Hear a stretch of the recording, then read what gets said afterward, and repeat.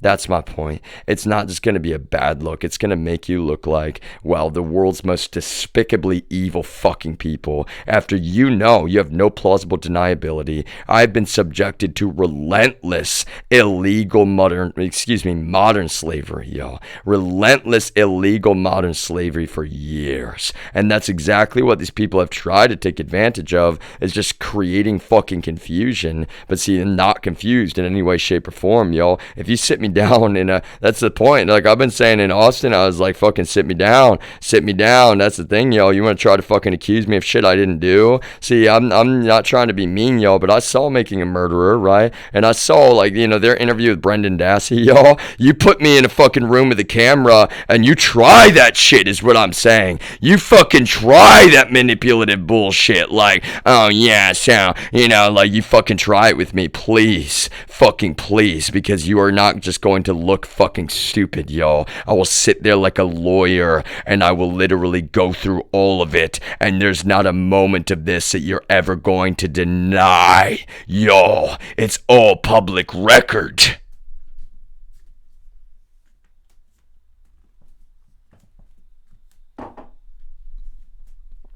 And mind you, y'all, it's not even just public record in one location. Part of the reason I'm multi-streaming, it's public record in multiple locations. And don't worry, y'all. I mean, that's the thing. Like, you people in the DEA, for example, they think they're confident enough to, stalk me digitally. Like, oh, they've got access to all my devices. And, like, they don't even understand this modem right here that's sitting on my desk. They don't even understand, like, oh, yeah, Chuck comes over and commits a fucking federal felony, y'all. You think Comcast and Xfinity are, like, not going to be a little bit upset about that shit, y'all? And that's the thing. You're like, oh, well, it's just your grandmother's internet connection. That's beside the point, y'all. That speaks to what? Conscious fucking criminality. You understand? There's no reasonable defense of that behavior. Not only is it definitely a fucking federal felony, that local authorities, y'all, that's the thing, you understand? If you arrest me, it's like, wow, there's a hate crime that's been committed. I can prove that shit. That you just saw to cut down that tree to try to fucking murder me. Why do you think I'm even sleeping right here on this couch, y'all, with two cameras, one of which you cut off last night during this? That's what's so fucking terrible, y'all. For anybody that doesn't know why, that watches this later, that's never been a joke, all right? Voyager 1, of course, has NSO Group's Pegasus installed in this device, and they think they're like sneaky mind readers because they're so dumb. God, I left them note after note, like, please do not make the same mistakes as those who came before you. Please do not make the same mistakes as the dumb evil fucking people, quite frankly, that came before you. I'm aware of culture, y'all. I'm aware that you think you're, like, backing the blue. Like, they're fucking psychopathic liars, y'all. That's the problem. You're not just backing the blue. You're actually just piling criminal charges for yourselves every single moment you try to help those people.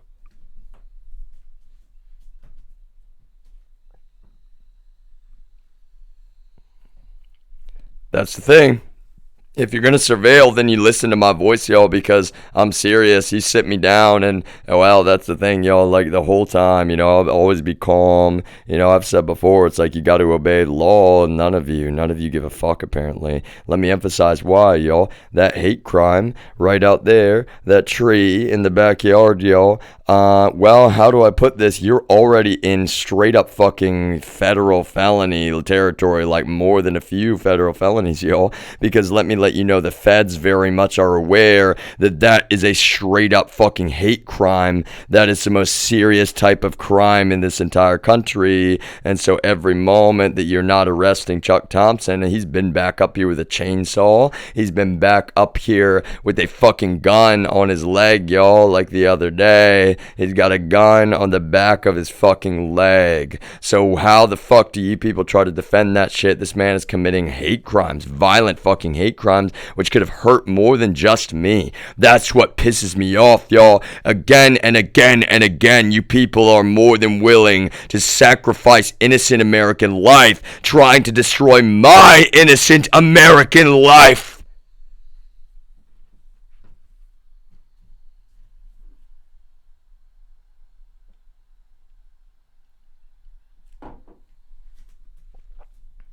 It's just like Connor and Jack lying about ever having keys in their car, yo.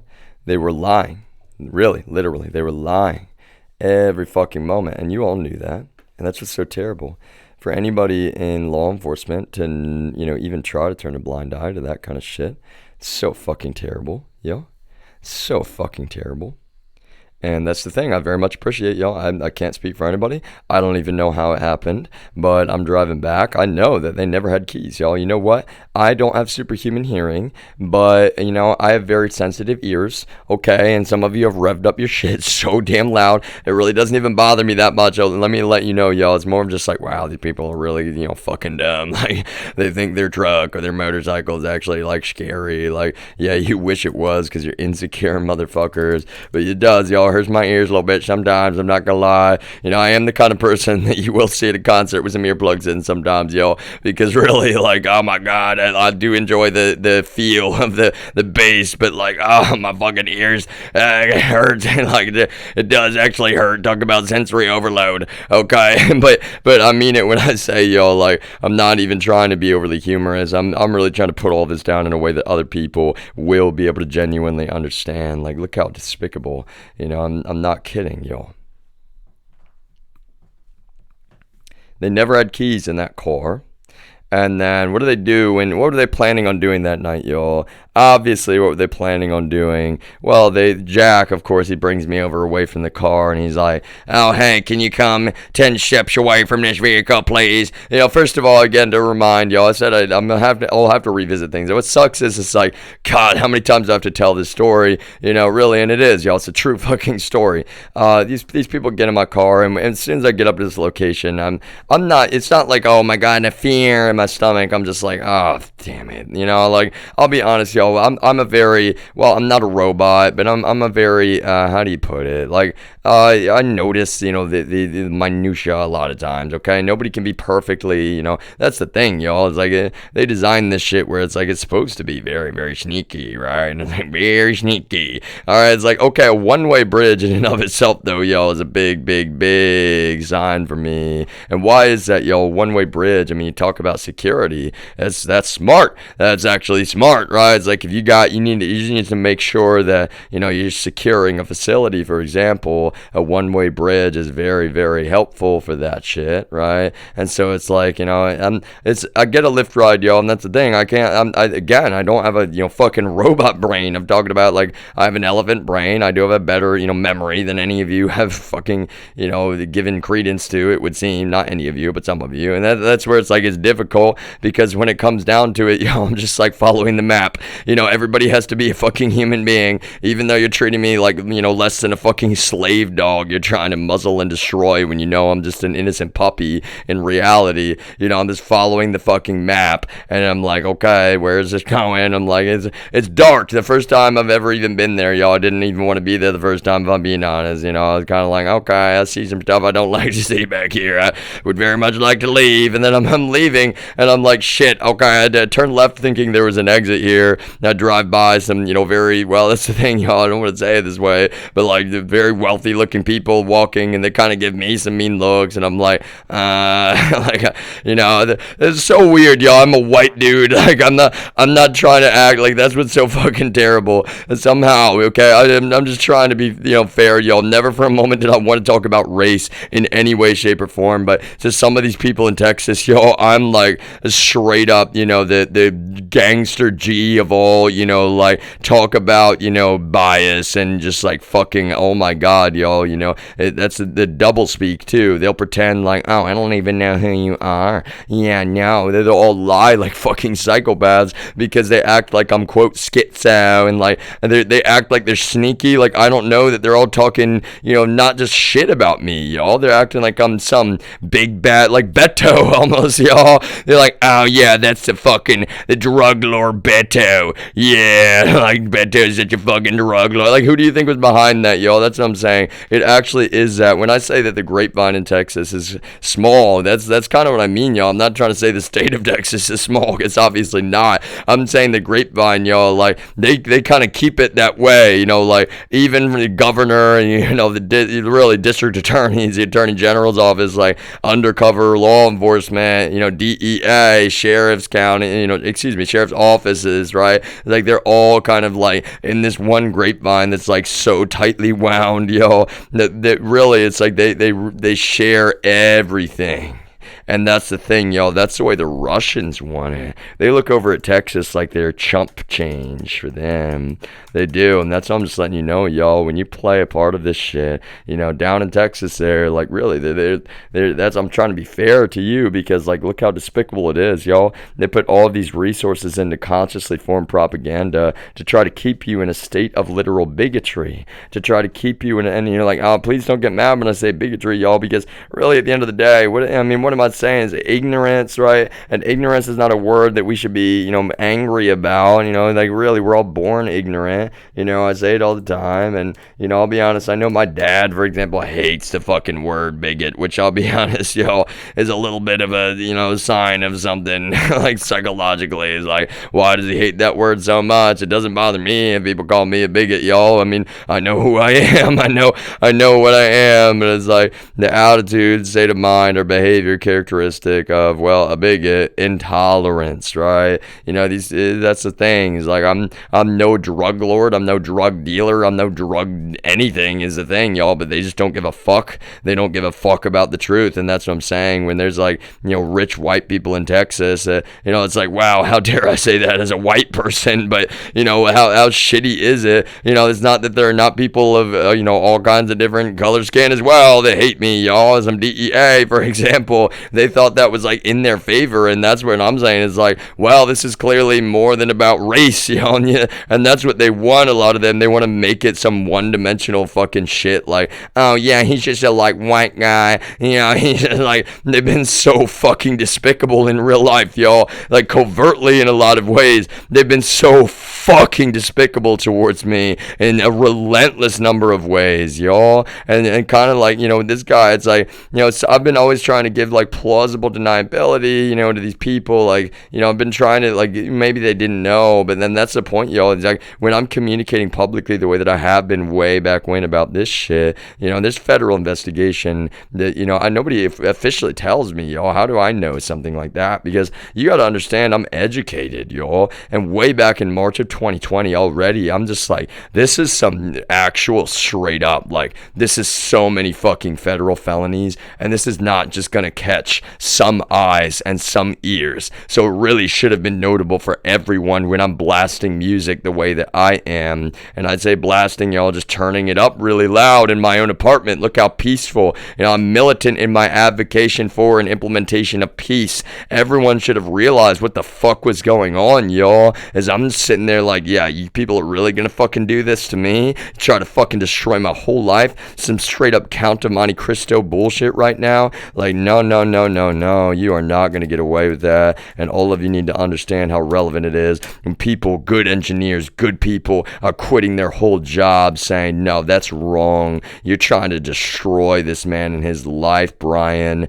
and you know it. You fucking know it. And that's where it's like, now you gotta be better, because you're not gonna get away with that shit. And to be honest with you, I appreciate that man so much. Y'all, he's not the only one. That's the thing. He is certainly not the only one who has chosen to do the right thing, and I appreciate every single person who has, because Jesus Christ, y'all, when you're staring something like that down in that moment, and you're just like, wow, you're really gonna be that fucking consciously evil towards me, lie to these people like fucking psychopaths, and you make me sort through, does law enforcement know, or are they just that evil too? Which one is it? And now I have to investigate and find out. I'm not even sure at first.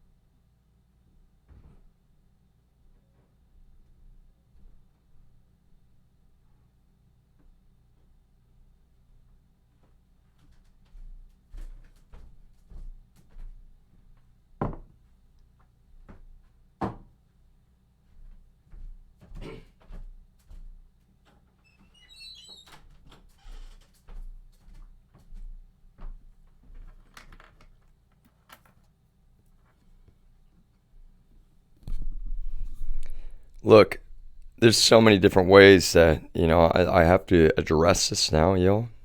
Including fucking streaming when I sleep at this moment. You understand? I'm gonna stream. I'm not gonna stop until these people fucking stop. I'm not kidding, y'all. Anybody local? It's not mental illness and you know it. I'm not saying I'm going to stream every single shower, y'all, but like I'm going to keep, streaming some of the showers I take. You know why? Because it's fucking despicably evil for any of you to sit around and turn a blind eye to this bullshit, y'all. I'm not a schizophrenic. It's so fucking evil how these people have treated me. And quite frankly, it's so fucking evil how they think it's okay to abuse perceptions around mental health care and psychiatry, and I refuse to tolerate that bullshit, y'all. I have a zero tolerance policy for that fucking bullshit for the rest of my life, yo. I really do. I really, really fucking do. It's not okay, yo. And you all know it's not okay. You all know that is, quite frankly, speaking of corruption, y'all, that's what I'm saying. All right? When you don't just turn a blind eye. That's what I'm saying, y'all. At this point, I mean, I was sitting there trying to decide, some of these investigators that keep coming up to Panda, do I just sit down with you? Y'all, and that's the challenge. You understand? I'm that kind of person, and part of me wants to. I'm serious, y'all. When I go up to that job, it's not a fucking cover job, y'all. But like, there's nothing more important than this, and that's what's so terrible, y'all. I have no income. I need a computer. I need a secure cell phone. Okay, it's basically the two fucking things that I needed from that job, and so I'm also like, what else? Okay, I'll get some food while I can because I've been fucking starved relentlessly. And that's exactly what they want. These people want to treat me like a fucking slave and film it like, yeah, look at that, he can't even get himself some food. He can't even make his own food. He has to order food delivery or this kind of shit. Like, I can't fucking cook because these people, like, they want to make it a goddamn safety hazard if I even go to a fucking grocery store, which is so despicably evil. So fucking evil. Blasting somebody's location out there the way they were in Texas. That is some fucking straight up evil goddamn trash.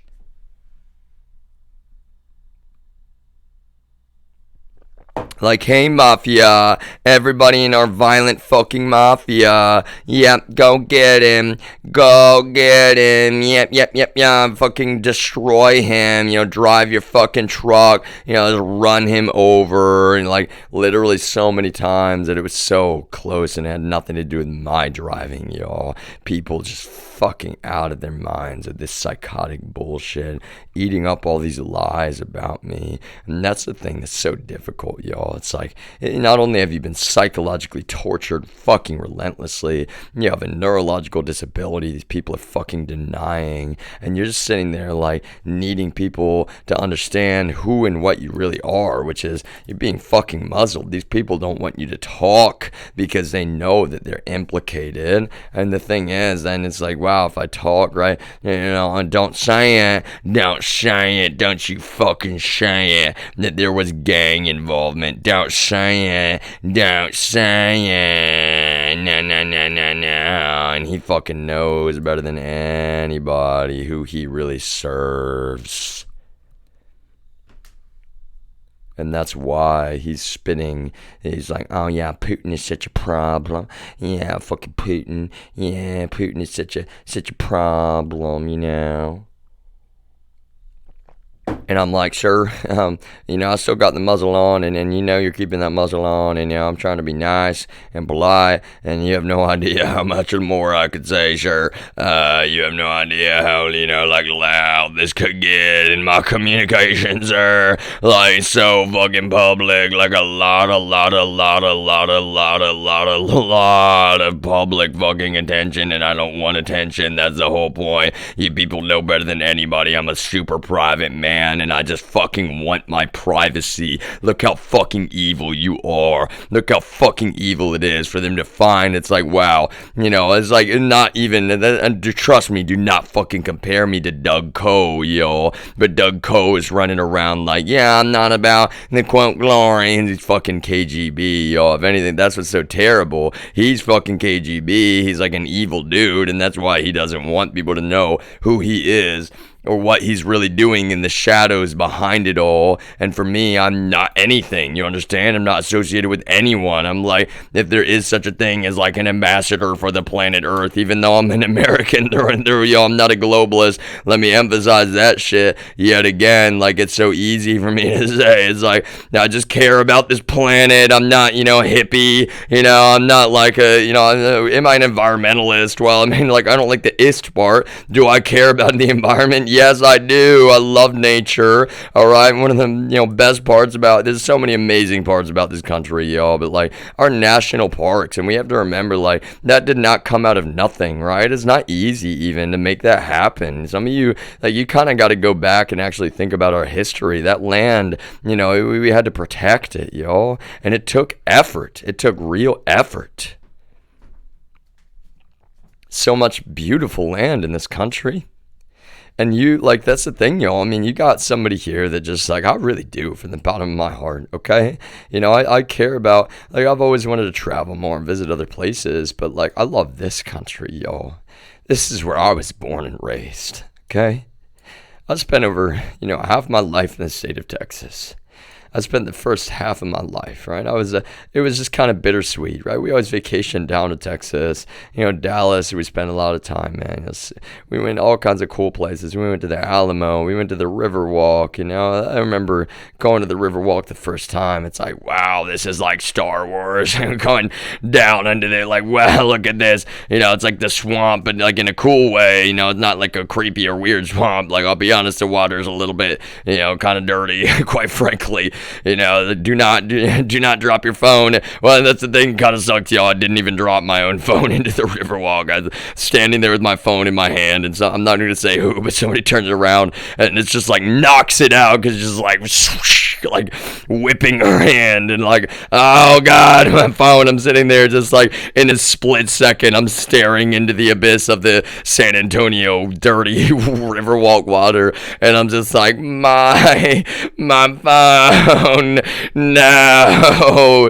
Talk about how much we care about our cell phones these days, y'all. That's the thing. Actually, let me emphasize, I don't even really give a fuck about, you know, physical possessions, and I mean it, y'all. That's the one I want to emphasize. I'm just poor. I'm just poor as fuck, right? And I have insurance on that phone, and so this is the one thing about that situation. You know, I know it seems off topic, but this is the one thing about that situation, y'all, is I'm sitting there just like staring into the water, which is so dark, it's at night, right? And I'm like, well, I have insurance on this device that I bought, I believe, with Square Trade. You know, and I'm saying I know it was with certain, I think it was they were the Square Trade ones. And I'm not trying to advertise for them, y'all. I'm just saying, like, it was like $50 to $100. Yeah, it was. This one, Allstate, I think they didn't, I don't think Allstate owned them back, you know, then. But like, I'll be honest, y'all, most of the time, I was looking at their, you know, insurance. I was looking at, I was researching, right? And I was like, well, this is a good deal. You know, I'm not, nothing against anyone else's insurance plan. But it's like, okay, for like, it's like $100 extra or something. It's like, if any worst case scenario, nothing's ever gonna happen, right? Surely, you know, I'm standing there, I'm actually just literally like on my phone, right? Like doing something really quickly, you know, and that's the thing. I'm not even holding it like in a way that's like, you know, like so lightly. It's got like both hands on the device, like, you know, and really, I swear to God, it's just like, I wasn't even mad at the person, as honest to God truth, because, well, the frustrating thing was it's just like, it's just kind of being goofy and like really like snapping her hand and like just goes straight into my phone, and it's like direct impact out of my hands and straight one bounce on the concrete, and then and I'm just sitting there like 0.01 seconds that just happened, and my whole life, and now these days, you know, like everything, wow, I'm in another city, you know, we were basically down there for, you know, a visit, and I'm just, I'm not even mad, like I said, I'm really just like, okay, well, I cannot use my insurance if I do not have the device. Really, that's what sucks, y'all. I'm just like, the very first thought in my head is like, okay, I can get it replaced, but wait, no, I can't get it replaced because now it's fucking down there. And if I don't have it, they're gonna be like, well, nope, sorry. I'm not trying to be mean to Square Trade, right? Like, not sponsored, of course. I'm sitting there, I'm just like, well, yeah, if you don't have the device, and kind of SOL, like, damn it. All right, so I'm sitting there, and I'm saying to my friends the same thing. I'm like, hey, y'all, I'll be honest, I've got insurance on that thing, but like, I've got to get that out of that water. Like, there's only one way. Like, for real, that's what sucked, y'all. Is for the longest time, we're all just kind of like, and again, I don't want to. I could honestly sit here and give a lot more detail about this very, very kind of involved story, y'all, and some of the fallout that happened from it, but I will just briefly summarize. The first thing that we're thinking is like, my buddies, my male buddies in that case, of course, right? We're all like, okay, let's think about it for a moment. Like, how are we going to get this shit out of there? And like, well, maybe there's like a grabber, like a dustpan or something. Somebody go find anything, and this is the problem though, y'all. I'm like, okay, I've got my eyes like right where it seems like it went down, but it's dark and I cannot see through this water. And so I have no idea, quite frankly, even if we find a dustpan, the bottom of this like is a river walk. It's like a tiled, floor. Like, I don't think so. So, frankly, I have no idea, like, I don't know how we're going to find this shit, really. And I swear to God, y'all, this is the weirdest thing, whether it was the battery, going out, which is probably what it was, like, there's a flashlight, and I want to emphasize, I'm fast forwarding a lot because I'm sitting there like, I'm to my friends, I'm like, look, I'm not going to take my fucking eye off of this location, y'all. So if you can go find some equipment to use to get this shit out of there, like, please go do so. And I'm gonna stare right at the spot because like I'm like a dog. I'm just like, nope, point, and there it is. Okay, I don't know where it is actually, but it's in this general right where it fell into the water. It might have floated a little bit in one direction, but it's metal. Surely it just kind of sunk down for a moment. And so I'm just like, no, do not take my eyes off of this spot. Whatever happens, because if I even walk away for a minute, I come back, it's gonna be like, oh no, shit, was it right over here? Was it like 2 feet over this way? And at that point, how are you gonna use like a dustpan to get it out? And that's the main first thing that we're all worried about, is that I'm trying to, I'm asking them, I'm like, can you go find a cop? And really, I'm serious. I'm like, can you go find a cop and kind of like get them down there, or explain to them that like, I don't think it's technically like illegal or recommended. I don't want to be in this water. I'm not swimming in this water, but like there's one single thing that I need, and that is to get this fucking phone out, and I'm gonna get this fucking phone out, y'all, like, one way or another. It's like, no, do not admit to doing this, I was like, okay, well, I'm just telling you the truth, y'all, okay? I said, I'm more honest than all of you combined. It's like, I knew no matter what happens, I'm not walking away without that goddamn cell phone, y'all. I'm so poor, let me put it that way, y'all. Like, you project all this privilege upon me, like, I pay for my own shit, I paid for this fucking phone, y'all, at the time. That's the thing. It's like, I'm not even saying that I got a good deal on it, y'all. It wasn't even like, the brand new model or any of this kind of shit, right? It's like, I'm always buying like the model back, the model back, at least 1 or 2 models back, and that's what I did. And so that's the kind of thing, y'all. It's like, it's my own money, but I paid for the insurance too, because, well, I can't be without a cell phone, and like, I'm not, quote, an Apple guy per se, like I said, y'all, for a long time. In fact, this was kind of weird. One of these friends in this situation who, I don't even want to guess what's, quote, side he's ever been on, y'all, if I'm being honest. That's the truth. But like, he was a huge Mac OS person, and we always kind of argued in some ways, y'all, like in a lighthearted way. I was like, yeah, Mac OS is for, fucking losers like you rich fuck. Like, you just got a Mac, your parents just bought it for you, buy you expensive stuff all the time, mountain bikes and other shit. And I'm not trying to talk shit about him, y'all. I'm just telling you the truth. It's like, you got to understand that a lot of my friends were like way wealthier than I was, and really, they're really nice cars sometimes, not always, but sometimes for sure. And never for a moment was I ever jealous or envious of that shit. What I'm trying to point out, y'all, is that like, well, a lot of people out there have kind of like projected all this like, quote, privilege and wealth upon me, and you don't seem to realize, like, it's all a facade. I've lacked for healthcare, and my family hasn't wanted to get hand-me-downs and everything. I paid for all my own shit. They've always been, quite frankly, I'm not trying to say that they were, evil towards me in terms of, well, consciously at the very least, y'all, but they diminished the fuck out of my, like, intellect, always. And when it gets to the point where I've been working in the software industry for years and I'm recognizing that my own family, it's not even that I need them. That's the thing. That's what they don't know, y'all. I think they think that I need their validation. And no, never for a moment. That's the thing. Like, I don't need them to sit and like validate, like, oh yeah, you think your job is cool. You like your job. Like, no, I'll be honest, y'all. Like, I know when my job is cool. I love my job. It's like really, really, really super technical. Like, even though I'm fucking slaving away for these people, I'm learning so much so fast. It's like a fucking data download of all data downloads. I just like plug my brain in and I'll work like a fucking slave. And wow, you could have just paid me. You could have just paid me like a reasonable goddamn wage. I was never even disgruntled about that, but like, better than anybody what a deal you have with me. You can ask me to do literally anything in this environment. You could ask me to be a developer for a day, and that would actually be very useful, like working with a senior dev. You know what I'm saying? It's like, hey, can you go be a dev today? And with this team, it's like, yeah, I just need to learn this language really quickly. It's like, oh, okay, data download, beep, beep, beep, beep, beep, beep. Okay, I'm ready. Like, here we go. Let's get started, y'all. Okay, and really though, that's the thing, y'all. It's like you give me somebody that's actually already working in that kind of stuff, and that's what's even better, right? Is I ask them all the right questions because I know what questions to ask, and so I'll just be like, wait, what's the syntax for this in this language? And they're like, oh, it's this, and it's like, okay, even faster data download, and like that's what's so cool, yo. There's other people like me in that way. Don't get me wrong. That's what I'm saying, though. In some ways, it does have to do with being on the autism spectrum, and look how terrible that is. Like, I've been conscious of that for such a long time, and I just never, to be honest, in some ways, y'all, I was never trying to keep it, I was never trying to keep it secret. But look at that, being conscious of the fact that even if you're saying that word, right? Even if you're saying that word, people will be like, oh yeah, you think you're autistic. Well, I knew a guy in school, and it was like, okay, that's a problem. All of you go. I'm also the person that, like a logician, y'all.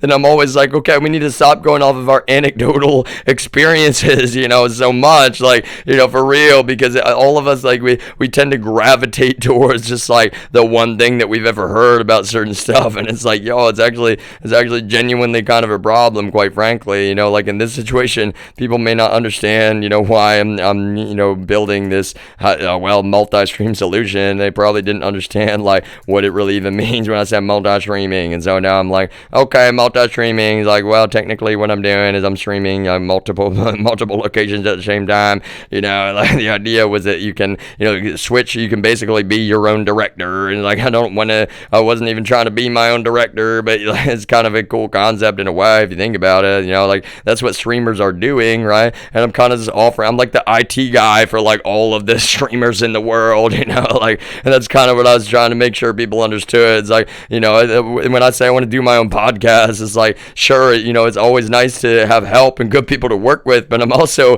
to be honest with you, y'all, there's no IT guy that I won't be able to, even if they know more about specific tools. Let me emphasize that, y'all. That's what I'm saying, is that I'll be the first person to consciously acknowledge, right? There's people that know more about OBS than me. This is the first time I've ever even used OBS, y'all. There's so many people that know more about Twitch than me. This is the first time I've ever even used Twitch, like I've clicked on some, Twitch streams here and there, like that's what I'm saying, when I keep up with like different forms of social media and how people work, it's like, what I'm saying is that I'm getting, a general lay of the land. I want to understand, like, what are people using this platform for? What's it about? And I realized very early on, like, oh, this is not just video games.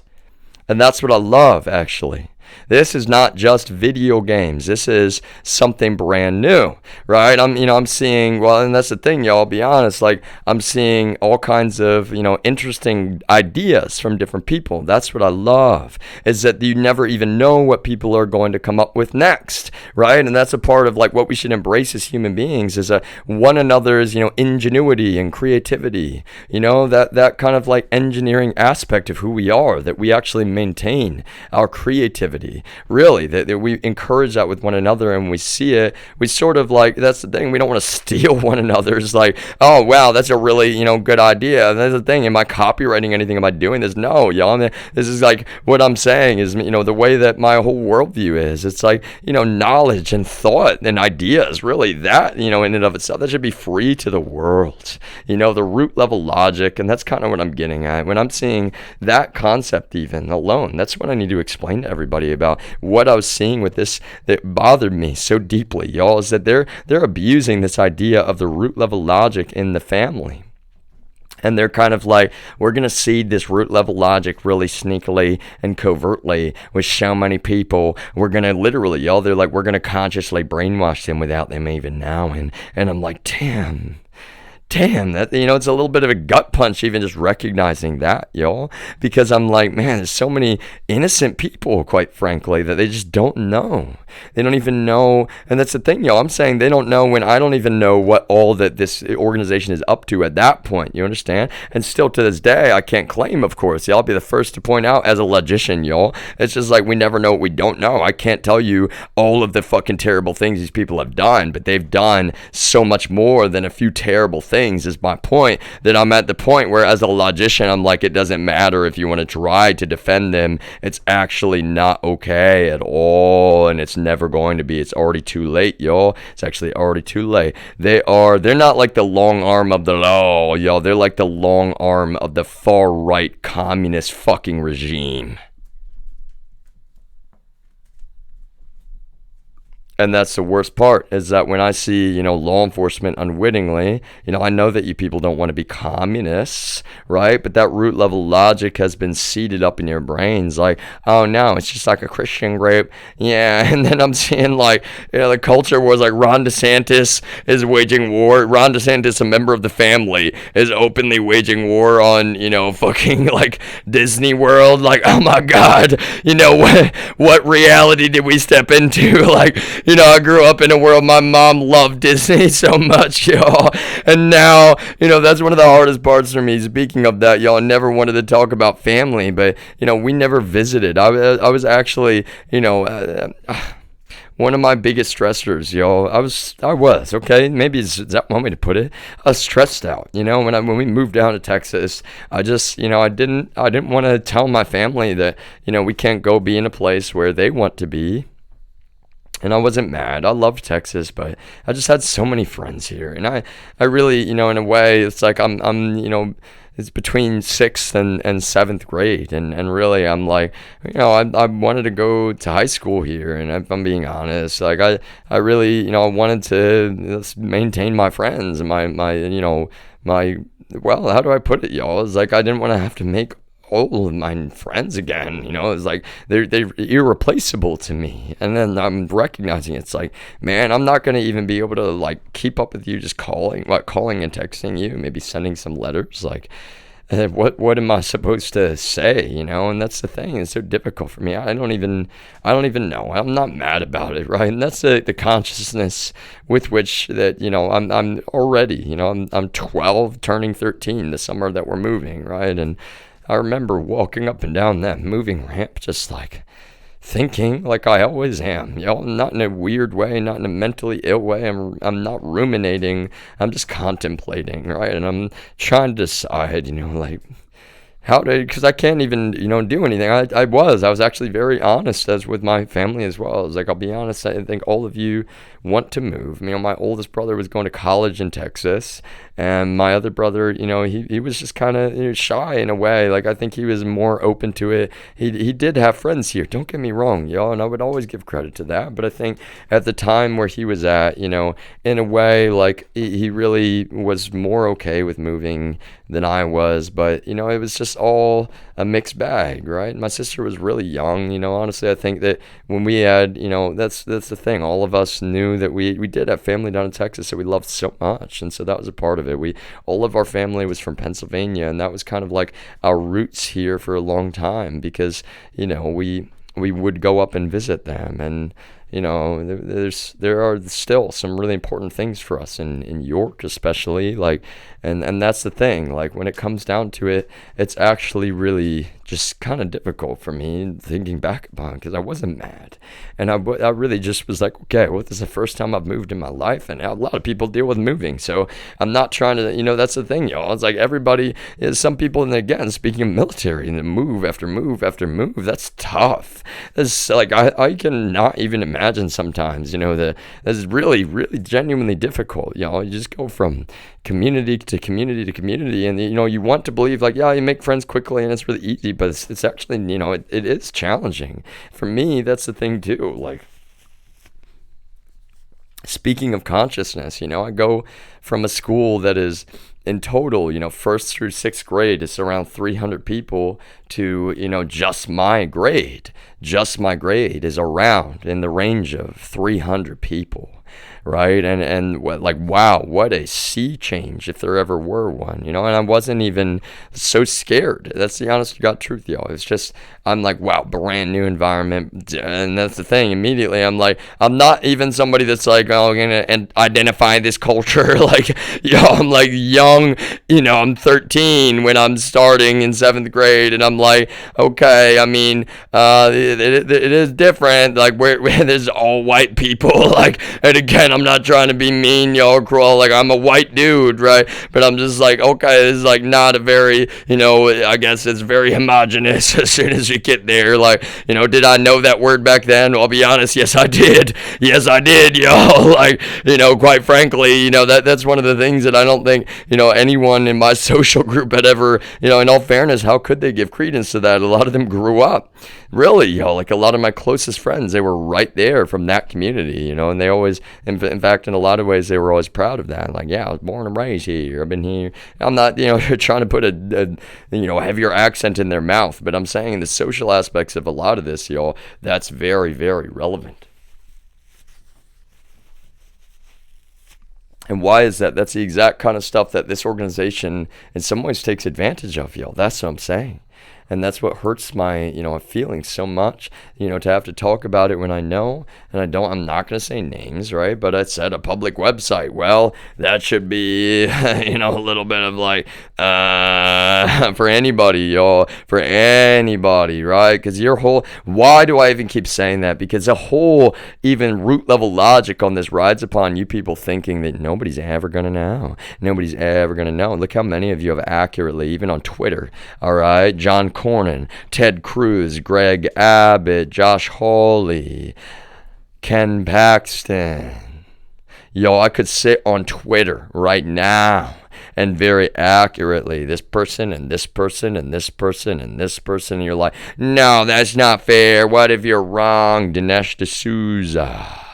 Right? I'm not kidding, y'all. Like, oh my Lord, the list can go on and on and on and on. And that's what I'm wanting everyone to understand, is that I could do that today. There's one thing, y'all, is like, domain costs a little bit of money. I don't even need it to be, well, let's say, okay, talking about, cloud hosting, y'all, I can write this website where it is the lightest, is literally just a text list. Okay, a VM with probably 1 gigabyte of RAM and 1 core is more than ample. But what now?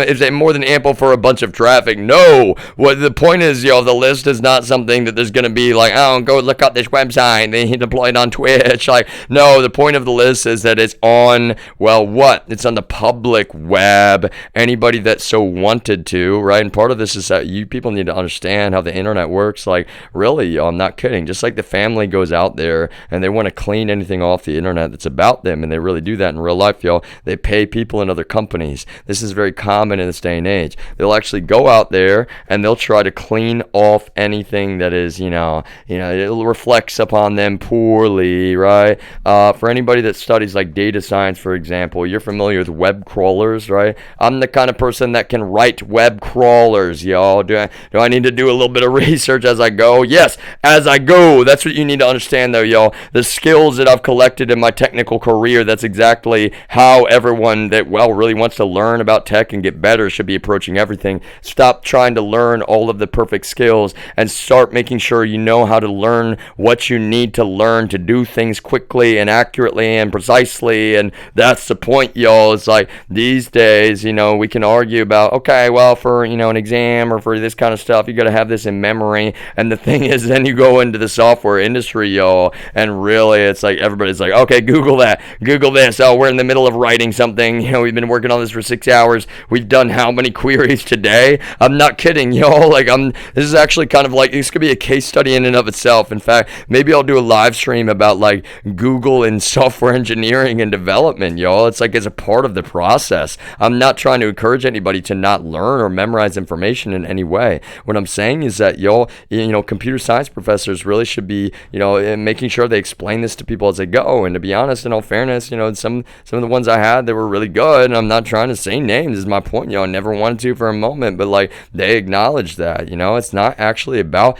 the memorization. There are certain data structures and concepts and, underlying logic that you do need to have in the brain permanently. But then beyond that, that's kind of the point, is that there's no, simple black and white, like, here's the things you do memorize. Everybody, I think, in this day and age, is kind of part of the problem, we're not going to be spoon fed, you know what I mean? Like, and that's part of what you're kind of taking to heart in your sentiment when you're learning this kind of stuff, is that, well, you got to kind of approach it more with like courage, and like, you're going to jump out there like this is the universe, is space, and you're going to go like way out in there, and you're just like, wow, and some of this may be extraneous, or it may seem extraneous right now, but really, like, you're just kind of like going out, and I want to say the word probe, to be honest, because that's what applies accurately, like we say the Voyager probe, it's kind of the whole point of the name in a lot of ways, encouraging people to actually think. The only reason I don't want to say the word probe is because these people's fucking, neuroticism and,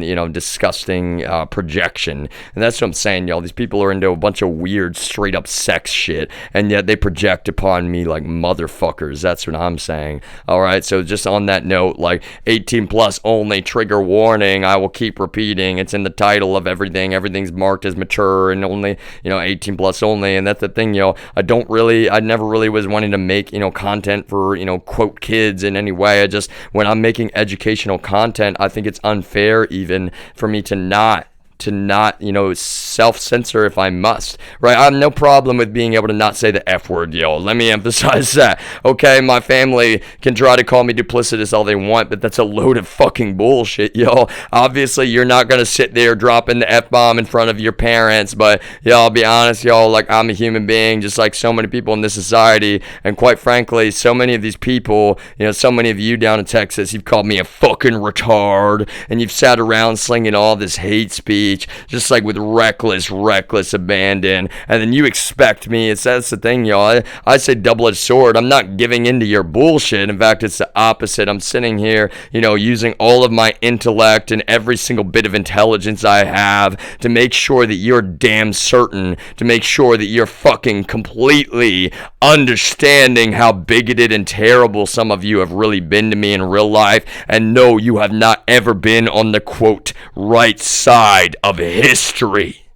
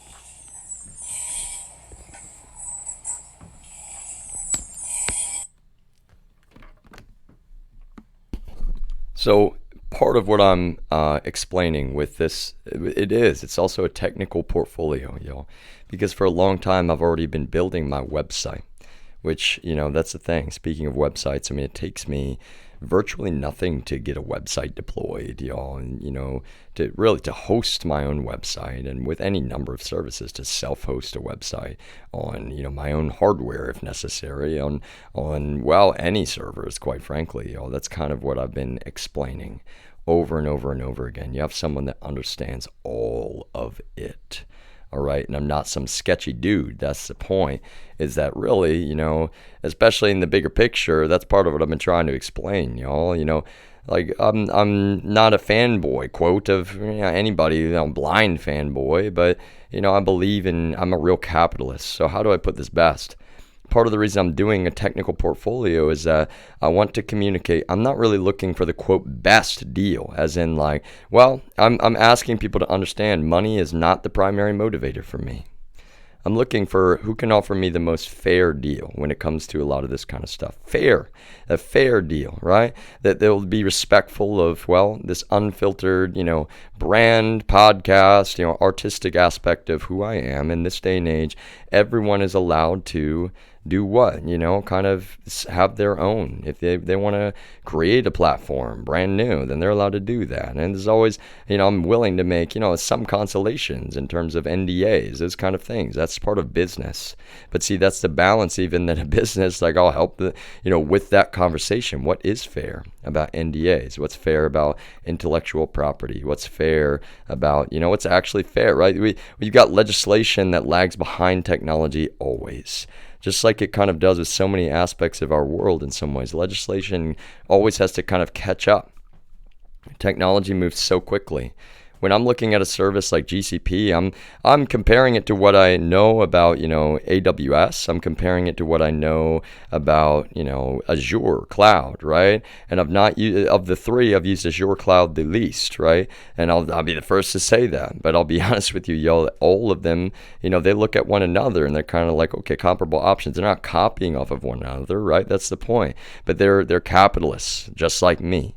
So I'm a capitalist through and through. I'm not trying to sell a product so much as I am trying to explain the root level logic that I'm a good person, and that the honest to God truth is I believe the best technology, it comes from people that are not really in it for the money, right? Steve Wozniak, in my opinion, he was not in it for the money. That's part of the whole story, right? He was in it because he's a technologist and he knows what he's talking about. He's a real engineer, kind of like Linus Torvalds, right? And I mean it, y'all. It's like, look at some of these minds that, whether or not people know it right now or want to take my word for it is kind of beside the point, right? Talking about root level logic, these minds, they're like, no, technology, and it's more important, in a lot of ways than, and I'm sorry, Torvalds, right? It really is. It's more important than, just like making money, right?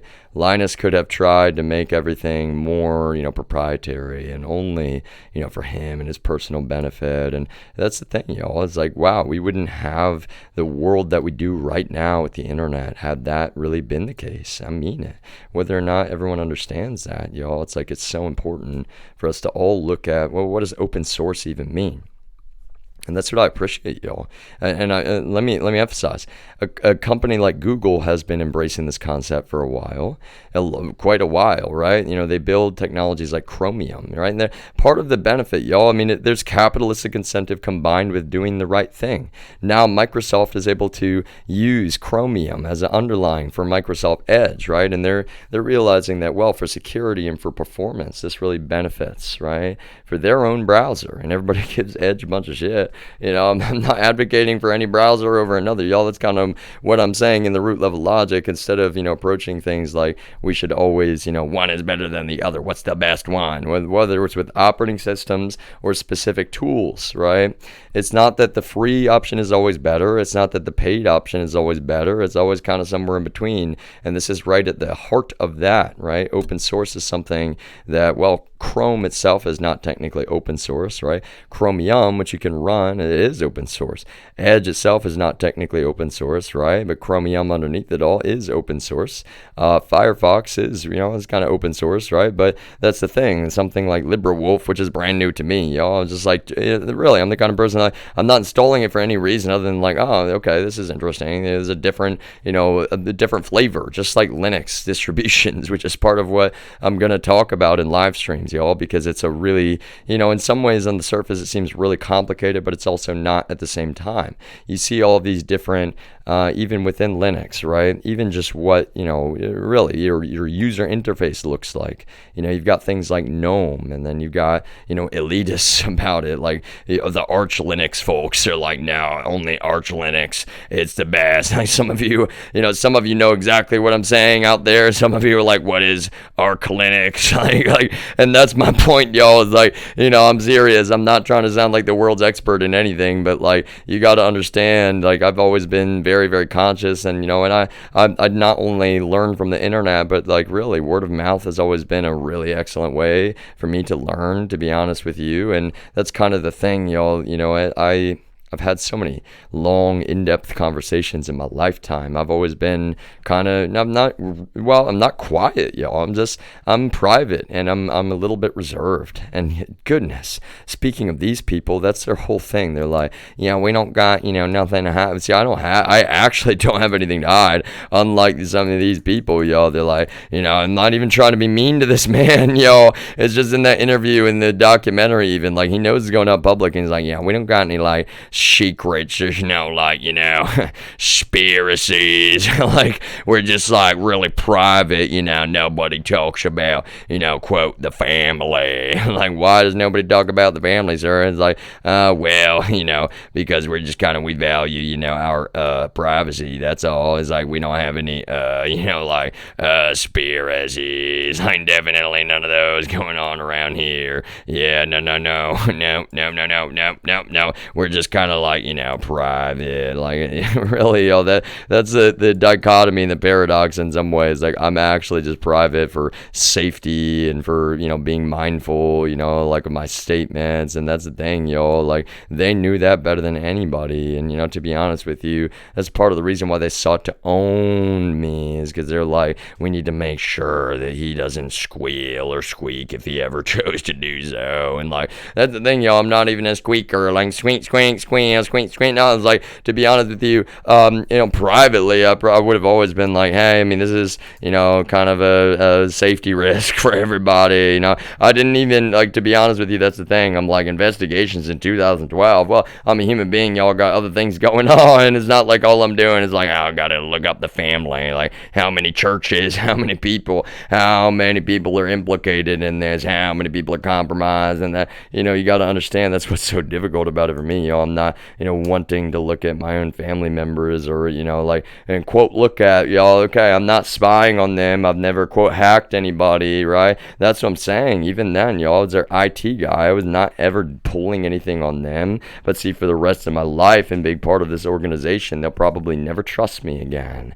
And that's what some of you need to understand. This is really what they're saying, and we'll get to the videos of Doug Coe, but this is really what they're saying way back when. This is more important than your actual family. You got to put this above your family, like the violent gangs of Los Angeles. And look at the irony, y'all. You're like, yeah, fucking Disney. Disney's like, okay, the world is changing. There's we're openly, we don't want to hate people for their personal choices, which we cannot control. No, Disney is, I'm just like, no, y'all, don't speak for anybody, but like, no, in no way, in a Buzz Lightyear, if there's, some differing ideas about, family, for example, y'all, that's what's so weird to me, is that in some ways what they're communicating is like, stop hating people's families. Really, y'all. Because there are families, good families, and okay, they happen to be, homosexual. All right. Can you get over it for a moment? You don't get to control other people. There's good families. All right. There are men and women who have been raised by, two dads and two moms, and they're out there in this world, y'all. Some of them are military. Some of them are law enforcement. Some of them are government employees, y'all. Like you got to kind of get over yourselves acting like, oh, this pussification of the military because we're trying to not be hateful bigots. Like what in the world, y'all? That's the opposite of pussifying our military. It's like actually kind of the most badass thing in the world. The military itself being like, you know what? We have values in this country, and those values supersede, personal opinions. It's actually like the most fundamental aspect of, being an American, quite frankly, y'all, is like we are what?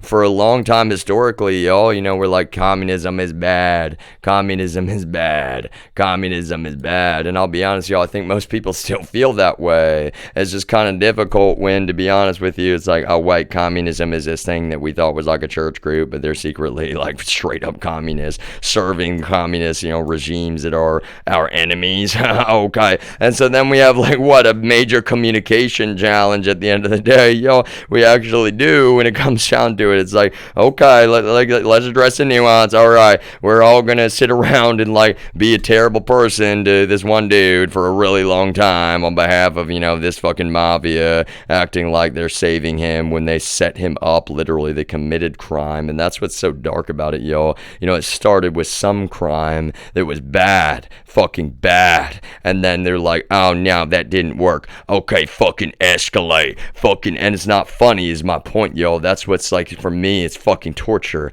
Because you put me in a spot where there's so many people who hate my guts, and they don't even realize what's really been going on. And then from the beginning, it's like, now accuse him of being a quote schizo, accuse him of being quote a liar, accuse him of being quote, everything under the fucking sun at this point, y'all. It's like there's no morals, no bars, really. I'm not kidding. It's like, and it really is not an exaggeration, y'all. These people didn't even want me to be able to have a fucking relationship, and I wasn't even mad about that. I will be voluntarily celibate as long as and I'm serious, I'll voluntarily celibate as long as I need to be. I'm not even wanting or needing to have sex, I'll be honest with you. An authentic conversation. These people with fucking militarized spyware on my phone, they don't even want me to be able to talk to a single fucking human being in my life and they not record it. That's how fucking obsessive, that's how fucking sick they are. That's how fucking sick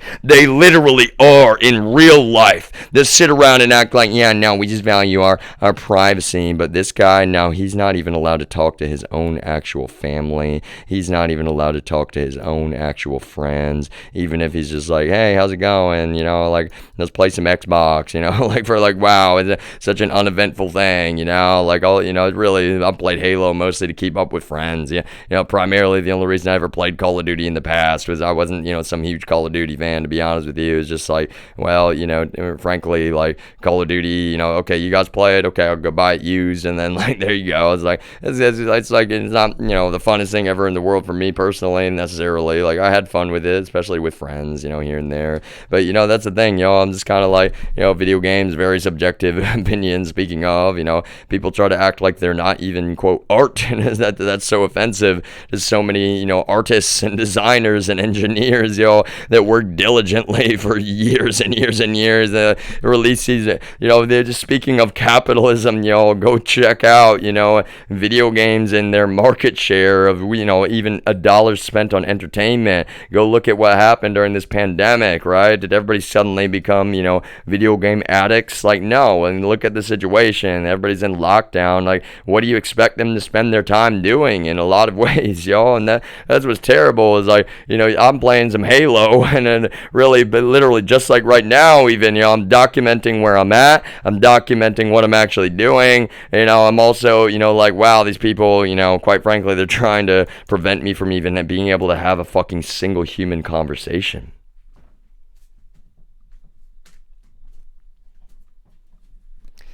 all sitting around just like torturing the fuck out of me, acting like it's okay, acting like any of you are not being like really harmful and terrible to perceptions around mental health care and psychiatry, when that's exactly what you're doing, yo. And now I've got videos that will be public forever about, well, this organization, seriously, they consciously lied. They fucking committed crime in the first place, working with people, in some cases, you know, contractors internationally that were also members of the family, wherein they're like, yeah, this is perfect, look at that, no, that's not a coincidence, quote, yeah, no, it just happens, he doesn't even know, yo, yeah, we got him. Like, I'm calling, you know, Marcos my, quote, guardian angel, not because he's actually guarding me or protecting me, y'all. Like, are you that fucking dumb? I'm calling him that because, well, he's telling me immediately when he's contacting me randomly, and he's like, oh yeah, and, you know, I'm not even gonna repeat the conversation, y'all, but what is he actually telling? He's signaling to me, not intentionally,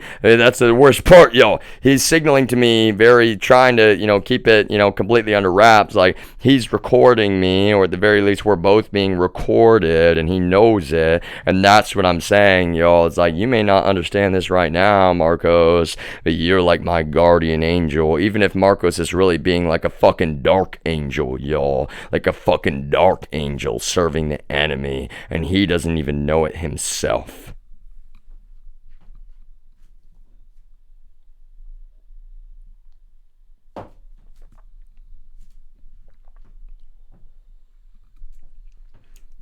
That is, honestly, I stand by that assertion, y'all. I don't need to have sex. You know, it's one of those things where it's like, you know what, you can live. And I was like, yeah, okay, that's true. Okay, let's go down that list though for a moment of what these people have fucking sat around saying about me, yo. Because it's like, yeah, you can live without some sex or, you know, intimacy, or okay, like that's true. I can live without that. I will voluntarily live without that, yo. You know, like, and speaking of intimacy, you know, cuddling has always been more important to me than ever fucking having sex, you know, or like just hanging out on the couch, for example, you know, watching a movie, or, you know, even it's like, okay, you got work to do, sit on your laptop, I'll sit on mine, you know, just together, like sharing time, being human beings, you know, even if we're on a computer together there, like, well, look how weird that is in a way, y'all. I'm openly saying it's like, it's a part of our world, you know. I'll be honest, that's one of the things, speaking of balance and nuance, is like, you know, any job, you have to have some degree of work-life balance. Like, Jesus Christ, y'all, you know, I was trying to be fair, you know, to the bigger picture, but like, you have no idea, so many of you would have fucking hated, like, you talk about disgruntled, I wasn't even disgruntled. You would have been so fucking mad at the way that people treated you, because they were fucking terrible, some of them without even knowing. They were so fucking terrible to me, and I wasn't mad at them about it. They're just like, hey, I need you to do this for me. Hey, I need you. It's like, oh my God, you know, you see me posting, for example, right now about a production outage. You're just like, no, I need this right now. It's like, okay, wait a second. Like, you know that there's no one else right now that's going to fix this shit. All right, I'm more than happy to help you with your, I'm not even going to say specifics, right? I don't even like to talk about it, y'all. But that's what's so terrible, is like, if we have to get specific, the more specific that we get, the worse that it's gonna get for anyone and everyone that was like, no, you had such like a, oh, Michael got you that. No, Michael didn't fucking get me anything. Michael wanted to smoke weed and be, you know, out of the eye of his aunt and uncle when he's sneaking around their house, drinking all their alcohol from their live-in bar, and fucking, you know, smoking all the time. He's straight up drug addict, y'all. That's kind of the problem. He was openly saying that himself. He was an alcoholic, like a severe alcoholic. You know, you go look at his purchase history, for example, y'all. I mean, the dude was going up and buying entire handles of whiskey and vodka, and he's just like, in one day, one night, that's what he's talking about, y'all. It's like he's getting blackout drunk playing video games, and then he's doing it again the next day. And that's what I'm saying, y'all. Is always objectively a positive influence on this man. You know, we're human beings. Like, that's true. But at the same time, y'all, it's ridiculous that I make a legal recording on this iPhone, Voyager 2, and you people are like, yeah, no, we gotta fucking destroy that iPhone, yo, because our, quote, surveillance apparatus has revealed that our super conscious fucking public corruption is not gonna work because of one single recording that man made. One recording when I go up to see Michael in Cedar Park, yo. And damn, I'm not even mad at all, but like, wow, this is a nice apartment. This is it's less crowded, it's like actually a decent place to live. How good for you, sir. I'm not even mad. Not even mad. Like, it's actually really decent, and like he was just living at Remington House Apartments, buying narcotics from, fucking gang members right there for a long time. And then in the middle of this, he's suddenly, visiting one of them in prison or jail, sorry. That's like so ridiculous, the whole thing. Like, to not be concerned about that shit, for example, like sudden change of character out of nowhere, sudden change of politics. He's suddenly on the far right when he's been far left. And I don't give a fuck if any of you believe that, y'all. That's part of what's so frustrating. I have people from Canada, they're like, oh no, you're being like a bad influence on Michael. And it's like, I'm not mad at everyone in Canada, y'all. I'm saying, like, some people up in Saskatchewan, that's all I'll say. They're like, you're like a bad influence on Michael. Yeah, driving around your quote mom's car. And it's like, you fucking psychopaths. You have no idea what the fuck you're talking about.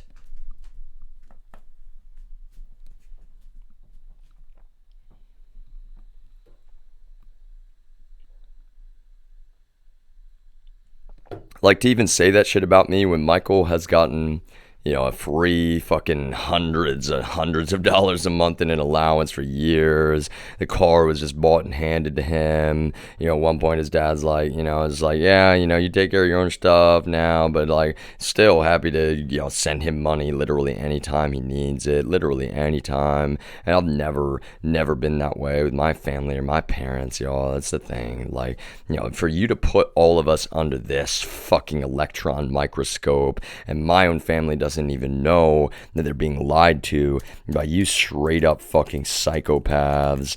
And that's the thing, y'all, is like, obviously not all, but some, actual relatives of mine are members of the family, and I always knew that. But see, my parents, y'all, that's one of the things that makes me so sad. And I was getting to this earlier.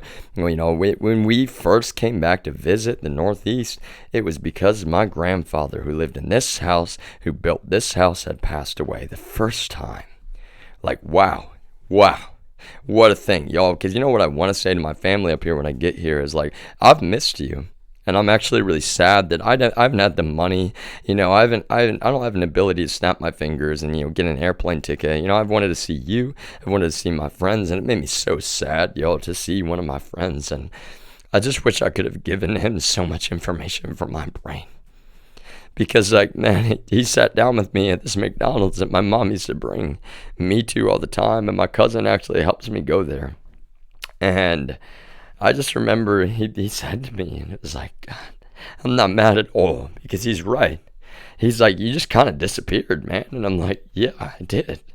I really did. I just disappeared. And trust me, it was the hardest thing in the world for me at the time.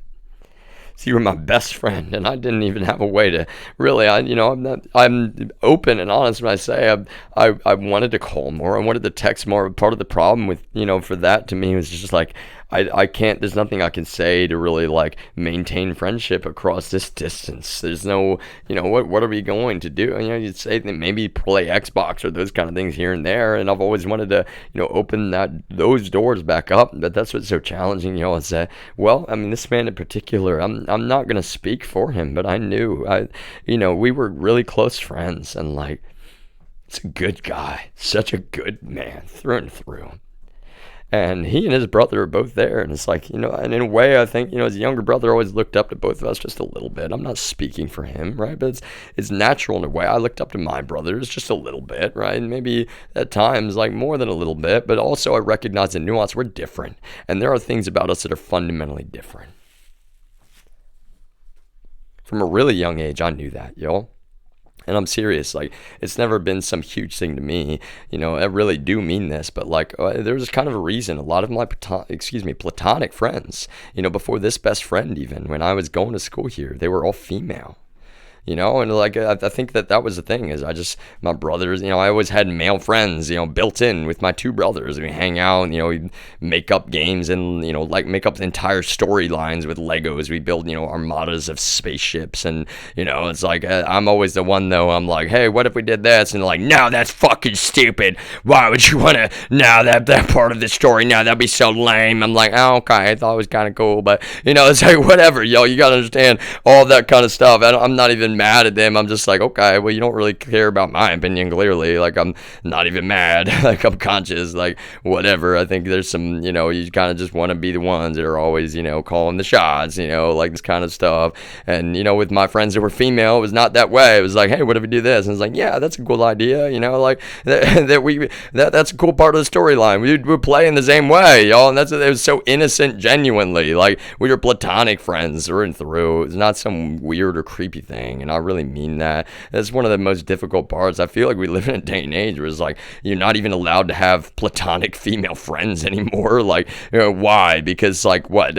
Speaking of, the over-sexualization of our society, I think that's part of the problem, y'all. Is that, to be honest with you, these people, like, they throw the rock and they hide their hand. They're actually like really fucking creepy and weird, a lot of them, and like in the shadows they're like up to the most like disgusting kind of shit, and then they're out there like, yeah, now Hollywood, the violent gangs of Los Angeles that we're openly embracing, like we're the same exact concepts, like, now you don't fucking snitch on the gang, now we are the fucking gang, don't you say it, you little fucking bitch. Yeah, I'm calling you a quote schizo when I'm sitting here looking at you, and I know you're not a schizo, but that's exactly what I don't want other people to know. So I'm gonna stalk you like you're a fucking exotic animal. So I'm gonna smoke cigarettes like a goddamn chimney, trying to just fuck you up. So I'm gonna cut the power to your fucking apartment when you're not even ready to go yet. You just grabbed your keys and you're like getting ready to go out the door, and I'm like, oh, wait a minute, why did the power go off all of a sudden?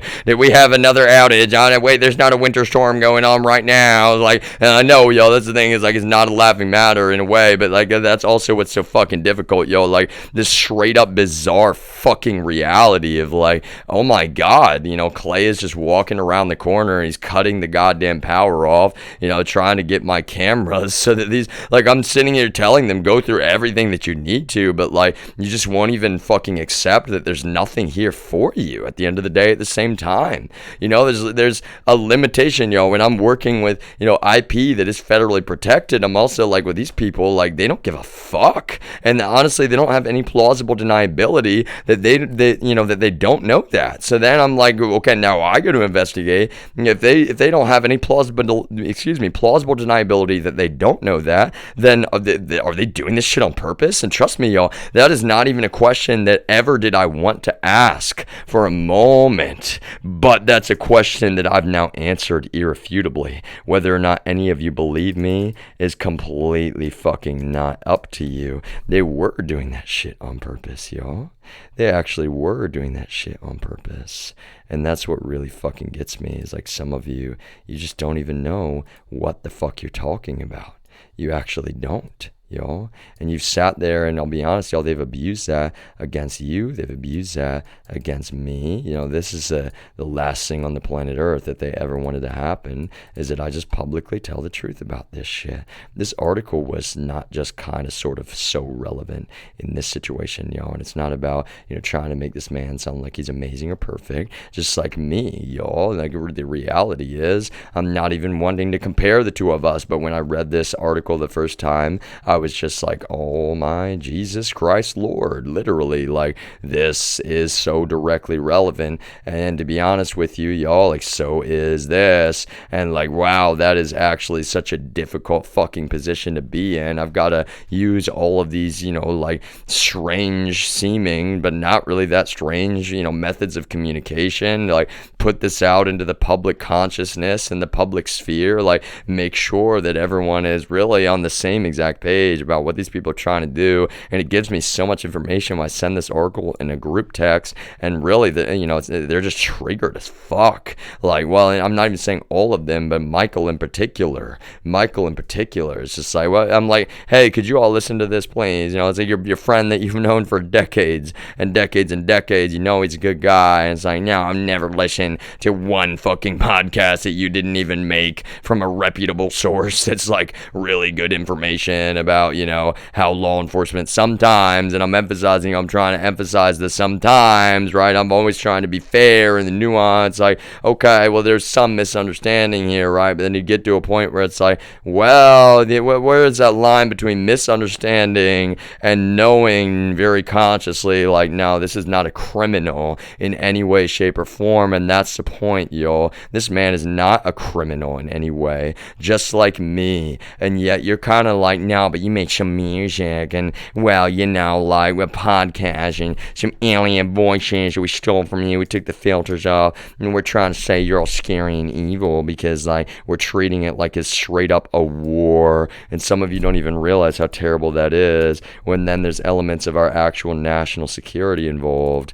and you're just kind of like, oh, wait a minute, do you have any plausible deniability that you weren't trying to help the Russians? And that's the point, y'all. That's what gets so fucking despicably evil, is that at this point, many of you have no plausible deniability that you were not actually trying to help the Russians, y'all. And really, you're like, oh, wow, now you left that job. And that's the thing I'm saying to my brother. It's like, trust me, I'm not trying to, keep a job. Like, oh, yeah, the intellectual property and federal, whatever. Like, no. What I'm saying is, like, my brother didn't even have a fucking clue. Like, get a fucking clue. He had no idea about any of this shit, It's like, this is what bothers me so much. I come back from another state and I'm just like, yeah, the weather is amazing for my health. And it is the weather, y'all. It's the weather. I'm an outdoorsy person. I've always wanted to, hike more than I have. Even in Austin, it's a big part of the reason I moved there. And look how terrible that is. Have I ever really gotten to, like, hike around Austin or, like, explore the trails a lot? Like, no. But see, that's what's also terrible about this narrative now, especially. It's like, nobody will ever, I'm not saying ever, y'all. This will be cleared up. But I'm saying, like, especially in that context, like, Jesus, I can't even go for a standard fucking run in one park that I always go to. People are like, you're like, oh, now we gotta, develop the pattern of this guy's behavior. And that's what, I don't even want to keep saying names, y'all, but that's what Clay keeps spitting in my face, essentially, is like, you people are hunting me like I'm a fucking animal, like I'm a fucking exotic goddamn animal, and I'm not an exotic anything, y'all. That's what bothers me so much. It's like, you never have had a, quote, target here for a moment, and you're just like, no, we're gonna torture the fuck out of it and defame the fuck out of it so illegally and so immorally that no one is ever even gonna trust it again. And then I'm in a public park, y'all. I know I'm a good person. I haven't done anything, and I'm walking back to my car exhausted from a run one day. It's kind of hot, literally, like the weather, y'all, and I'm fucking, like, it's so, I'm covered in sweat. So again, I've got a neurological disability. I'm already pushing it a little bit anytime in the heat, for example, when I'm running, okay, and I'm literally, this is the thing, yo, I trip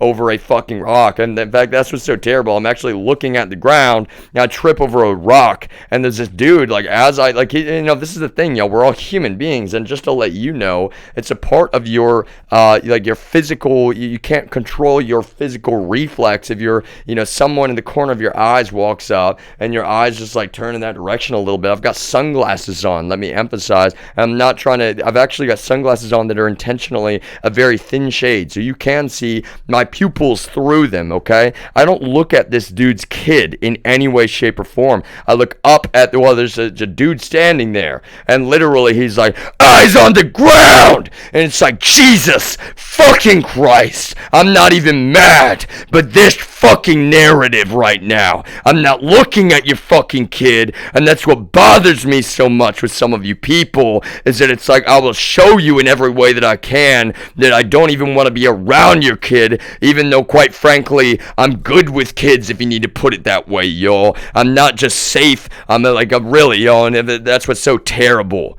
alright? I could be an educator, and at this point, I'm kind of just like, nah, fuck that, because these people have been so despicable towards me. I'm not even, if I even try, like, oh, I'm gonna be a teacher, like, no, I don't don't want to be a teacher, y'all. See, if I make educational content, I just kind of don't want to put the F word in there, and I'm not, really, it's like it's on topic, it's on something. None of this really has been that yet, is what I'm saying, y'all, because you fucking tortured a man relentlessly for years, and then some of you sit around still in another state, and you're like, yeah, it was all a bunch of consciously fraudulent lies by, our fucking mafia. Still, they need to make sure we delete this man, so more fucking violent hate crimes. How many of those crimes, yo? You understand? A hate crime is so fucking serious, and why? Because, well, in a way, y'all, it's genuinely like the first crimes committed in this, y'all. What do you think I'm getting at? The first crimes committed in this. How can you even try to say they weren't literal hate crimes? You understand? You have no plausible deniability. Every crime that's been committed, victimizing innocent people, right? Some of it's like, well, there's a nuance to, crimes on my fucking internet, but still, I would argue, in a way, fucking victimizing innocent people to try to frame an innocent man, that's a fucking hate crime, yo! Way back then!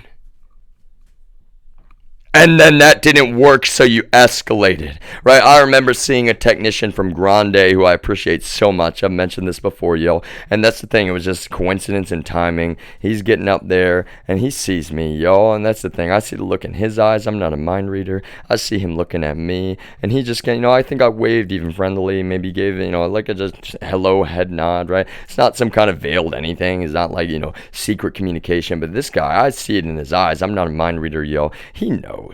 Right, and that's what I'm saying. He knows, like, so many people, y'all. You talk to even people at Data Foundry, quite frankly. They see the two of us, Jason and I, going up there, y'all. Maybe some of them socially, politically, it doesn't really matter, is what I'm saying, y'all. It's like, in the bigger picture, we have to end up with, like, all of everyone in the public. Okay, this is super fucking paper thin, what they're trying to say about this man. He's a good man. He comes up there, the backpack on, like, usually dressed like, what, a young professional like I am. They see that I'm usually the one up there if there's an outage in our shit. And like, oh, why is that relevant? I mean, the Jason lives 3 miles from the fucking data center, and yet I'm like, okay, well, I'll head in that direction, I guess, because this guy, you're all sitting around. You don't care that he doesn't do his job. In fact, you're spitting that in my face. He takes, 8 weeks off or more a year. He's coming back and he's saying, oh, man, I'm so exhausted from my vacation. It's like, wow, good for you, man, and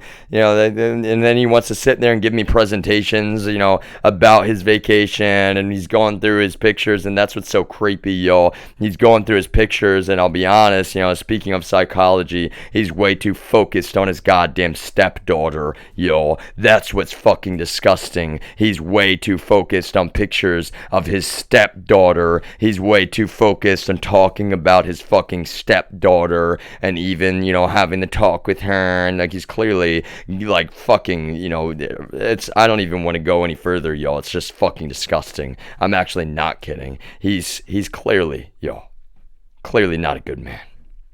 And that's the thing. It was so bizarre to me when he goes up to me and he's like, hey, I got to tell you something. I need you to not tell anybody in the company. And it's like, what is that? And he's like, well, and again, it's like, I don't, I give everybody the benefit of the doubt. I'm not judging you. And, and again, it's like, okay, you tell me not to tell anybody. And like, well, I mean, I'll take that into consideration and, in the context. But, that's actually what's so fucking weird, y'all. He shouldn't have been telling me, anything in my opinion. But why is he fucking telling me this? He's straight up. He's like, well, they say that pedophilia is genetic. And my dad, he's in prison for molesting a 16-year-old.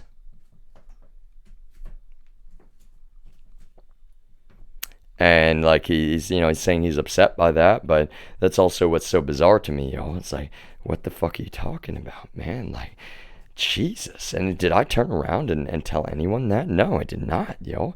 That's what's terrible. I didn't, and you're like, oh, how could you not? It seems concerning. Well, that's the thing, yo. You give people the benefit of the doubt. That's actually what I'm saying. I'm like, well, maybe he's just really stressed out. Maybe, and can I put it very plainly how I thought about it, yo? Because I actually fucking care about mental health care and psychiatry. I'm thinking maybe his dad abused him. Maybe his dad abused him, and that's really difficult. His own father abused him, and so maybe that's just why it's really stressful for him. But see, the weird thing to me is he's not really like, I don't know how else to say it, I guess he's, in the psychology of it, he's not really exactly like, oh, that's such a horrible thing that his father did. Like that's actually the fucking weird part to me. I really mean that. And this guy made more pedo jokes than I've ever heard anyone make in my life. Speaking of psychology, what does that kind of indicate? I'll be honest, I think that it's something that was more than kind of on his brain quite frequently. And that's what's so fucking gross to me, y'all. See, and when I've ever brought up, for example, like, in data rights and privacy and all this shit, that's the most serious shit that's out there, y'all. And see, I actually care. Unlike, quite frankly, apparently any of you in the state of Texas, because you sat around trying to defend and help a fucking pedophile try to act like I'm a fucking pedophile when I'm not, y'all. I am a fucking innocent man, and I'll be honest with you, it's like, no, I'm never for a moment am I like, oh yeah, no, I'm just trying to go in the opposite direction. Like, no, y'all, you don't understand. You can go back and look at the history of my, if I need to say it, y'all, you can go back and look at the history of my, quote, pornography, y'all. And I'm not like, needing or trying to like get with MILFs or whatever, y'all. But like, I don't know, it's like, really, y'all, just, everybody has their taste and their preference. You know what I usually like though? I really mean it when I say I'm mentioning, like I said, I'm gonna, unfortunately, y'all probably have to talk about it for the rest of my life. Like, make love, not porn. Like, I like porn. If I ever watch porn, y'all, that's like, less of the, artificial, just like, perfectly polished. Everything's like,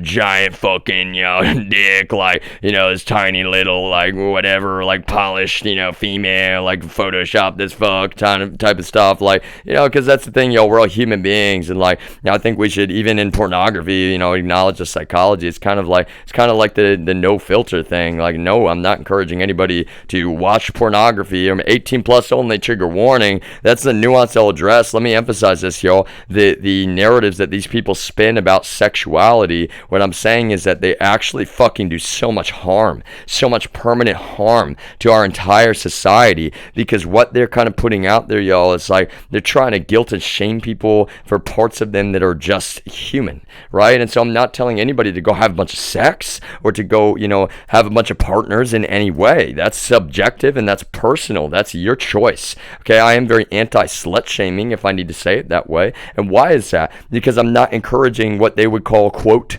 slutty behavior. I'm not encouraging that, yo. What I'm saying is that, well, to be honest with you, okay, this is the nuance of it, is that quite frankly, what you consider to be, quote, slutty is very subjective, as in, for example, yo, for fucking over 2.5, 3 years, I mostly wanted to, have a date, a normal just date, and cuddle, if I'm being completely frank, which I am, y'all, I'm being honest. And that's the thing, these people have tried to prevent me not just from dating, y'all, that's the thing, even, that's what's really difficult for me, y'all, and people in Austin, that the nuance, it's like, okay, you gotta understand, like, I'm not trying to be mean, and I'm not mad at you, but even if you're being flirtatious towards me a little bit, and I'm a human being, I have human intelligence, right? It's like people are almost getting mad at me for acting like I'm not picking up the hints, and I need you to pick up a hint.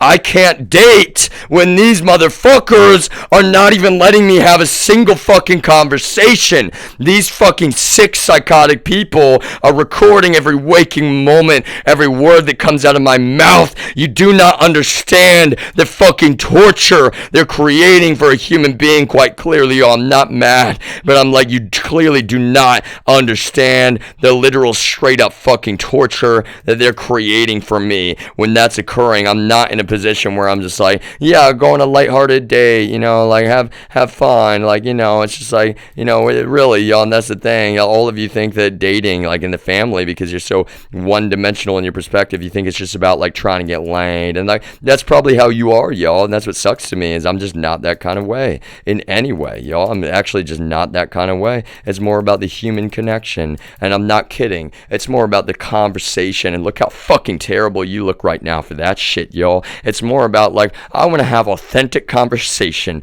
And look what you fucking robbed from me. And you're like, no, we're doing like a radio show. It's certainly not a cover for us to fucking muzzle and maim the fuck out of you and defame the fuck out of you. And there's nothing that matters to me more than having actual connection and authentic conversation, y'all. I would choose to not have sex for the rest of my life if that was the consolation I needed to make. And you've sat like, no, like a bunch of fucking psychopaths, criminal fucking psychopaths. Like, no, that's the one thing you're not allowed to have, is that everyone gets to listen to every waking moment of your life 24 hours a day, and you have no legal, moral, or ethical right in any way, you sick fucks!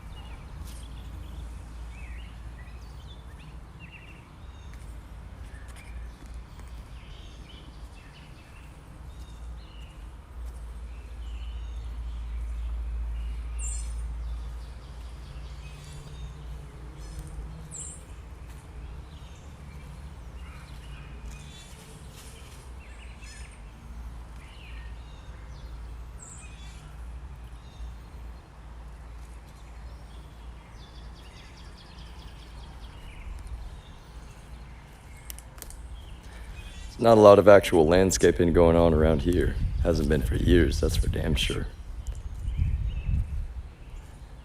But I will say to y'all that, my grandmother, she used to keep a garden, and, well, there's still some of that left. These flowers back there are beautiful. I'm never trying to film their property, y'all, but that's what's so terrible. Those people clearly know better than anyone that tree was cut down. I'm not even filming them or talking to that guy. I'm streaming the other day. And he's like, oh, I'm gonna fucking record you. And look, I'm on Wi-Fi right now, so I can't necessarily go too far, right? My Wi-Fi could cut out. Talk about multi-streaming, y'all. That's a part of what I'll have to get to with the designs I've been mentioning. And I say designs because, well, that's the thing. It's never just one perfect product, and that's part of the conversation, right? That's how I work, as I'm explaining. It's like, well, it depends on, a fair deal, right? It's like, what kind of product are you wanting to offer if you are? And that's kind of what I'm presenting is, well, here's a product maybe that nobody considered completely. Here's part of what I'm advocating for, the simplicity, keeping the price down. Maybe you offer a premium option, but speaking of supply chain, that's kind of why I emphasize the Steam Deck so much. Nothing wrong with having a premium option, right? But I think that they were so intelligent in approaching it. Let's build a community first. Let's make sure that the people out there understand we're looking out for them, and we want to build a good product, and we want them to know that this is something that's here to last, and it really is. It's the honest to God truth.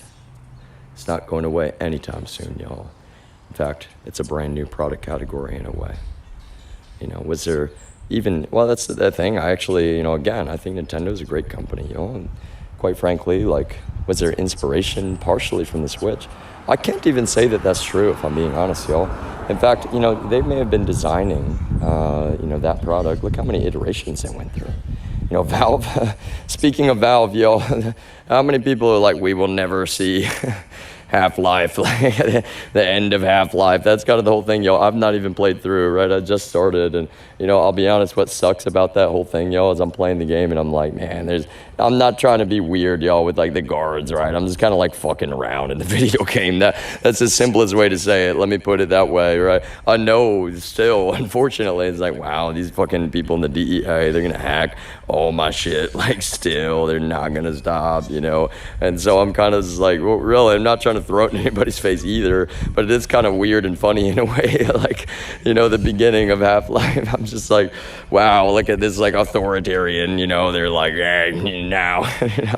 I'm kind of fucking with you a little bit, y'all, if I'm being honest, when I'm playing the game. And the same with Red Dead. I'm not trying to that's the thing I've been saying, y'all. It's like people going to GTA or Red Dead, which are both very mature. They're rated mature, right? That's one thing again to mention, y'all. It's like I was never trying to be weird. If the conversation in that apartment, my friend is mad at me.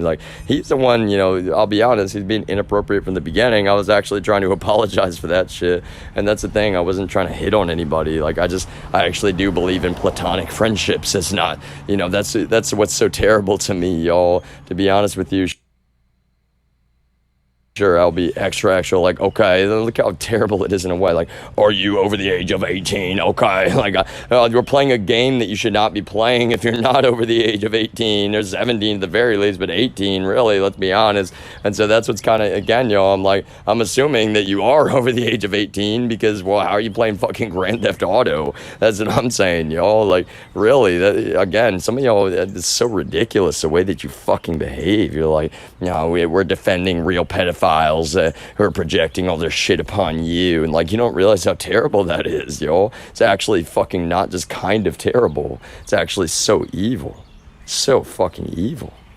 Think about that. I don't care if Jason's wife Laura believes me, y'all, but I'm going to tell the truth in either case, and she can decide what she wants to do with that objective truth, because truthfully, she should not allow that man anywhere near her daughter, her actual daughter, especially when one of the main things that Jason was always saying is the stepdad. And I know she probably is mad at him. That's part of the whole equation, right? The stepdad.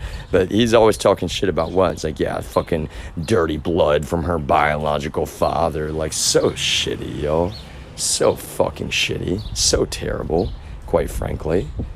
Remember, my content is mature, y'all. Rated 18+ only. Trigger warning. And so none of you in the family or anywhere else like, oh no, you're being a bad influence. I'm an objectively better influence than fucking all of you combined. You are one of, if not the worst influences upon our entire society right now, yo. And that's what my investigation has just reasserted and reasserted and reasserted. And I've got so much more to say about the fucking torture that you subjected me to, trying to ensure that you're the filter upon my waking existence.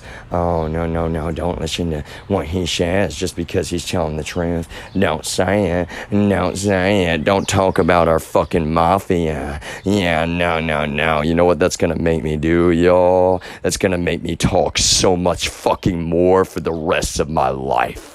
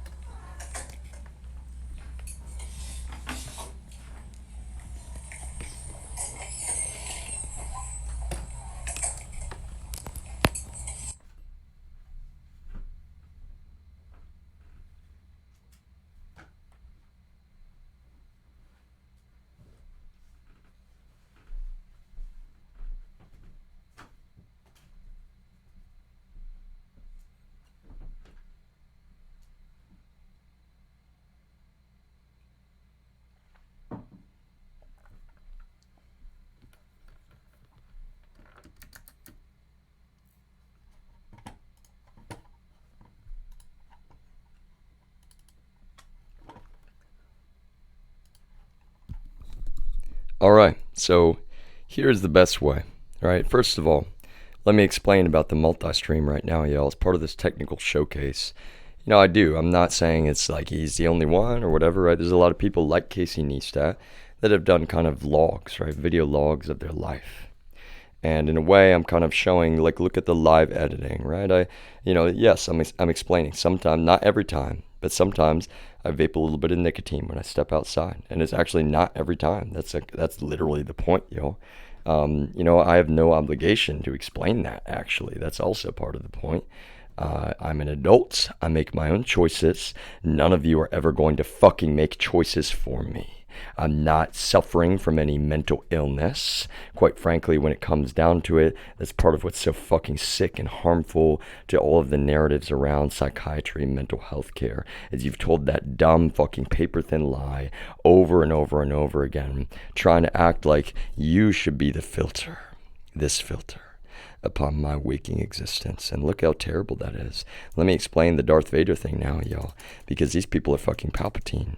And who is Palpatine to Anakin? He's trying to make him evil. He's trying to convert him to the dark side. And that's what I will get so creative so quickly in a good way, y'all. You have no idea what the fuck you've done. Those of you that are still trying to cling to defense of, well, the number one sex traffickers on the face of the planet Earth, and you don't even know that. That's what's so evil, y'all. You don't even know that. You're just not fucking educated is the problem. So now you're going to be educated by me. So long as you keep this shit going, yo, it's not made up. It's not gobbledygook, yo. No. This is just unfiltered. Remember, it's like I'm just going straight through this shit that you're still trying to keep on me, and that's what's so evil, yo. In a way, I think there was a lot of symbolism. I'm not putting words in anybody's mouth, but look at that. Anakin is scarred up by the battle, and then suddenly, he's owned by the dark side, and every word that he speaks comes through this filter. And he's mad, he's frustrated, he's clearly not happy, y'all, because deep down inside, he knows that it's wrong. And that's kind of the whole thing, y'all. Like, look at the character arc. Such an important part. You know, people gave the prequel trilogy so much shit. And I'll be honest, y'all, there's some goofiness in there. And, you know, sure, I'll be honest, you know, like, but I'll be honest, y'all, I watched them the first time when I was younger. And that was one thing, right? It's like, even when I was younger, it's like, wow, this is amazing. It's so cool. Pod racing. Everybody gave the pod racing shit. It's like, okay, whatever. It's fair enough, y'all. You know, there's honestly, Red Letter Media does a very, very, you know, kind of like, well, openly critical review in a way of those movies, right? But then, okay, let me actually get serious for a moment. This is the part when I watched them again when I was older, and I was like, okay, wait a minute, because I'm looking beyond the obvious here, and I'm looking at the root level logic of this story. And this is actually what is so fascinating to me, is that you have this dynamic of, you know, it's almost very binary, the dark side versus the light side. And that's what makes things actually way more complicated than people kind of realize, because never are things that simple in real life, you know, in most cases. And maybe, oh wait, I just said an absolute, right? And only the Sith believe in absolutes, right? And that's kind of the thing I've always been pointing out. It's like, wait, that's an absolute. Like the root level logic, as a logician, I'm the first one to say, it's like, I'm confused, because that is an absolute. How can you be like only the Sith? But you're like, wait, in saying that, you're saying that you believe in absolutes, because that's an absolute. So I'm really, though, I think that's part of the point in a way. Again, I'm not putting words in anybody's mouth. What I'm saying is that when it comes down to it, this is what I noticed when I watched those prequels again, is especially that scene with Mace Windu. Mace Windu is about to perform a Judge Dredd-style execution of Palpatine, and that's what's so weird, y'all. You're like, do it, he's evil, he's revealed as a Sith Lord, you know, like Mace Windu knows, take care of this threat for what it is, you know, it's the light side versus the dark side, and ironically enough, even in kind of, you know, taking the turn to the dark side, that's what's, in my opinion, actually quite well written, y'all. And again, it's not pandering, but I'm saying, like, for Anakin to be actually sort of, he's in a way, you're like, oh no, he's choosing the dark side. And again, y'all, what he does after that, I agree, it's like fucking terrible, and I mean it, y'all. That's what I'm emphasizing. You know, it is, and it should be described as that. But at the same time, what is Anakin even saying? He's saying that, well, no, he needs to stand trial. This is not the way of the Jedi. We do not just assassinate people, even if we think that they're evil, even if we think that they're, you know, they are the enemy, right? We're giving in to the enemy. If we do that, that's what the Sith do, you know? And so it's like, wow, what a strange conundrum in a way. If you really look beyond the obvious, you know, you want it to be like, no, Mace Windu was right and he needed to kill him, but it's like, wait, you're advocating for him to just murder someone, no matter who that someone is, right? That's the root level logic, y'all. It actually doesn't matter in a way that Palpatine is so evil. He's like the straight up, you know, spawn of Satan almost, right? And he's sitting there, you know, he's openly, you know, waging war upon innocent people in the dark, choosing to pretend, you know, very consciously he's like this good politician guy when he's a Sith Lord in reality, right? And they're all kind of coming to the, you know, the collective realization that that is the case, you know, at the same time. And really that's what's, you know, it's strange in a way, y'all, because when you look at that, and what then ends up happening, it's like the beginning of the downfall, but in a way, Mace Windu almost makes it happen. He's a Jedi, and we all wanted to think, you know, and understandably, like, he's a Jedi, he's a good guy, you know, he's supposed to be, you know, doing the good thing, but then he realizes the Sith Lord, kill it, you know, like, end it, and it's like, no, that's not, I'll be honest, y'all, that's the thing. I think we got to get away from such binary logic. Always, we have to remind ourselves, right? The Jedi are, they're supposed to be the good guys, right? And what are they all about? They're about, you know, they're almost like monks, right? They peacefully meditate, but how can they be like monks when they run around with, well, laser swords, y'all? Like, you know, that's the thing. They're like monk knights, you know. They are defending people, and they're trying to maintain balance of the Force, is what they're always saying, right? And wow, what a difficult thing, especially when you consider, I mean, in the scheme of things, Anakin is a good guy. And that's the thing, y'all, is like, do not project bullshit upon me, Darth Vader. That's what I'm saying. These people, they're trying to make me Darth Vader. They want to be the filter upon every word that comes out of my mouth. And that's the whole thing here, is like, when I'm saying that, that's the thing. Obviously, I need human connection. I don't need sex. I don't need, to get laid in any way. I need human connection just like anybody else. I don't need to be on the autism spectrum to explain, like, oh, well, yeah, human connection is a fucking requirement for life. I don't want to be, on a computer alone all the time. Look how fucking terrible the paradox that's created. They're like, oh, you just want to play Halo, and, then you're fucking forcing a situation where I'm just playing Halo because every interaction is fucking completely lacking any authenticity. Everybody's lying straight to my face about, thinking that they know who I am, thinking that they're like, yeah, I know, just like and again, I'm not even mad at all, people who said, for example, certainly we would have been interested in going on a date, and then somebody said to me, it's like, educated about, psychology and mental health care. But then at the same time, that's the part that's like really impossible for me to explain, hey, this has not been what it's been presented to you as. When you're saying to me like, everyone's pandemic was kind of tough, I was like, no, my God, you have no earthly idea. I'm not trying to be condescending. I'm not diminishing your perspective. I'm saying it's all about real context. And when these people are trying to invalidate real context, that's the difficulty. I need to have actual authentic conversation with you at length for you to even understand that I'm the one telling the truth, not these people trying to force a fucking helmet onto my head where they control everything that I see, everything that I say, everything that's said to me, everything that I hear, the music that I listen to or don't listen to, how I, every single aspect of who I am through and through as a human being, fundamentally, in a way which is not just unethical, it's so deeply fucking immoral, it's so deeply fucking beyond comprehension, quite frankly, that so many people wanted to believe that that could even be considered legal, let alone humane.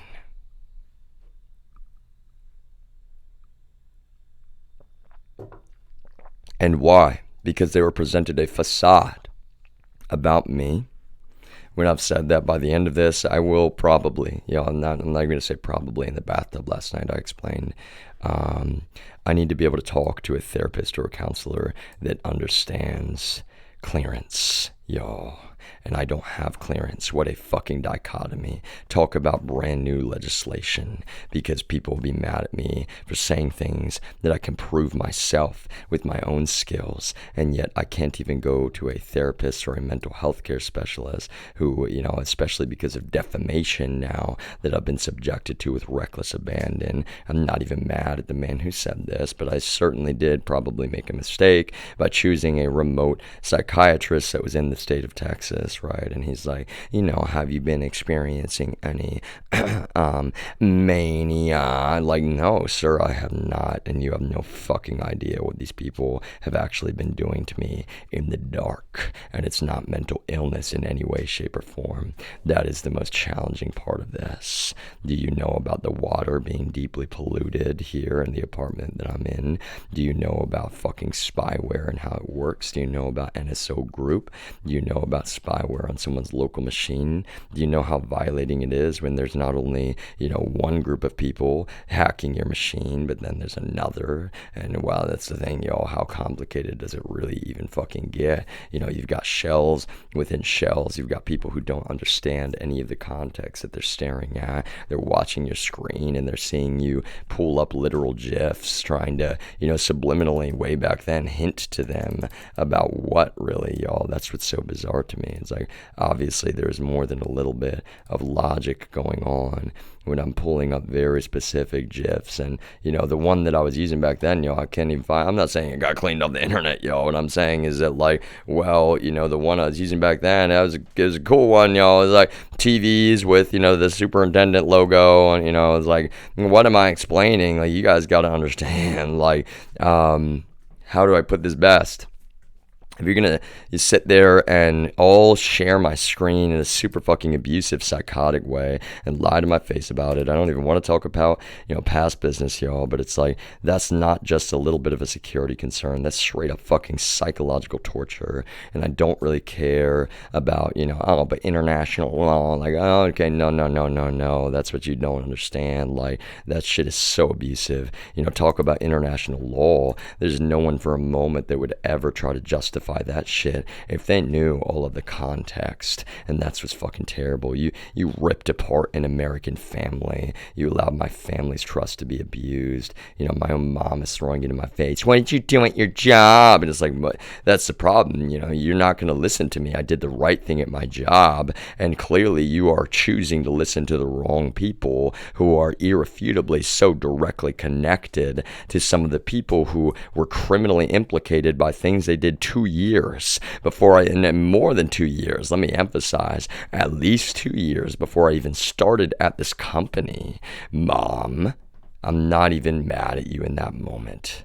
And I'm still not even really mad. That's what's so terrible. And the bigger picture of this, y'all, is that I know that I am able to forgive and move on, but my family, some of them, like, they're just really not that kind of people. Are they gonna, take a step back from their, the opinions that they clung to from the beginning? Like, that's the problem, I'll be honest, I am, even though you're all trying to call me stubborn, I'm the least stubborn member of, especially my immediate family, besides maybe my sister. Really, I mean that, y'all. It's like, I'm the least fucking stubborn, and these people, it's like, it's so fucking difficult for me.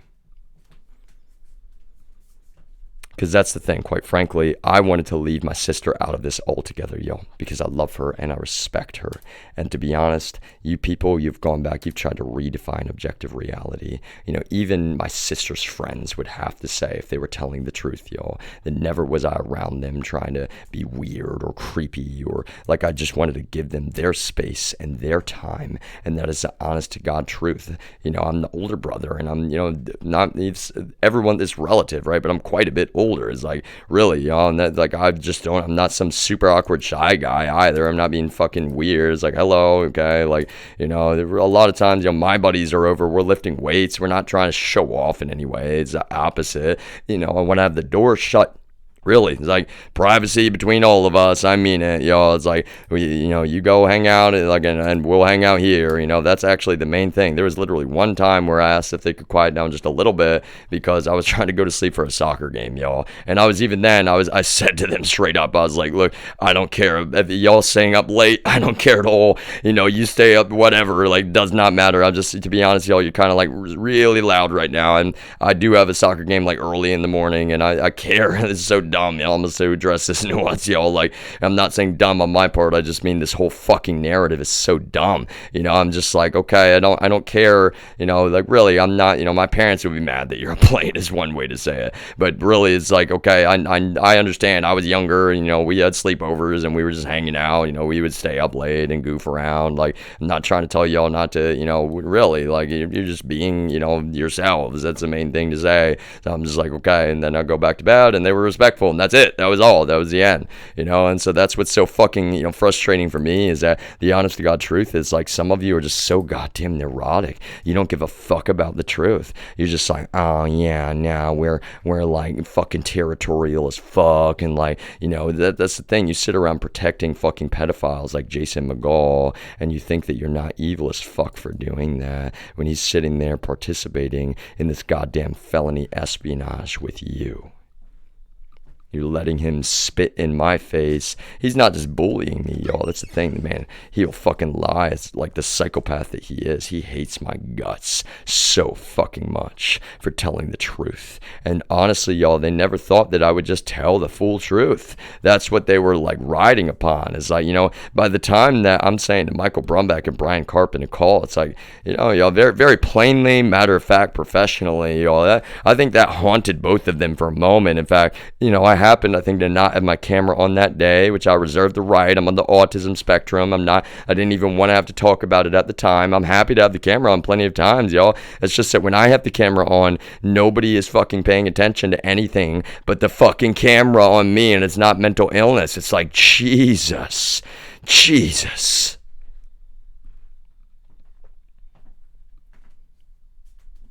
I'm used to talking about really technical things, even giving presentations to some extent, and that's the thing, I'm used to pressure, and, I'm driving a Linux terminal with 15 people watching me. Am I always a perfect typist? No one is ever, y'all, but nobody can say for a moment that I can't handle pressure. Nobody can say for a moment that I've just got like some stage fright, some anxiety, like, which is, everybody's like, oh, you're just lacking some confidence. Like, these people are being super fucking ridiculously psychotic and abusive. They're sitting there like, no, don't listen to any word that comes out of his mouth, because we've got to be fucking Darth Vader's helmet, on top of him. So really, don't believe him when he's like, yeah, I'm actually not really, I don't really suffer from anxiety or stage fright. I've even mentioned like some mild anxiety on occasion, maybe mild, but then you talk about the neurological disability, and that's the thing. You start to realize when I've said that it's a physical source of anxiety in a way, it's like you're like, I don't even know what that means. And yeah, well, then actually that's not what you say, right? You're like, no, I just did not.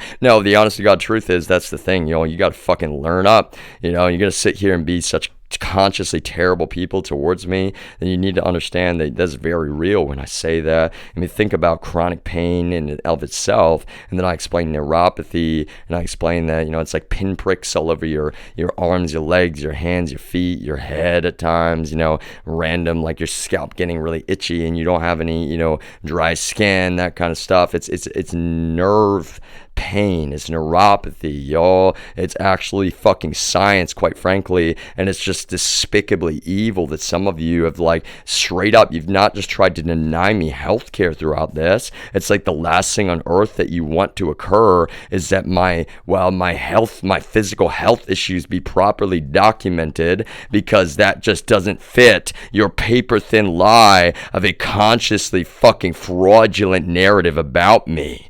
You're literally lying about the most fundamental aspects of who I am as a human being, and not one of you has ever gone through something. And I'm not saying anybody out there, I'm saying that you would not be on the wrong side of this if you really received a real brain injury like I did, yo. That is the honest to God truth. And if you find yourself in that spot, it just means that you need even more context. That's the nuance of what I will address repeatedly.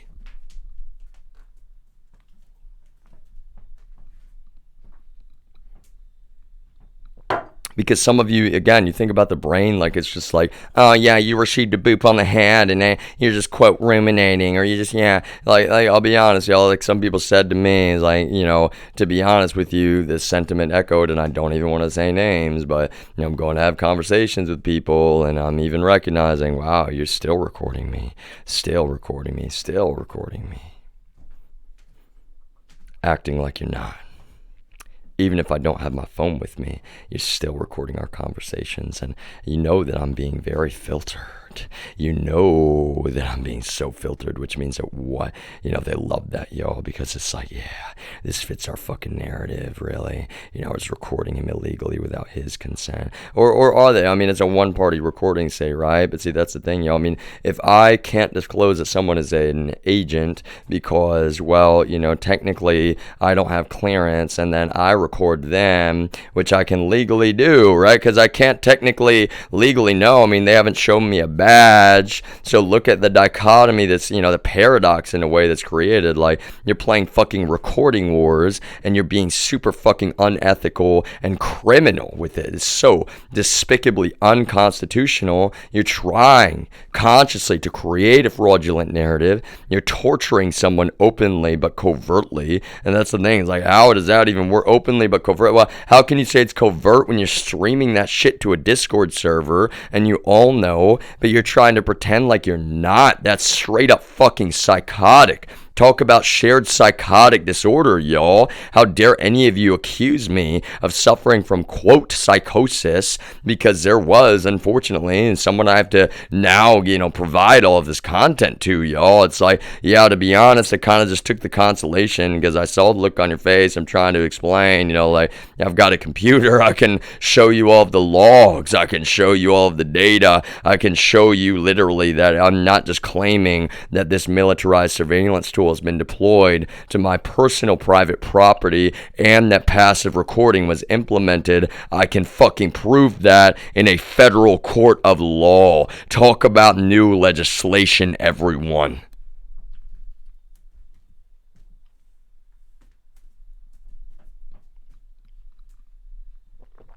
And see, look how terrible, y'all, because really, when that was first deployed, were they streaming it to a Discord server? Well, I would not guess so. I would think that maybe they're not that fucking criminal. But see, that's the thing. It's shells within shells, right? Anybody involved, they're able to listen, right? That kind of inner shell, and then that's the thing, y'all. And they're deciding to quote cook the case is the colloquial term, and they're like, no, we gotta speed this shit up. Yeah, he's a good guy, and we know it, but we already called him a quote schizo because he wasn't even calling us out. He was just straight up like, your behavior doesn't make any sense, man. You keep wanting to hang out with me, and like you're being really fucking aggressive, trying to quote buy drugs from me when I don't fucking sell drugs. And to be honest with you, you're buying drugs from this other dude that is buying drugs from people right here in Abilene, like over and over and over again. You're buying drugs from him over and over and over again, like, and clearly you're of the same politics. So what the fuck is your reconciliation of that shit when I just don't want to hang out with you anymore? And before I even say a word about, well, DEA, you're literally like, no, I want to fight. I want to fucking fight you. We need to meet up and fight. Like, I'm not only do I not want to fight in general, but like, first of all, I'm not even going to get into talking about how that would go. Second of all, literally, it's like, what stupid fucking logic, really? The stupidest fucking thing. Like, I'm sitting here saying to you, I just don't want to be your friend. You're being fucking not a friend to me at all. And that's the thing, y'all. It's straight up psychotic the way that man was behaving, because he's like, yeah, I really want to hang out. Can you come pick me up at this specific location? It's like, oh, okay, that's like, wow, that's weird, right? And then right around the same time, he's like, yeah, my buddy, he's like a neighbor over here. He's got like, nice desktop computer. It's like so much better than your little tiny. That's the thing, always, it's just like, he thinks he's like hurting me or insulting me, and he's just being fucking psychotic piece of shit. He's like, yeah, it's so much better than your little, tiny Mac Mini. It's just got a little i5. Like, okay, sure. You know what? It's actually not always, the power even that counts. That's the quote size that counts. Like, it's intelligence. That's kind of my whole thing with hardware and computers, y'all. It's like, it's definitely literally not about fucking what you people obsess over, which is penis size. That's the fucked up irony, y'all. You people obsess about that shit to an extent that it actually just tells me that like you are clearly insecure as fuck and trying to accuse me falsely of having a tiny dick when I don't. You're just like, yeah, now we fucking love that. Yeah, everybody hate him because we fucking tried to frame him for crimes. We quote cooked the case, and he's got a very average sized penis, and he is a grower, not a shower, and he said that himself. Yeah, that's what's so terrible, y'all. Like, fucking film me through a webcam on my own goddamn workstation. You know what's so shitty about that, y'all? That Logitech webcam has a blue light that tells you when it's on, and so I'm getting out of a call, and I'm literally like, that's the thing, is 100% not intentional, but I'm like, really, why do I even unplug that shit most of the time, especially in this context? It's like, well, I'm aware of how computers work, y'all, like, to an extent that some of you clearly, like, do not understand. So a lot of times I just straight up unplug it as part of my general practice. It's not mental illness. It's like having a webcam cover is definitely just generally a good idea, just to fucking let you know, y'all. And why is that? Well, because any of these fucking hackers that are super unethical and criminal, they'll fucking abuse that shit upon you if they can. They will straight up fucking abuse that shit upon your life. And that's kind of the whole thing, y'all. You're like, oh, what do you have to hide? I was like, well, nothing, but like, look how terrible the dichotomy and the paradox is. I don't have anything to hide, but you people are abusing the fuck out of tools you clearly don't understand, being super unconstitutional, criminal, and immoral with them after you've already committed felony crime trying to frame a person, like really straight up. Like, that's so evil, y'all. You like, we give you that, those are public tax dollars. Let me emphasize,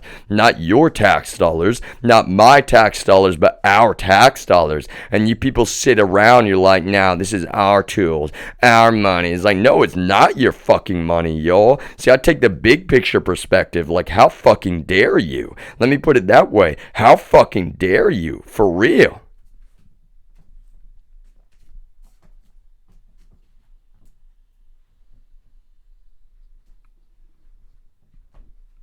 That is irrefutably, unlike what you falsely accused me of, y'all. unlike what Ryan Hoover literally coached someone to say, someone he was having sex with repeatedly, he was clearly very insecure about thinking that we had anything going on when we did not. That's I'm talking about platonic friends. I wanted her, I'm not even going to say her name, I wanted her to know that we were just platonic friends. Even if we're, going to the Domain and we're having dinner and we're going, shopping. Like I'm even saying to her that is like, I'm actually, this is not a date. This is not like, I'm not trying to get with you, y'all. And that's the thing. She can never go back and be like, yeah, I was like, oh yeah, let's go back to my place and hey, let's hang out, in the bedroom or like this kind of shit, like I never said to her, like, let's Netflix and chill. She said that shit to me, actually, y'all. That's the thing. We're up in the Moby office, kind of similar things. Just like, I'll be honest with you, a lot of times she was finding an excuse to come talk to me. And that's what's so strange to me. Like, she clearly, I'm not saying she thought I was the most attractive person ever. Y'all, right now, I need a haircut and like all this shit. And that's the thing. I'm the kind of person I don't really care. You know what I mean? It's like there's more important things in life. Kind of like there's a little bit of a mess here. I'm going to clean up the bedroom a little bit more today. But like, I'm not kidding, y'all. Like, you sit and you're like, now we're going to ignore the deep and ridiculously most fucking important everything here. And then like, oh yeah, the bathroom is already smelly, but now everybody's like, no, you made it smelly. And it's like, no, I fucking did not, you fucking liars.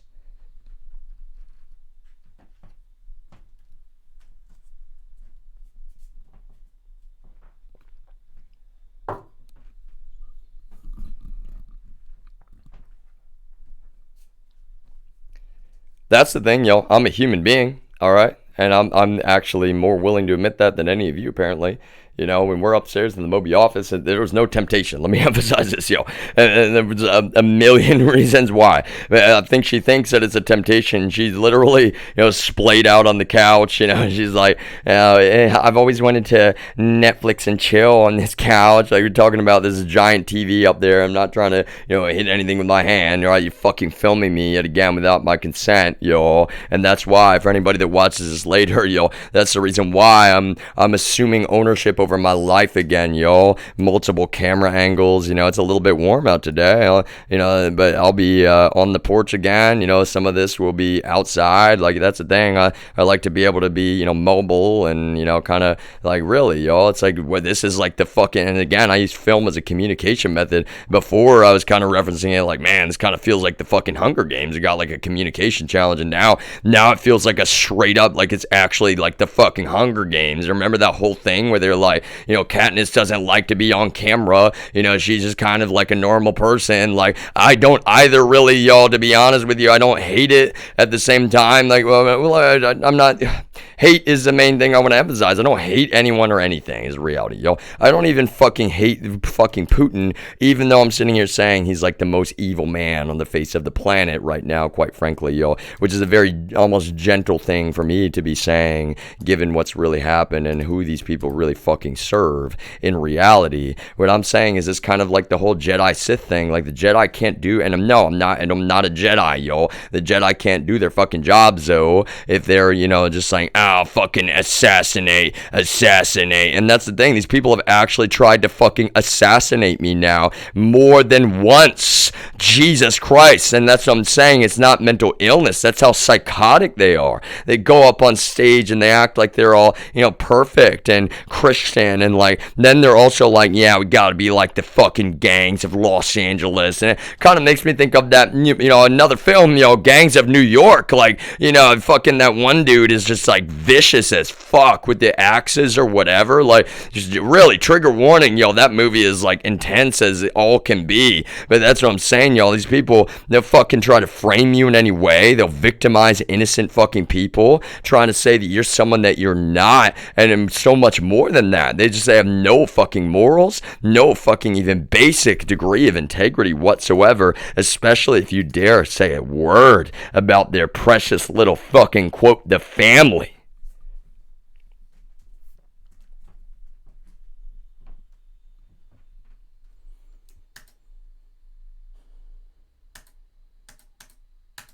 And that's what I'm saying, y'all. Trust me, I wanted to date, just because I'm a human being, not because I'm trying to get laid.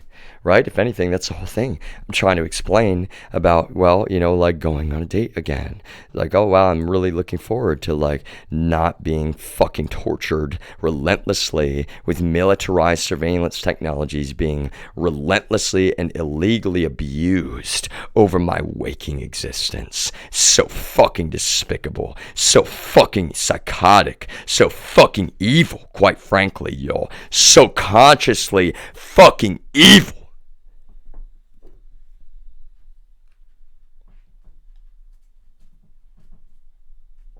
And these people, they don't just not take no for an answer, y'all.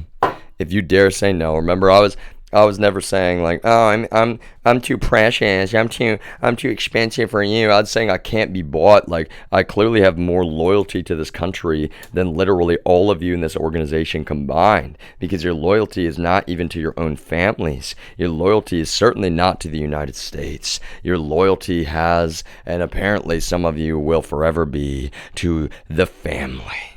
Because that's the thing, y'all, that propaganda, and this is why it's so relevant that you actually did absorb real Nazis way back when. Those mindsets and those perspectives, they never went away. How many of those fucking Nazis escaped off to South America? How many of them were then swooped up by these fucking people, y'all? That's what I'm saying. I'm actually not kidding, y'all. You had to talk about root level logic. You had some brains in there, y'all, and I'm not trying to say like, oh, good brains, or like, no, I'm saying that's the worst part.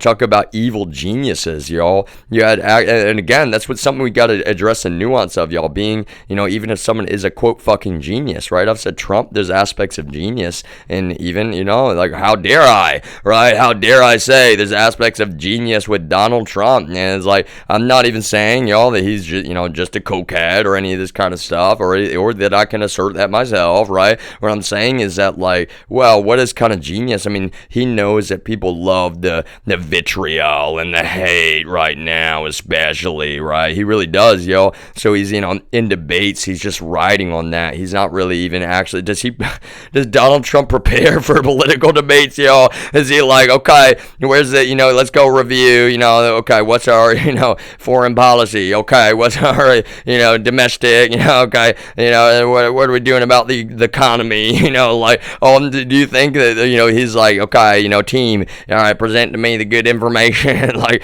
let's get prepared, let's go through. It's like, I don't know, yo. I'm not saying he does it. I'm saying, like, wow, I watched some of those debates, and the fact that some of you are like, yeah, he's so smart, it's like, yeah, you should lock her up. He was so fucking smart. And the fucking people putting, the trailer of, fake Hillary Clinton. Like, what does it remind me of? It reminds me when I walked down to San Marcos, and you people are pulling this shit that you did, and you thought I would never talk about it, because that's what you wanted, yo. You wanted just for like, oh no, he's so crazy, yo. What did these people really do, yo? Again, it's like, I almost don't want to talk about it, but actually, that's the thing, yo. Unfiltered, like, I'm not kidding. I was really just like, oh my Jesus Christ, these people are so fucking evil. They're so fucking evil. Like, first of all, I'm not kidding, y'all. They actually were about to kidnap me outside of, and then south of Austin, y'all. It was late at night. They knew that I didn't have my phone with me, and look at that double-edged sword, y'all. I mean, I left my phones behind because, well, they already shot me in a drive-by in Austin with an airsoft gun, and I had my phones with me. So if you need to understand the human aspect, I'm like, wow, what a double-edged sword. I had my phones with me because I was, well, persecuted relentlessly and illegally for the last, over 2 years now, essentially. I'd like to go to church, but these people are participating in that relentless fucking abuse, and so I'm doing worship on the go, live, and honestly, y'all, I even want cops to see me in some ways. I'm not trying to be, well, abrasive, but like I saw, for example, state troopers like, wait a minute, I'm not doing anything illegal, I'm paying attention to my driving, y'all, both hands on the wheel. Remember, hands on the wheel, eyes on the road, hands on the wheel. We can go back to that, y'all, really mean it, but I've got both hands on the wheel, and I'm doing what? I'm driving around, the fucking circular, what's it called, y'all? I'm just, goodness. I'm driving circles, y'all, around a roundabout.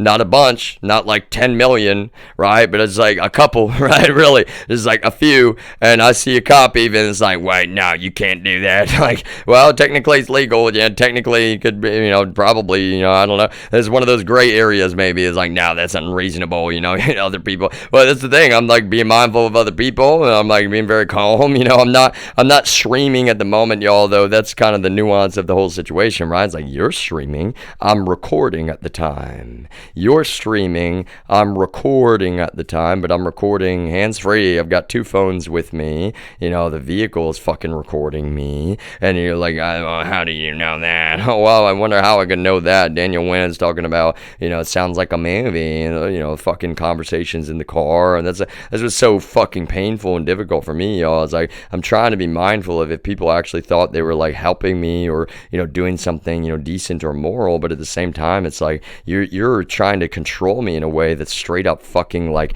representative of conscious Nazism. I mean it. That's what's so difficult for me, actually, is that, I'll be honest, I don't hate Daniel Wynn in any way. In fact, that's the thing, I give everybody the benefit of the doubt, and I'm trying to look at him like, well, I mean, he just doesn't know what he doesn't know, and that really was the thing. And I'm trying to do the right thing in all of this, I did need a job, and I was a little bit frustrated. It's like, the comments that were specific enough at the beginning, right? And I'll be honest, y'all, talk about human intelligence. I can tell when, I'm in a call with people and they can clearly see me in my home. It's like, Jesus, we're fucking doing this again? Y'all, you have no idea the fucking torture. I'm not even mad at you. I'm just like, I wish you knew, because you would not feel okay about it. If you understood the fucking torture, the straight up fucking torture. I'm not a bad guy. I don't even want to say anything controversial in any way. And these people are just like, shove that fucking helmet on him. Shove that fucking helmet on him. Make him fucking Darth Vader. Yeah, it would be such a win for us if we converted him to the dark side and we get him up there on stage, quote, preaching, but he's not actually preaching. He's just spewing the same fed lines that we all spew every Sunday.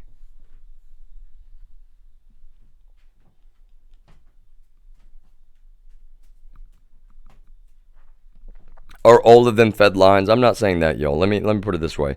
I'll address the nuance to that. There is just more of that going on than you would ever believe. It's the simplest way to say it, y'all.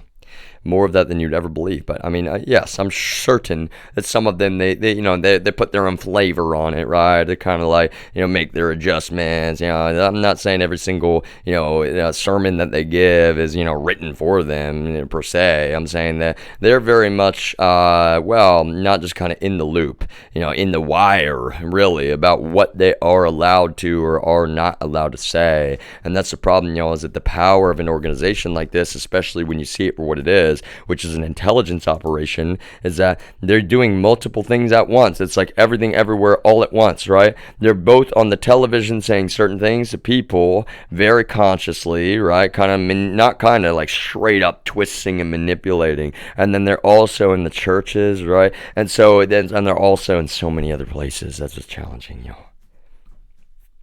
And so really, you start looking at that for what it is. It's like, wow, okay, they've got propaganda farms out there abusing services like Facebook, abusing services like Twitter, abusing services like Twitch at times, y'all. And that's kind of the whole thing for me, I fully expect, and honestly, that's the thing, like Russians, jumping in my streams, like they will, and they'll watch, and very intently, they all know, FSB at the very least, like they all know who I am, you may not want to believe it. They know exactly who the fuck I am.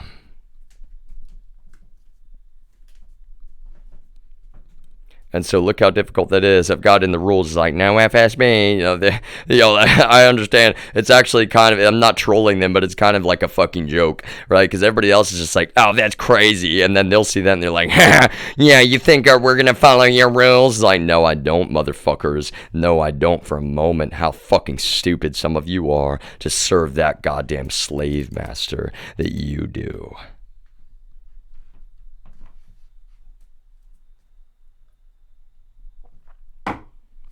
Maybe if we call him a quote retard again.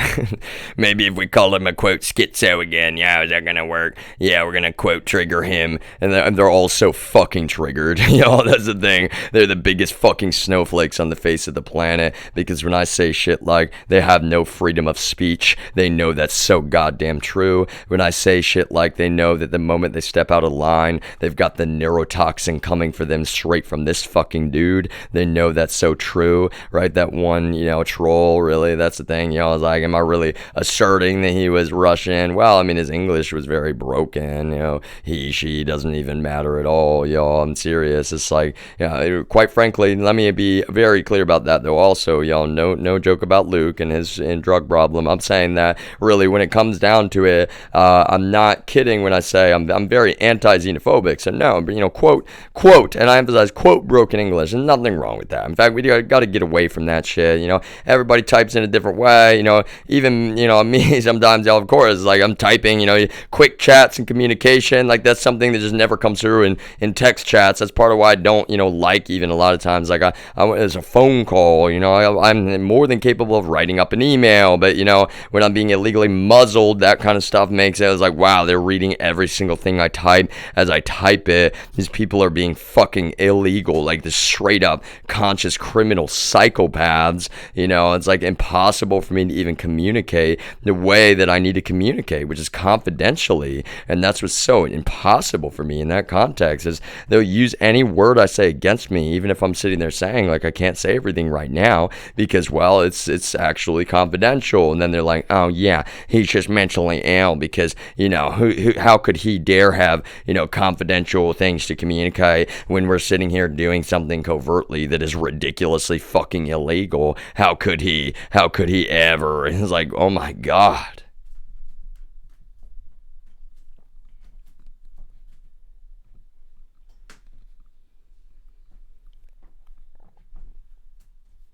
So when they tie it all together, y'all, what am I explaining by that in big part, right? It's that, well, that's what's difficult for me. If the local authorities are, deploying things like Pegasus, right? TFPS, for example, or state troopers, the state police, right? That's the challenge for me is like, well, I'm on your side, right? But the Russians will hack the fuck out of me as well. And I just don't, normally I could actually put up with that quite, just some money. You let me do my fucking job. It's like I replace network gear, I've got like, I'm not somebody ever hiding anything, but you people, it's like, look at this, talk about new legislation. You've tried to fucking starve me out in real life. And then that's the thing, for a while I was like, are you openly serving the Russians? Like, are you openly serving the Russians? I'm like, no, surely not. But like, oh wait, no, some of you are openly serving the Russians. The DEA, they are openly serving the fucking Russians. They're compromised in real life.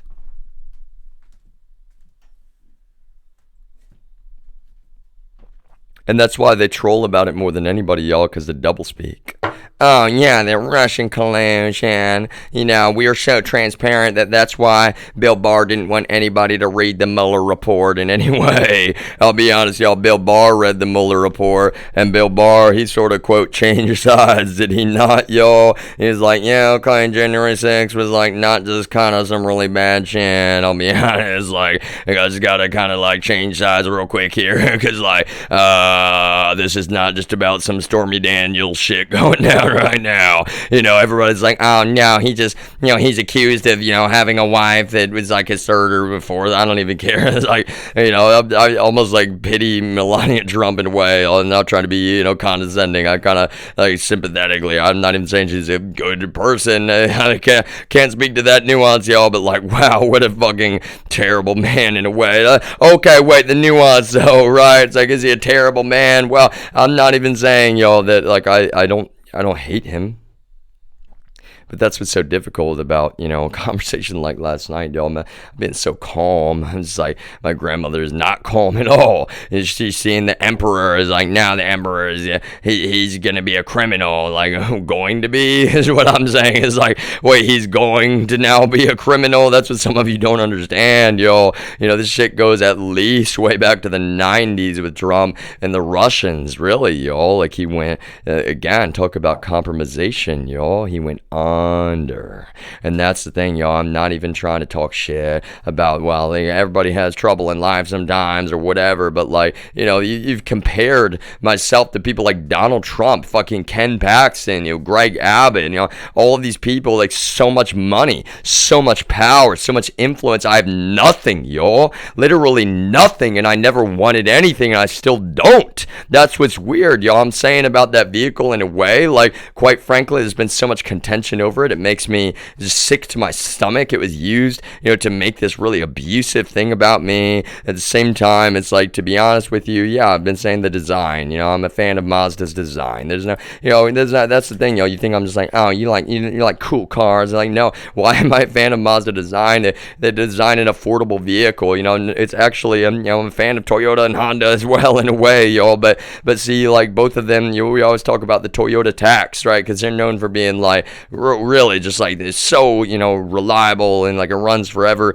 Mazda's like their new vehicles, even compare the prices, and sure, like they're getting a little bit more premium. I'm not saying there's anything wrong with that, right? But I've talked about the ideas, creative, genuine ideas like the Iata, which is like, it's kind of humorous, y'all. But I'm saying, like, look at that. You make a small electric car and apply that Spartan mentality that Mazda has about, like, no, don't put a massive battery in it. It's not about range. In fact, use it as a marketing tool, maybe in some cases. Make it fun to drive, like an electric vehicle that's fun to drive. It handles well. And I'm saying, I know that Mazda engineers can do that. There's no question in my mind. Just like Teslas, I've very briefly driven one, y'all, but like everybody says, they can be really, really fun to drive in real life. It's like, part of it is a whole plaid thing. And this is also, it's not pandering in any way, y'all, when I'm talking about, like, why don't cops, someday, like, I'm saying, like, okay, this is the thing, all right? And I'll be the first to acknowledge the nuance here. A company like Tesla, in my opinion, right? We're seeing a lot more privatization of some things in our world, right? And maybe there's nuance to address in some of that.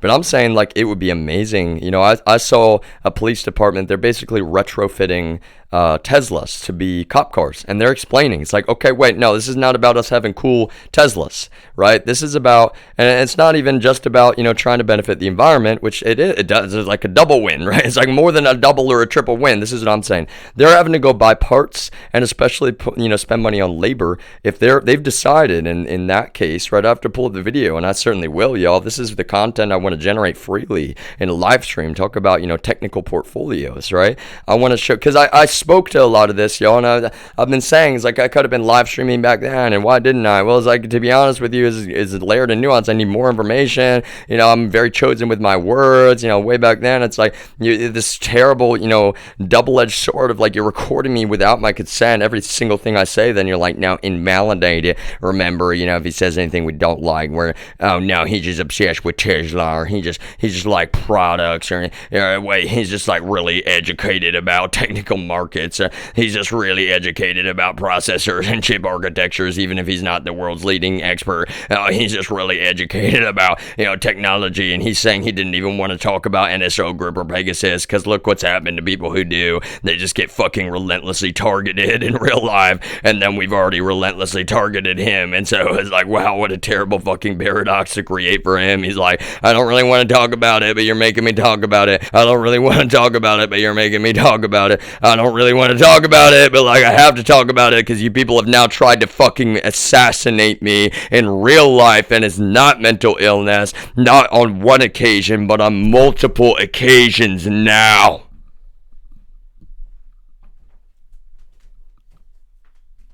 It's not mental illness. For anybody that watches this later, to my one consensual viewer, thank you very much for joining. If you don't mind just checking out the rules. This is called a multi-stream. The main feed is Voyager 0, twitch.tv/Voyager 0.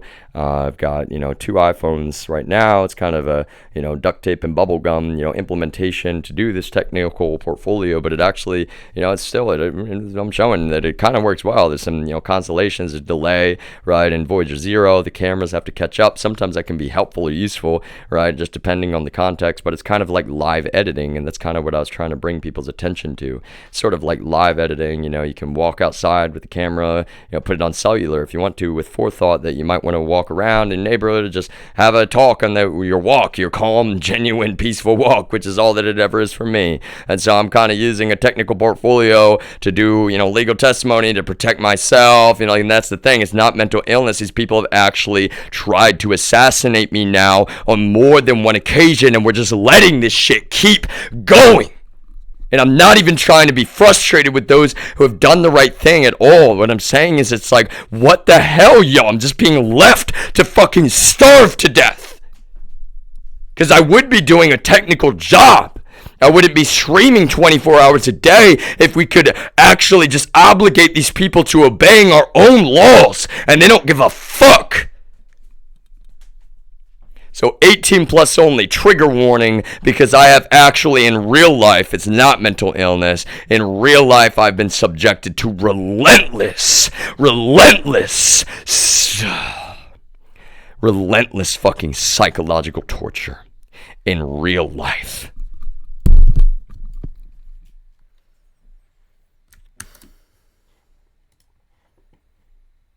Life.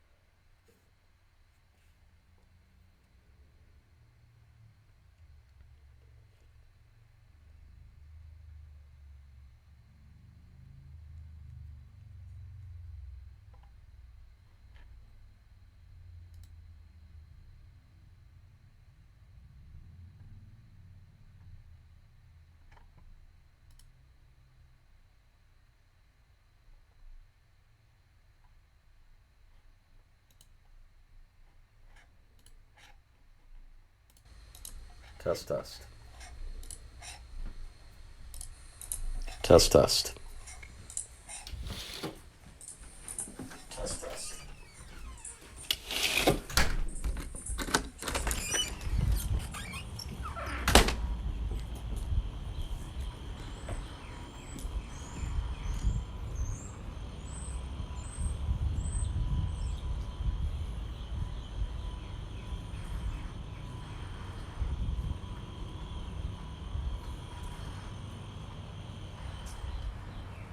Illegal psychological torture. Just to emphasize, so fucking illegal for every single moment that this has been going on. So consciously fucking illegal.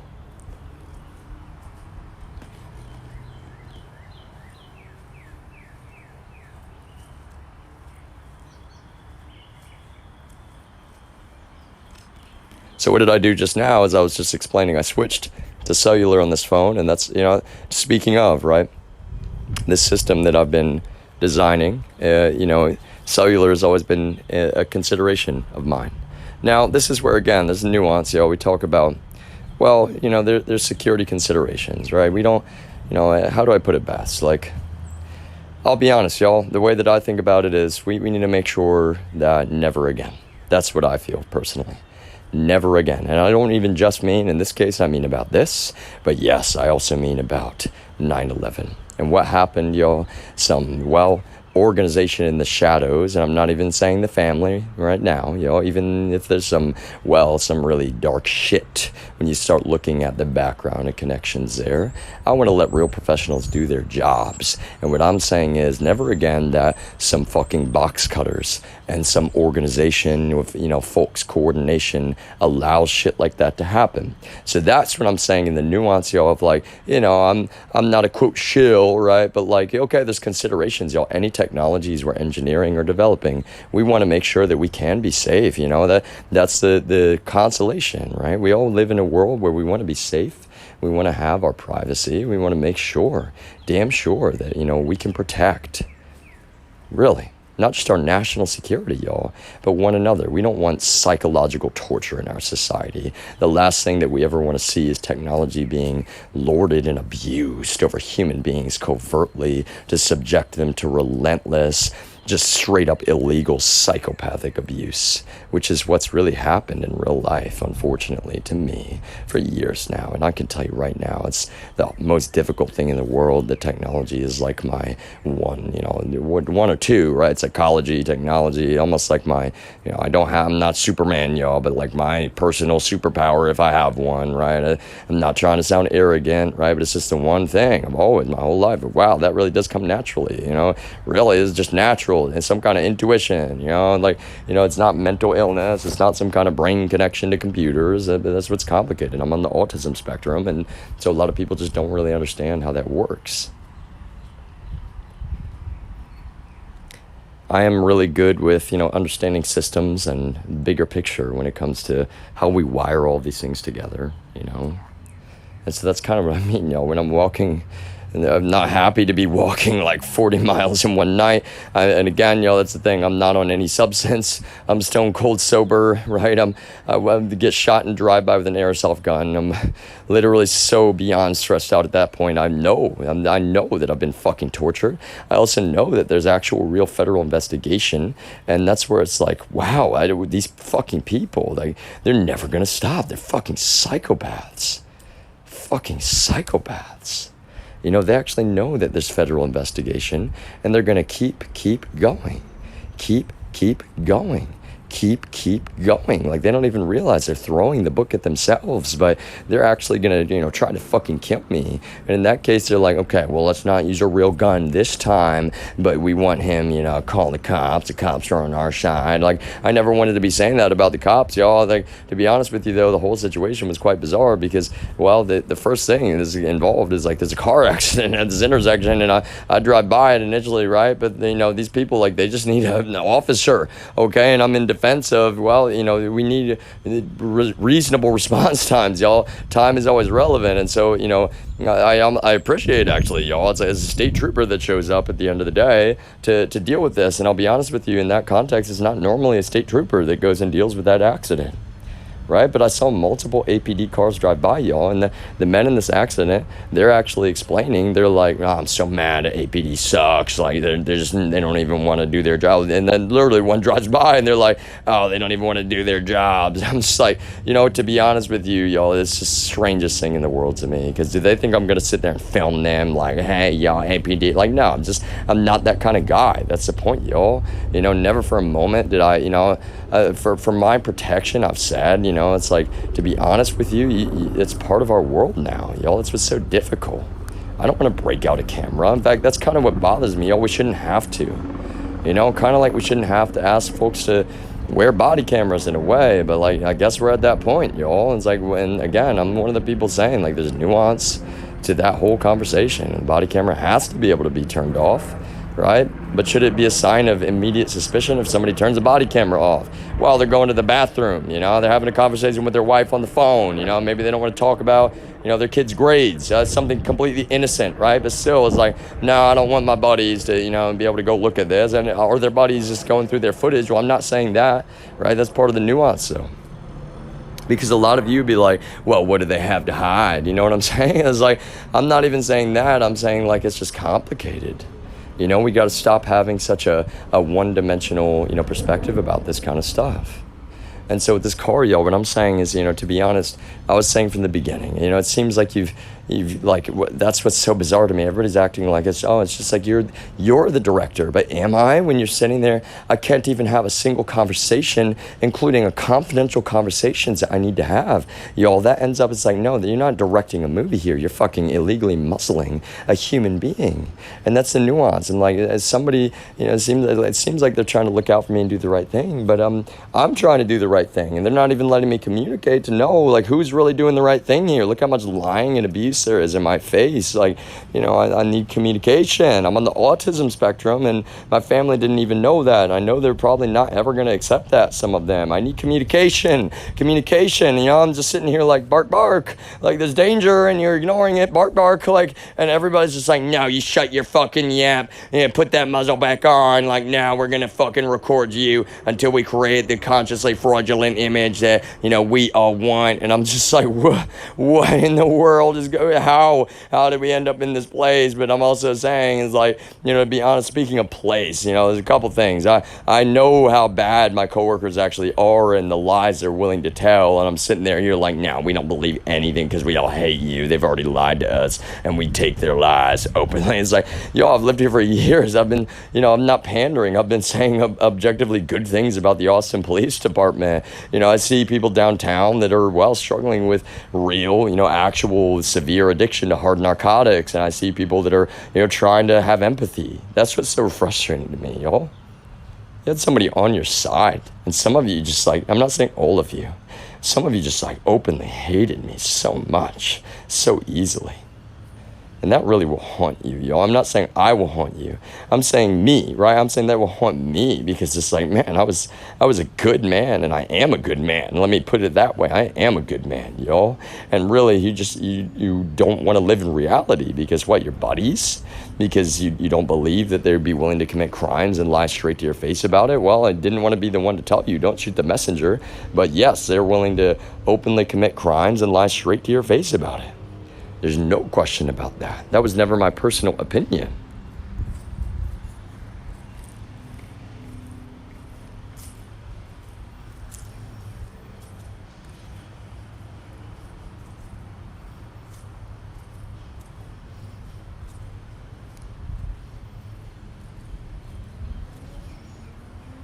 What I'm saying about the Teslas, y'all, is that you should not focus on one or... really, I'm serious. If you want to accuse me of pandering, okay, well, Ford is going to be working on electric vehicles more and more. Ford is the ones that, they're, to my knowledge, Austin Police Department, all of your cars are Ford, right? Like, I'm saying it doesn't have to be one company. I'm a capitalist, That's one of the complicated things about Voyager, I'm actually not a shill, and, like, trying to communicate that to people, like, I really do mean it. I think Teslas are really cool, if I'm being honest, but I also think it's really cool that, there's an electric F-150 now, and is it perfect? Well, nothing is, and it's the first iteration, Speaking of iterations, like, I'm really meaning it when I say, like, we're going to have mostly, eventually, primarily electric vehicles in our society. We're always going to have the need for some longer range, and probably what I've said, in my opinion, we need to look at fossil fuels as what they are, technically, even if it doesn't seem like it because there's so much, technically a limited resource, They actually are. Technically a limited resource. So what do we do when we know, even if it's that we have so much, but in the long run, we're not trying to guilt people for still needing a gasoline car right now, or for running a lawnmower, right? Or for, any of that, right? We got to get away from the like, oh no, you just feel environmentalist hippie. Like, okay, first responders probably always going to need access to, really, I'm not kidding y'all, because think about it. Generators for hospitals potentially, which we can and will look at more electric options, and options about battery caching. That's really important for us to keep in mind.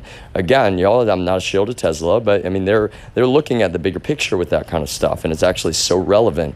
Battery caches for our power grid are going to be more and more necessary. The power goes down, like, we want to have backup options.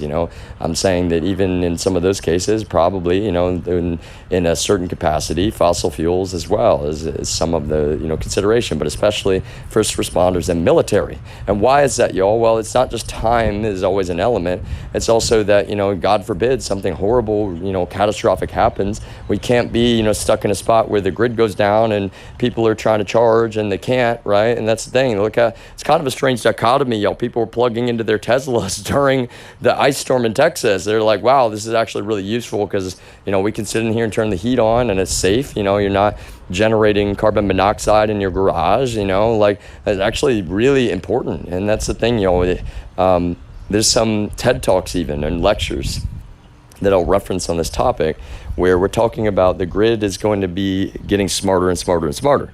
It's not that we're just like, oh, okay, upgrade the grid, done. It's like, it's going to be iterative, and it's such a large, big picture thing, right? It takes time for us to move in that direction, but it's kind of like IoT devices in a way. We're seeing like a sea change, and with the grid and other aspects of our infrastructure, what we need to understand is that, we're using technologies not just to implement, some better hardware, but smarter solutions. And that's kind of what a lot of these folks that are really intelligent are explaining, is that, well, stop thinking about it like build the one tool that's great. We build, the set of tools that's more intelligent about our application, right? We use data, okay? We're not reckless with data, but we use data to help inform, the decisions that we make in that way, in that lens. And part of that equation is that, well, how do I put it best? Like, where do we decide where we would want or need battery caches, first, the most?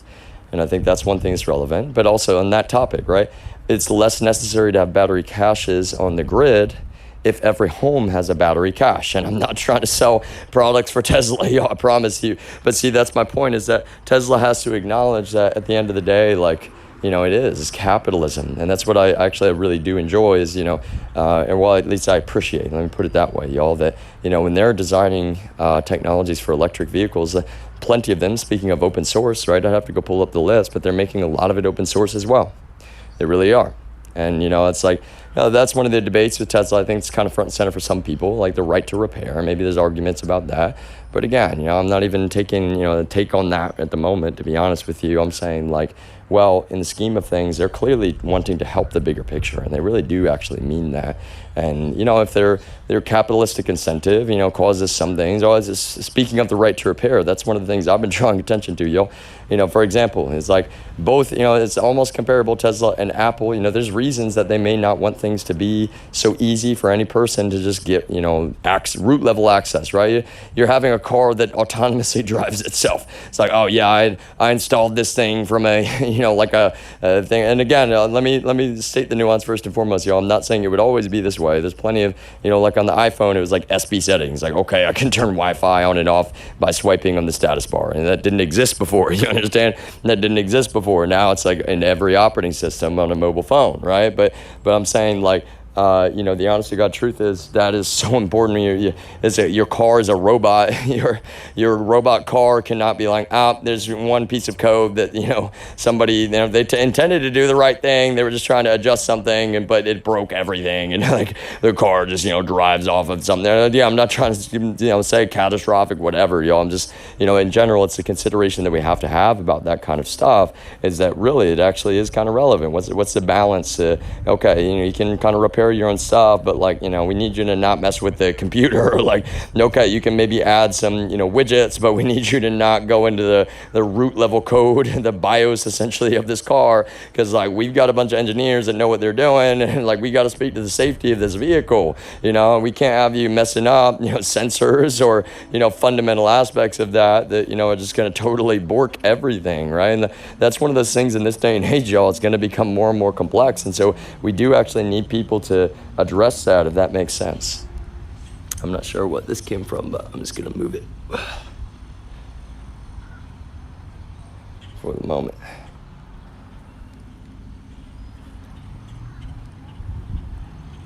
So part of what I'm saying, y'all, like, to be honest, I don't know. I kind of just want to get rid of that vehicle because I mean it. It's like I really, it's been lorded over my life in a way, which is, well, I'll be honest, y'all. I was trying to be appreciative of everybody trying to help me out, but that's the thing. I didn't actually need the car. In fact, in some ways, it's so terrible because the only, even perceived argument of needing the car was to go to a data center. It's like, I can do my job remotely. I really, like during this pandemic, I can literally do all my job remotely. And instead you're like, no, we won't even let you have, it's like I'm a dog. We won't even let you have place. No place for you. It's like, go place, you just go walk in your corner. It's like, I'm on the autism spectrum. I've lacked for healthcare for 10 years. I do a super ridiculously technical job. I've worked my butt off. I've been illegally underpaid. And you helped those criminals who committed a bunch of white collar crime set up a situation situation where you're all just like, no place for you. No, yo, you don't even get to have a place to do your own fucking job. And then we're gonna sit around and be like, oh yeah, no, yeah, you were doing your job and all your payments were good on everything, never late on your rent payment ever. But see, we don't give a fuck about the truth or reality. So yeah, no, fuck you. We're gonna fuck up your job on purpose, covertly torturing you, hacking your machines, helping hackers hack your machines, trying to create, a false fucking narrative that you don't know what you're doing with computers. And then we're gonna be like, yeah, no, look at him, y'all. He can't even feed it itself. Yeah, because it's not even a fucking dog. We won't even like fucking bowl of dog food. Here you go, little fucking, puppy. Like, yeah, fuck you. Fuck you for being such a good person. Like, fuck you for telling the truth. Do you regret it yet, you little fucking honest piece of shit? Yeah, do you regret it yet for being fucking, somewhat of integrity with morals? Yeah, do you fucking regret it? Do you fucking regret it yet, you little piece of shit?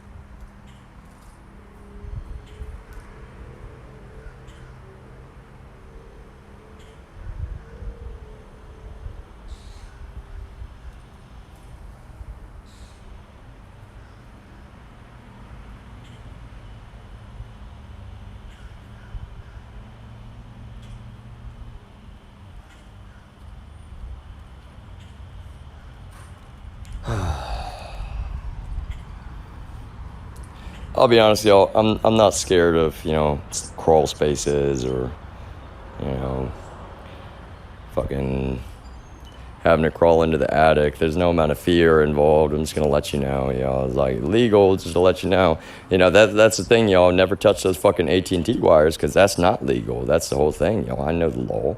And what's fucking ridiculous is that you people are like, oh, how dare you go take pictures of equipment that we've sat here trying to lie about expunging evidence that it literally generates when we're trying to frame you for crime that we know that we committed, trying to literally frame you. Like, it's not funny, y'all. That's so fucking evil. So fucking evil. And look at this. I think these flowers are beautiful. And I am a masculine man, unlike some of you insecure fucking trash out there on the wrong side of this.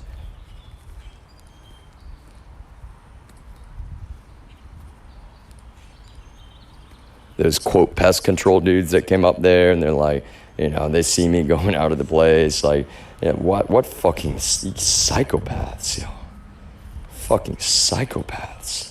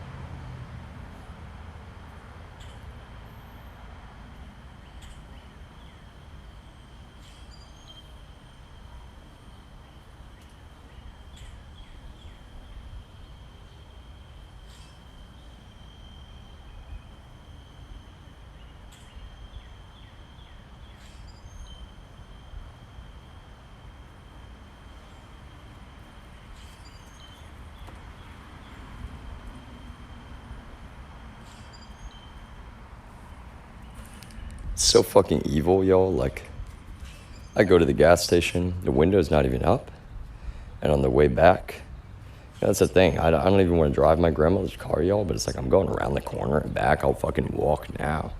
Fucking stream walking now every time if I even do go. Oh, yeah, you're like, oh, no, he's out of the house. Oh, yeah, oh, no, put fucking cameras up, which I have every legal right to do, right? I'm not recording my grandma. I'm just, bedroom I'm in, studio. I mean, really, it's like you fucking have broken the law with reckless abandon, and then you're just like, no, maybe we can destroy him. He's so fucking evil, y'all. So evil. Sitting there watching me make physical backups, you're like, yeah, we gotta destroy his legal testimony. Yeah, maybe just more felony crime. Chuck, you already tried to fucking murder him. You already committed yet another violent hate crime. Go pull the fucking internet connection to Comcast Xfinity of his grandma's house. Yeah, he's providing legal testimony, Chuck. We're gonna get caught. More fucking hate crimes. More fucking felony crime. Maybe just a little bit more. You people are fucking addicted. That's what I'm saying. You're fucking addicted to all your surveillance tools. You're fucking addicted to your power and your greed, and that's the only way that you'd be so compromised by the Russians. You're fucking addicted.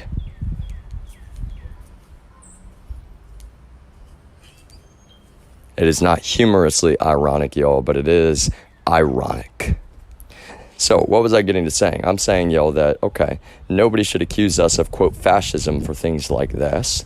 Companies like Ford and Tesla should have concierges with law enforcement, and we should be designing electric vehicles that, well, serve law enforcement's needs instead of having them retrofit. Right? Because look at that. I mean, departments are like, okay, got to do it on our own. I mean, it's kind of cool in a way. Don't get me wrong, yo. It's kind of like, it's somebody looking out for the little guy type thing, right? It's like they're trying to do the right thing. They're like, well, there's benefits. And it's not just for the environment. Like I said, there are benefits to the environment. Don't get me wrong. But they're like, look at this. People got to idle a lot. A gasoline car, you got to keep the engine running. You got a lot of computers and equipment. That's the thing, I don't want to talk about all of your equipment. You got a lot of equipment in those vehicles, right? It's actually kind of cool. I'm like a military nerd, like that's the thing, it's like, wow, you can run plates, beep, boop, like just drive up behind people, like that's kind of cool in a way, y'all. Some people might consider it Orwellian a little bit, but I'm sitting here, I'm like, look, you got a good guy who's, objectively on your side, and you're just like, now fucking destroy it, hate crime after hate crime after hate crime. And I'm like, hey, I want to see Tesla, literally, I want to see literal plaids, Model S plaid. And why do I think that's got, well, okay, now I'm not saying that pursuits are cool, and trust me, I'm not like, that's not, but some of you, it's like there's, you got to be able to drive fast, the Ford, engines you're driving, they're usually they're custom in a way, right? I'm not saying this doesn't already exist to some extent, but I'm saying, like, when I'm seeing, police departments retrofitting Teslas, and they're going and they're buying parts, they're buying, lights they need to put on. And that's the thing. From the beginning, it's like, okay, we're working with, what if the computer screen on that Tesla could actually run a lot of your tools? Maybe you have to add another screen. Okay. Instead of retrofitting it with one, what if the manufacturer is helping you do that from the beginning?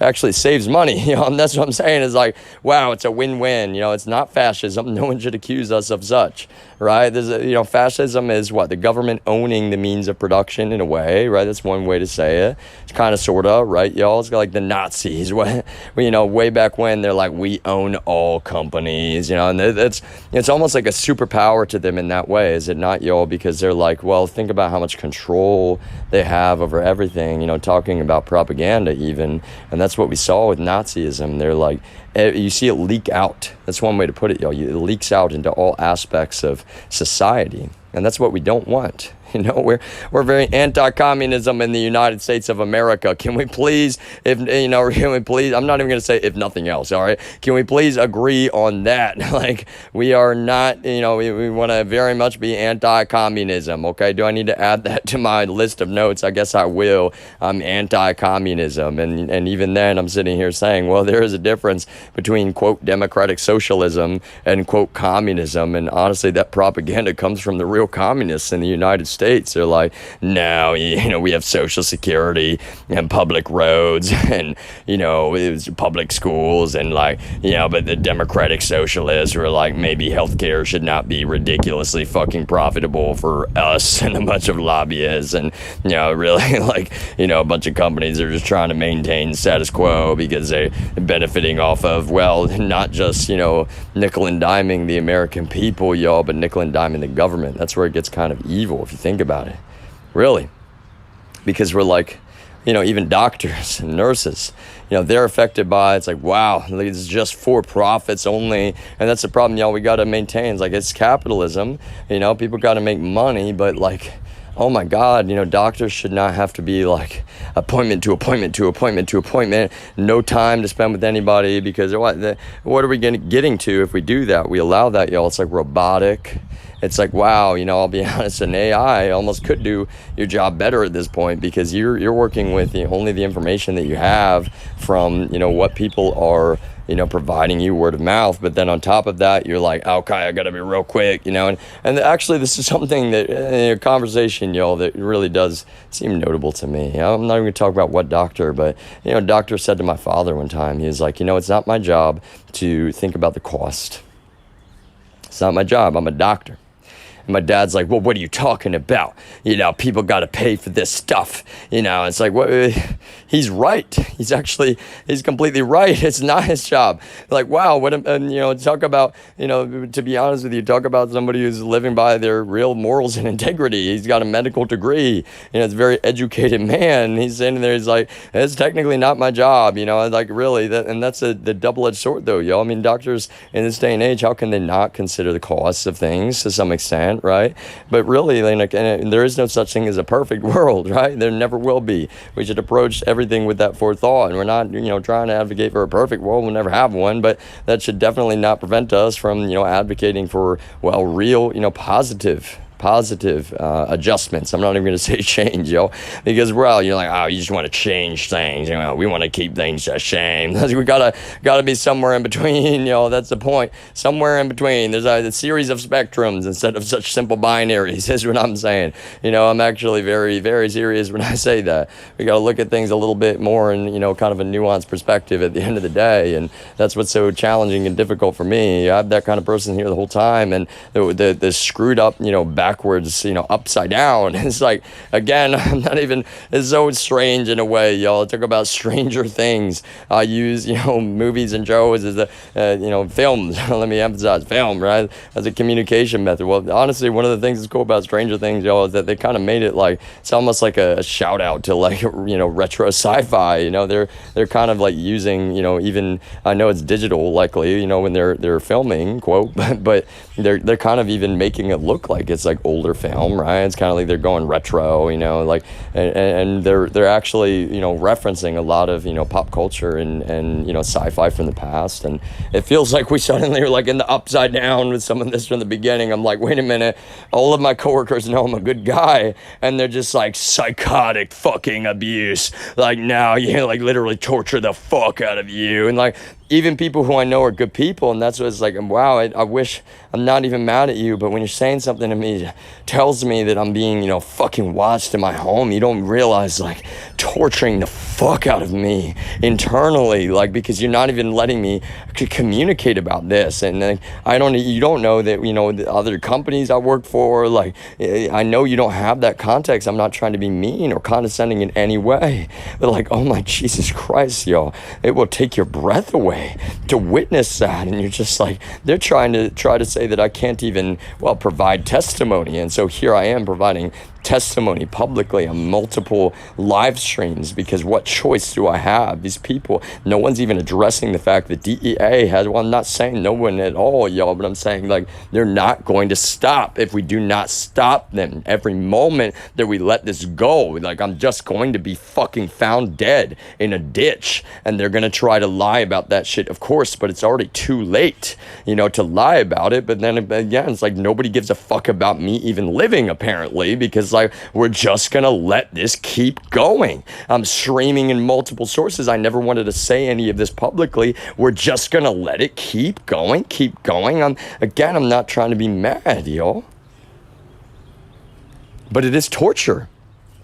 And I'm not sitting here like, oh, I kind of think it might be torture. No, it is. I'm saying scientifically, I said way back, basically 2 years ago, I can assert with science. All I need is basically a computer to sit down and explain like this is, and I don't need really even just a computer. Really, I needed a secure computer, which is part of the reason why. Is like, first of all, I need a computer that actually runs, which I did not have before the Steam Deck. Okay, now I have a computer that runs, and well, if it was a secure computer, which is not because of this psychotic fucking criminal abuse, then I would be doing remote work. But see, that's what they want, is like, no, just go ahead on forward. What you worried about, money? We're not gonna hack you. We're not gonna hack any company you work for just because we're trying to fucking frame you and destroy your life, and we've now committed multiple hate crimes, and we victimized innocent people trying to frame you, and so we need to cover that shit up. That's the problem, y'all. Anybody in our government that wants to try to defend these people, like, you have no argument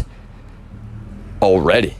In fact, over 2 years ago, you have no argument in a court of law, in a federal court of law, which is why you push it to this point, y'all. I'm streaming to multiple sources. I am making backups. In fact, that's part of what I'll be live streaming today. How many other backups do I need to make? How many different locations? Because you are not going to fucking silence my words, y'all. I've watched cloud recordings be edited. I've watched cloud recordings be falsified. I've watched cloud recordings be destroyed. I've watched local recordings be corrupted before I can even upload them to the cloud. It's like, what the fuck, y'all? How do we sit around watching this shit go on and try to even defend these people? And the fact is, like, any one of them, I guarantee you right now, they've wanted to walk up here like Chuck probably did. He was so triggered, wants to pull their gun out and just blow my fucking brains out, y'all. And you know that's not mental illness. Look how much effort they've already gone through. Look how much.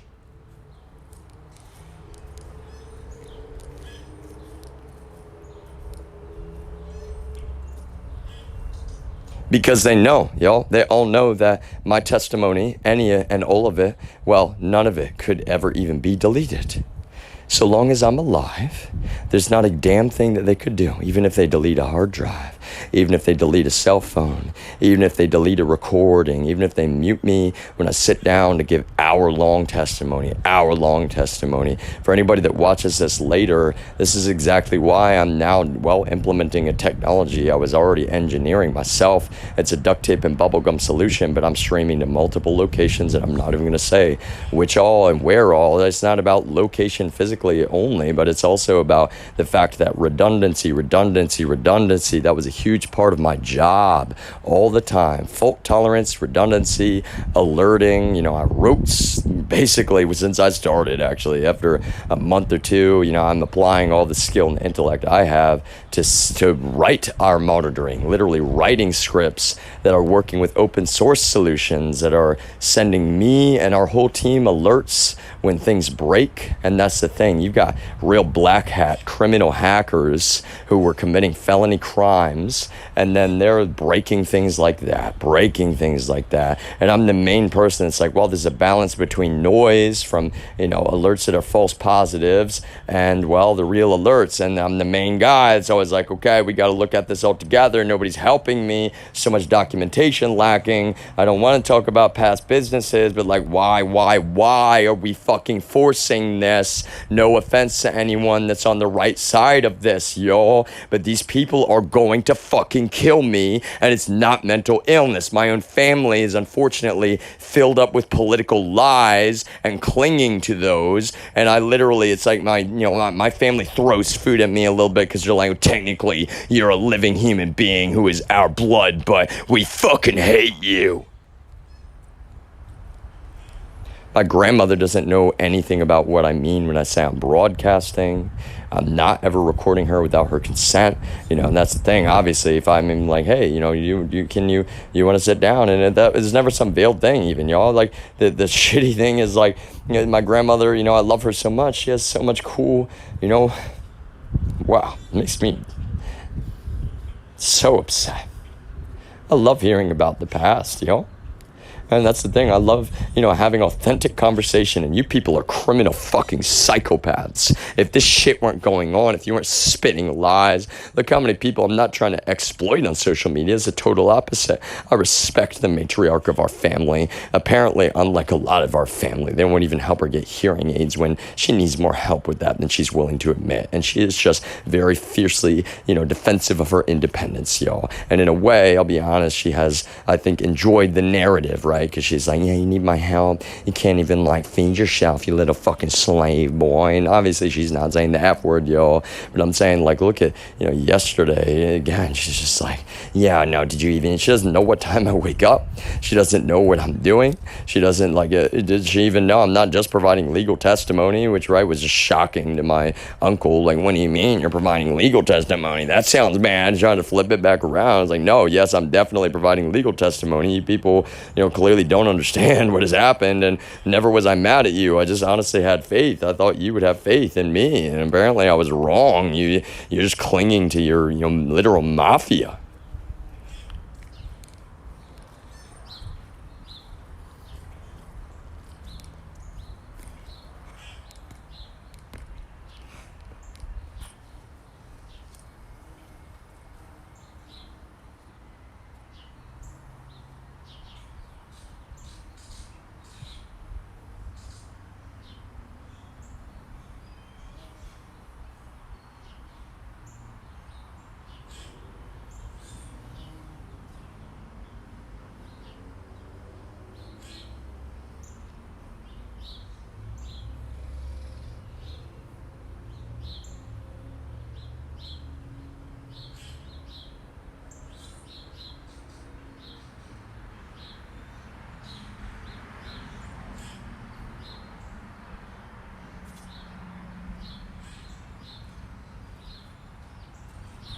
I've never gone down here, even when I was younger, yo. Of course, I knew about it existing. For real, yo. I mean, yeah, I'm saying I'm not a expert in, architecture or, carpentry, but the honest to God truth is, I'm very conscious, and I paid very close attention anytime I was helping my father, even with, DIY work around the house. I'll be honest, I was always kind of like, why don't you teach us more? Instead of just like, I'll just go get the tool. Okay, there you go. There's the screwdriver. There's the hammer, But really, I mean, that's valuable skills. It's valuable even just education and background to have. There's two reasons, yo. Reason number one, I need to make sure they didn't put some shit down there. I've never set foot down there. I need to make sure they didn't put some shit down there. And again, it's like saying it's not mental illness, same old fucking bullshit. That's what I'm saying, yo. I need our government to actually do something, yo. I'm aware you saved my life. Our government saved my life, but I need this. I'm not even saying some big public apology, some big public disclosure. I need the situation to be addressed, yo. I need it to be addressed. Every moment for a lot of you, it's like, well, I'm being starved, yo. You know that I'd be doing work, good work. You know that I was doing good work at Panda. Those of you on the right side of this, I'm more than happy to work in a restaurant or anywhere. Every job I take, these people are trying to use against me. Coming up and lying about change that they received. Coming up, what else did they try at Panda? That's what I'm saying. Coworkers are sitting there like, oh yeah, I vape in the bathroom. Like, well, to be honest with you, I mean, technically is, I'm not encouraging that, and I don't really, but really, I'm saying I realize the lie that you're psychopathically, you're wanting me to be like, oh yeah, I'm vaping in the bathroom a bunch. I'm not vaping in the bathroom, I've got a fucking neurological disability. I have to go to the bathroom frequently. Look how fucking terrible this narrative. Look how fucking terrible.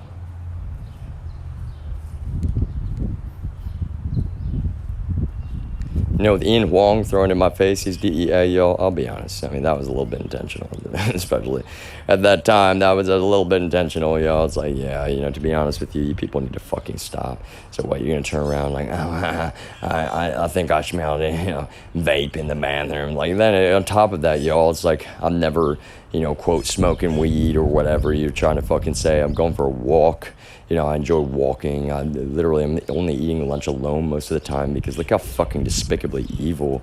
I can't even have one fucking conversation. If I have my phone with me, you record me and I'm not saying anything weird. I'm showing you I'm a good person and a human being. I'm not manipulating. If I don't have my phone with me, then you're like, well, why don't you have your phone? Oh, why did he leave his phone at his desk? And then he walked over and he just had a meal in the lunchroom silently by himself. And everybody's like, oh, yeah, he's fucking antisocial because, well, he's being subjected to relentless, not even covert torture. That's what's so terrible, y'all. It's like, no, you know, it's so crazy, you know, like they were fucking lying about him. We're allowing perjury openly about him. We're ignoring conscious fucking public corruption. And that's my point, y'all, is like, I will keep talking in, well, only in defense and protection, not just of myself, of course, at this point, but the innocent people you victimized, trying to frame me, and y'all, the innocent lives you continue putting at risk by doing shit like this, because you can, you know, oh no, nobody was around, it was in the middle of the night, you know, so probably nobody's gonna get hurt when we're trying to fucking murder you. And then I'm going to a gas station and I'm seeing, you know, I'm not, you know, I can't be Mr. fucking, you know, Superman, but like, I'm seeing what is probably people that, you know, they know exactly where I'm going to park because you've been stalking the fuck out of me. And now suddenly my grandmother's window is broken. And what, does she think it's my fault that you people are fucking psychopaths? That's what I'm saying, y'all. Everybody in the world, you need to understand that's how this agency, the DEA, that's how they operate. They're like, they're going to covertly, quote, covertly just fuck everything in your existence. And they have never in their lives spent as much money or as many man hours chasing fucking rabbits, trying to actually fucking engineer fraudulent fucking narratives about a single human being as they now have with me. And I can actually stand by that assertion.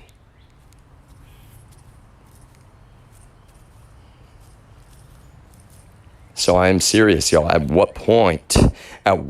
Because I will not go another 2 years, 3 years. It's been fucking 3 years of my life. These people have already illegally robbed from me. Everyone fucking within, you know, limitations, locally especially. So many people fucking hate my guts and they don't even know how wrong, how despicably fucking wrong it is to feel the way that they feel. How long are we gonna wait? Are we just waiting for them to fucking murder me? That's what I'm openly asking you. Anyone in the government, you have no defense of this shit. Are you ready for my words right now, what I'm saying, to be so public and permanent on the public record, and then I show up dead in a ditch and no one can even fucking lie about what really happened? Is that what we're waiting for? That's what I'm asking you right now, yo. At what point are we going to do what is right? And at the very least, okay, ask me to sign an NDA, which means a conversation.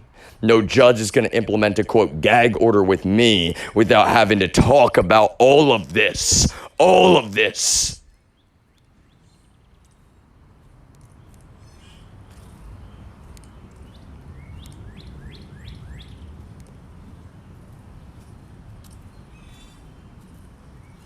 No judge is going to be able to ignore that they're a member of the family, yo. Federal judges installed by Donald Trump in Texas included. And that's why I need every federal judge in the United States of America to have access to my words, which at this very moment are going straight onto the permanent public record in multiple locations, multiple backups. These fucking people in the DEA, yo, they're being enabled to commit relentless fucking violent hate crimes. They have already victimized innocent people trying to destroy my life. So any federal judge needs to be ready to even try to reconcile that behavior if you're gonna sit around and continue being on the wrong side of this.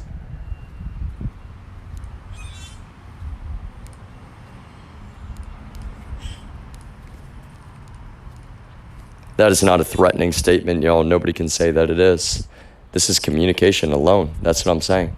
I'm not trying to force anybody's hand. I'm saying that, well, you need to be able to reconcile your decisions when you sat and you have this on the public record and someone was explaining very diligently, carefully. They don't even want to talk about things like NSO group. They don't even want to talk about, surveillance apparatus. But look how it has been so consciously, illegally, and psychopathically abused upon a man who is not suffering from mental illness. And that is the damn dirty, actual lie that has been spewed by these fucking hateful people over and over again, who continue committing hate crime after hate crime after hate crime.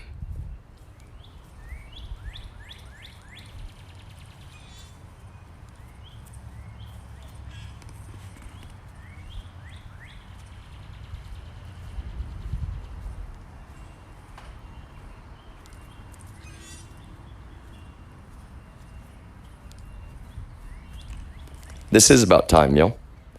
This is about time. I have no more time for this illegal abuse. I have no more moment for this illegal abuse. I'm not trying to force anyone's hand. I'm explaining to you that I'm objectively in the right here, and there is no argument. I need us to actually address that the law has not been obeyed for a moment since this started. I'm not being threatening. I'm letting you know with peaceful diplomacy that the entire world is going to be able to listen to my words and understand that I am telling the truth. And when I said that I will make sure it is systematically asserted peacefully and legally, this is exactly what I meant, and I'm not even close to done. Let me emphasize that, y'all. In fact, all of this should have just been done an hour or two a day when I sign off from my job, when I'm choosing very consciously to do remote work, because so many people in this country don't even know that I've been subjected to relentless illegal defamation.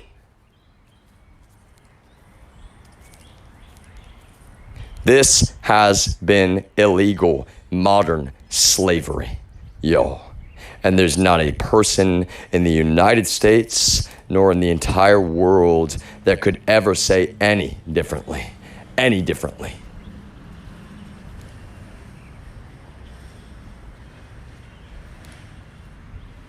So really, y'all, I really have to go down here. That's what I'm saying. I really actually have to go down into the crawl space of my 92-year-old grandmother's house to make sure they didn't plant some shit or put some fucking equipment down there, because that's how these people fucking behave.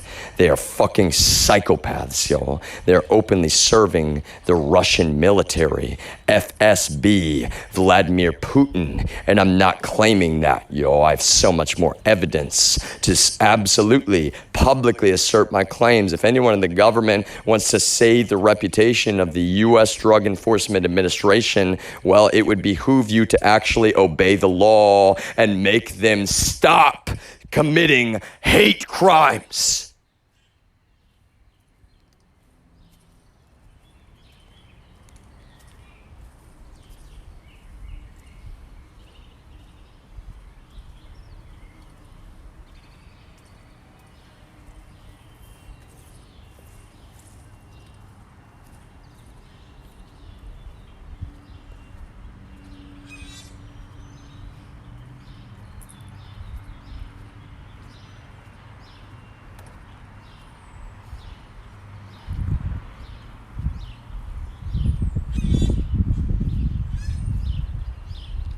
This is what I'm saying about the car, yo.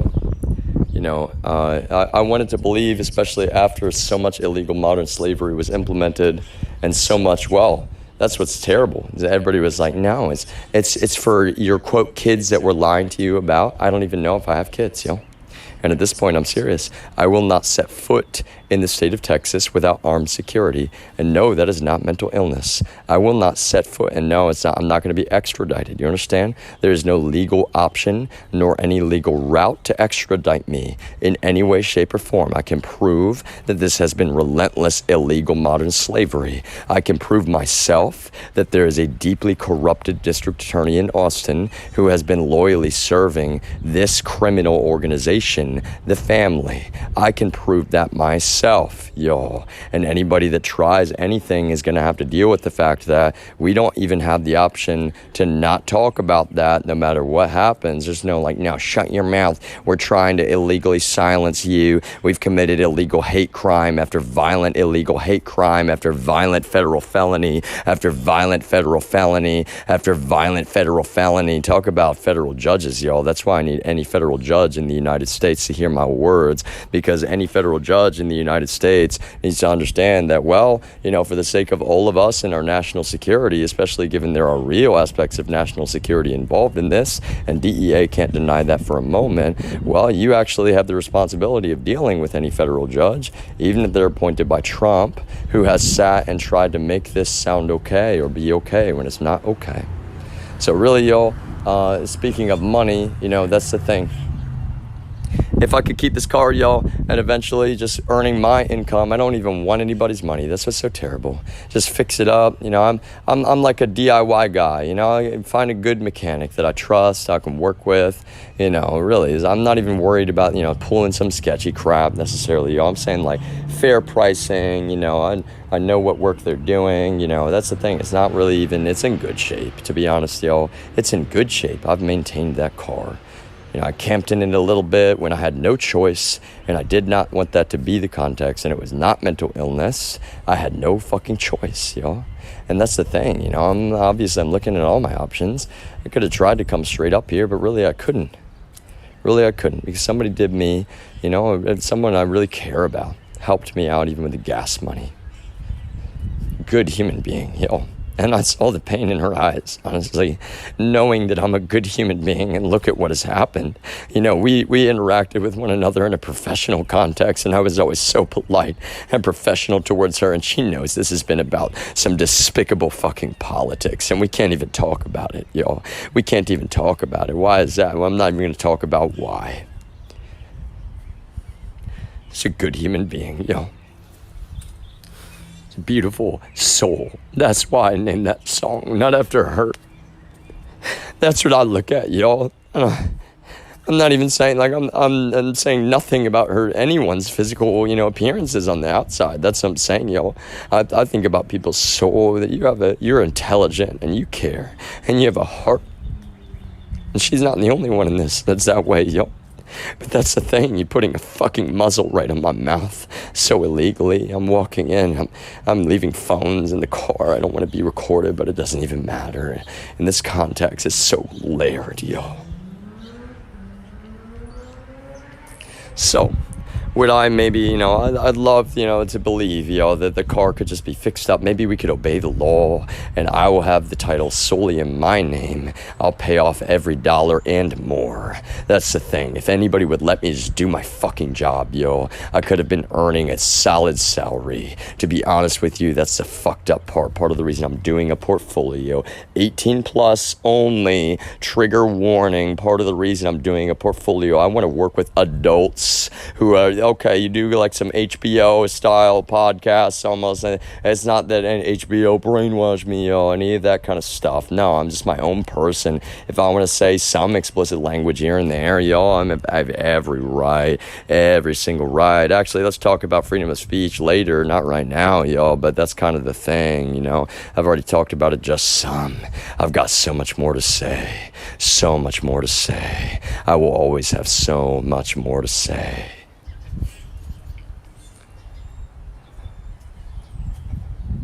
Because that's the world that we live in, especially now, y'all. And you need to actually behave like it. You never have the option of taking snippets of statements like, oh, no, this is perfect. If we just neurotically and pathologically, you know, fucking project upon this shit and lie about what it really meant, then yeah, this sounds perfect. Oh, he's really agitated because we've been torturing him relentlessly. Yeah, now he's actually like, he's 100% just a smart guy. He's not mentally ill, quote, in any way. And that's the thing, y'all, that, for example, I did forget. Oh, no, I forgot because I'm stressed out. Do we have a bunch of trash that needs to go out, y'all? When normally I would definitely like to make sure it goes out. But see, if my grandmother turns around, she's like, he forgot the trash again. You know what I'm going to turn around and say? I'm going to film more in that fridge. I'm going to film more of this house. For example, these fucking, why did nobody even come? This has been here for years, y'all. Years. My family is fucking terrible for this kind of stuff when they're literally sitting around trying to act like I'm some bad guy, and they know better. They all know better. They're all part of the family, just like my grandmother. So you know what, y'all, in defense of this, quite frankly, what a waste of the hardworking trash men's time to even put this out right now, y'all, because really, and that's a double-edged sword as well. Even me taking the trash out, anybody that sees me like, yeah, what are you putting in your trash? Yeah, go through your fucking trash. Yeah. Look how fucking terrible, y'all. I need our government who saved my life from our government. I need us to do something, y'all. These people are going to kill me. They're going to keep trying to take any of my fucking DNA that they can. They're going to try to plant shit. You know it's not mental illness. You know exactly how they think. You know that I can prove that what I'm saying is true. I did a quick summary on my YouTube channel, and I even said then I'm removing a lot of not even extraneous information. I'm just putting this out there very publicly because I'm implementing this concept of push and pull. At what point is our government going to actually, be some adults? Some of you, not all of you, but some of you. At what point are you going to be adults and do the right thing here, y'all? I'm not schizophrenic. I've never suffered from psychosis, nor will I ever, to tell you the truth, y'all. There's basically no one you will find that is of more, mental fortitude than myself, especially given the way that this has actually gone in real life. Yo, this is despicable that we would allow this to actually happen right here on U.S. soil.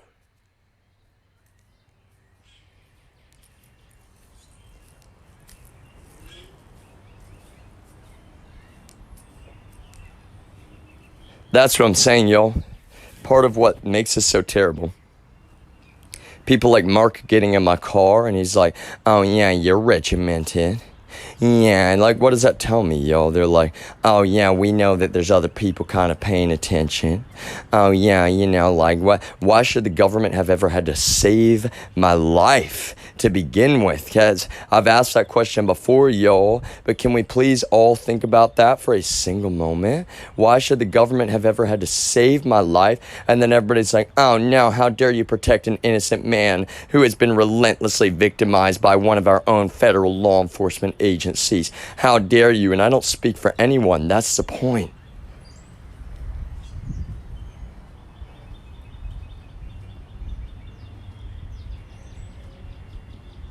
Acting like I'm arrogant or like I'm some, fucking culture warrior because because I'm an innocent man and my life has been relentlessly waged war upon. Freely allowing perjury. Going after a loan which makes no sense.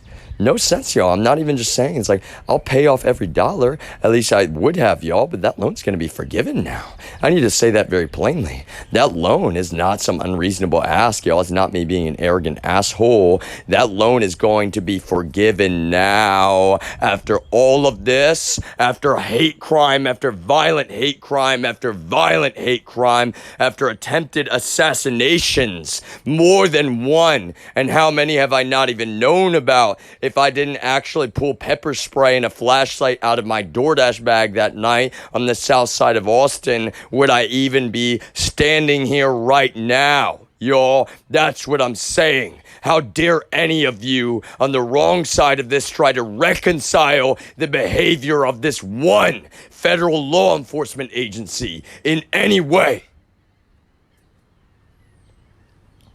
And I'm walking around outside saying all this, y'all. Nobody can say mental illness. Oh, he goes into some mode when he's, alone. He thinks he's by himself. He thinks we're, that's what's so ridiculous. You're fucking Drax. Drax, oh, now we're invisible. We just got Chuck coming up to you, spitting his dumb fuck politics in your face, acting like you're not culture warriors, when that's exactly what Chuck is very publicly asserting. You know that you're culture warriors, openly serving the Russians. You know know that you loved having Emperor Trump in place because he was just like anything goes, no laws, complete fucking anarchy. And now you're realizing that no, we do not have anarchy in the United States of America, yo. No anarchy. I would like to pay my bills, yo. I would like to pay my taxes. I would like to, well, that's the thing, yo. Now I've got to reference all of this, even to the IRS. Wow. I need you to go check out my YouTube channel and my VODs and my Spotify. And here's the first couple that you can watch. And the thing is, y'all, you know, I'm sorry. I'm actually genuinely really sorry. You know, to be honest with you, I'd be earning so much money right now at this very moment if these people would actually just behave. And I'm not using a bunch of electricity. I'm not adding a bunch to my grandmother's power bill. I'm literally a ghost. I'm the light. I'm not a ghost like some sketchy ghost. I'm like a specter and like a, you know, literally these people don't even want to let me fucking be a human being, and they're actually not allowing me to be a fucking human being. Any job I take, they're just using as a weapon against me, abusing their freedom of speech. Look how fucking backwards. DEA from the beginning. Just trying to blast this shit out. Trying to be as defamatory as they possibly can. Trying to make sure if I ever even have an appointment with someone that seems like he's probably, you know, a decent human being, the psychiatrist I spoke to, and what's he spitting in my face? Oh yeah, are you experiencing any, you know, like mania? And then look at the negative feedback loop, because I'm frustrated afterward, and I should be, because oh my God, if only you knew. Oh my God, if only you actually knew, instead of everyone bigoting themselves, listening to psychopathic liars, thinking they have any semblance of a clue when they need to get a clue.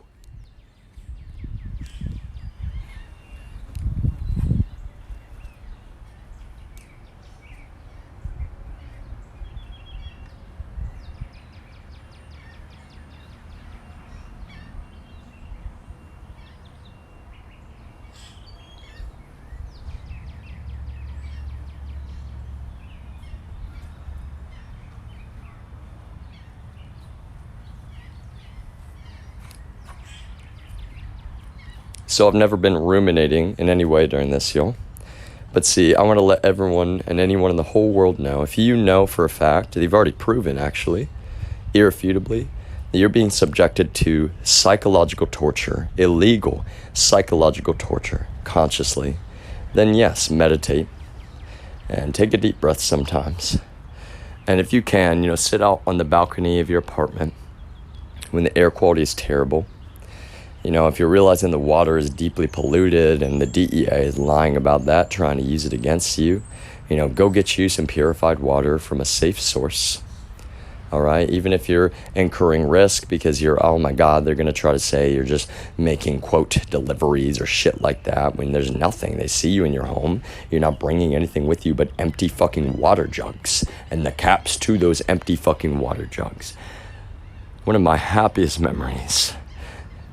My cousins from Texas, who we don't normally get to spend a lot of time with, right? They're coming down and we're all going out to Rehoboth, and that's the fun part, right? It's like, you can call us privileged if you want, but we've never been that privileged, right? We kind of pulled money together. You know, my grandfather slash, you know, great uncle, who I've always loved so much, who, you know, before all this in my life was always so kind to me and so decent.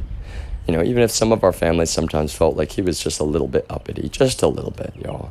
You know, maybe with waiters sometimes, or, you know, talk about generational differences, y'all. There are some, right? Even my grandfather on this side of the family, he could be kind of a jerk to waiters sometimes, right? He was just a stubborn man.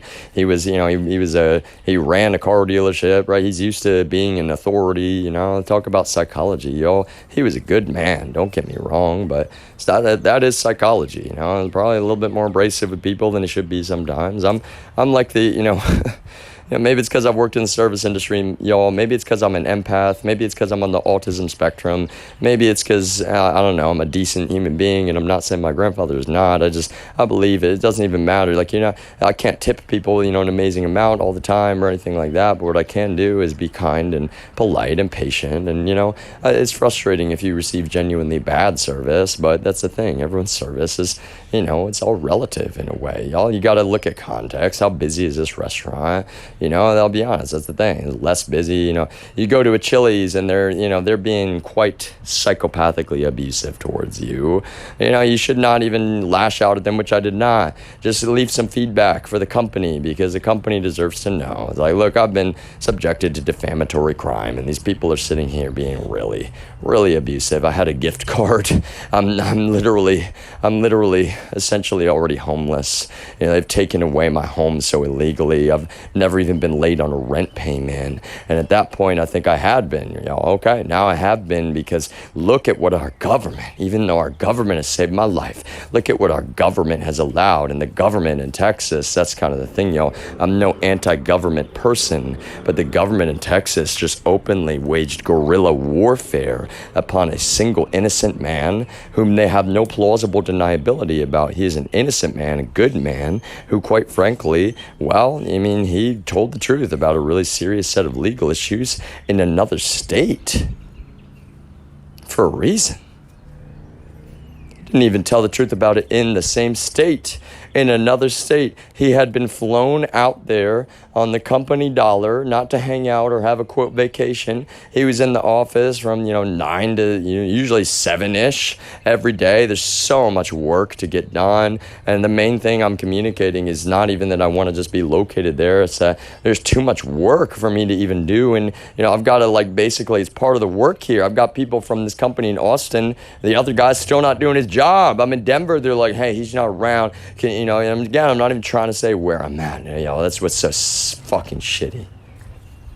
We push this far. I'm not even trying to say the location of a company, the state of a company, because even that information, it's like, oh no, don't say that, because, it's like then people are going to know. Well, look at what we're forcing. That's what I'm saying, Our government saved my life. From our government, I need our government to, kind of prevent me from being murdered, prevent me from having to multi-stream my testimony, They were illegally muzzling me, and I can prove that myself. They've got militarized spyware on the phone that I'm currently speaking through right now, and they've canceled this every time that they can.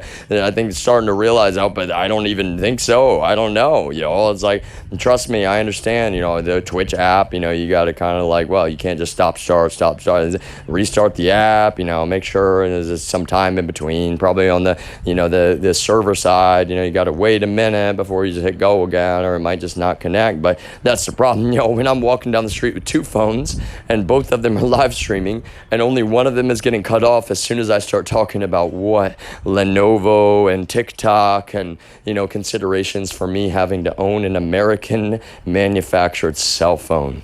And look at that context, I'm talking about TSMC. Who do you think makes the chip at the end of the day?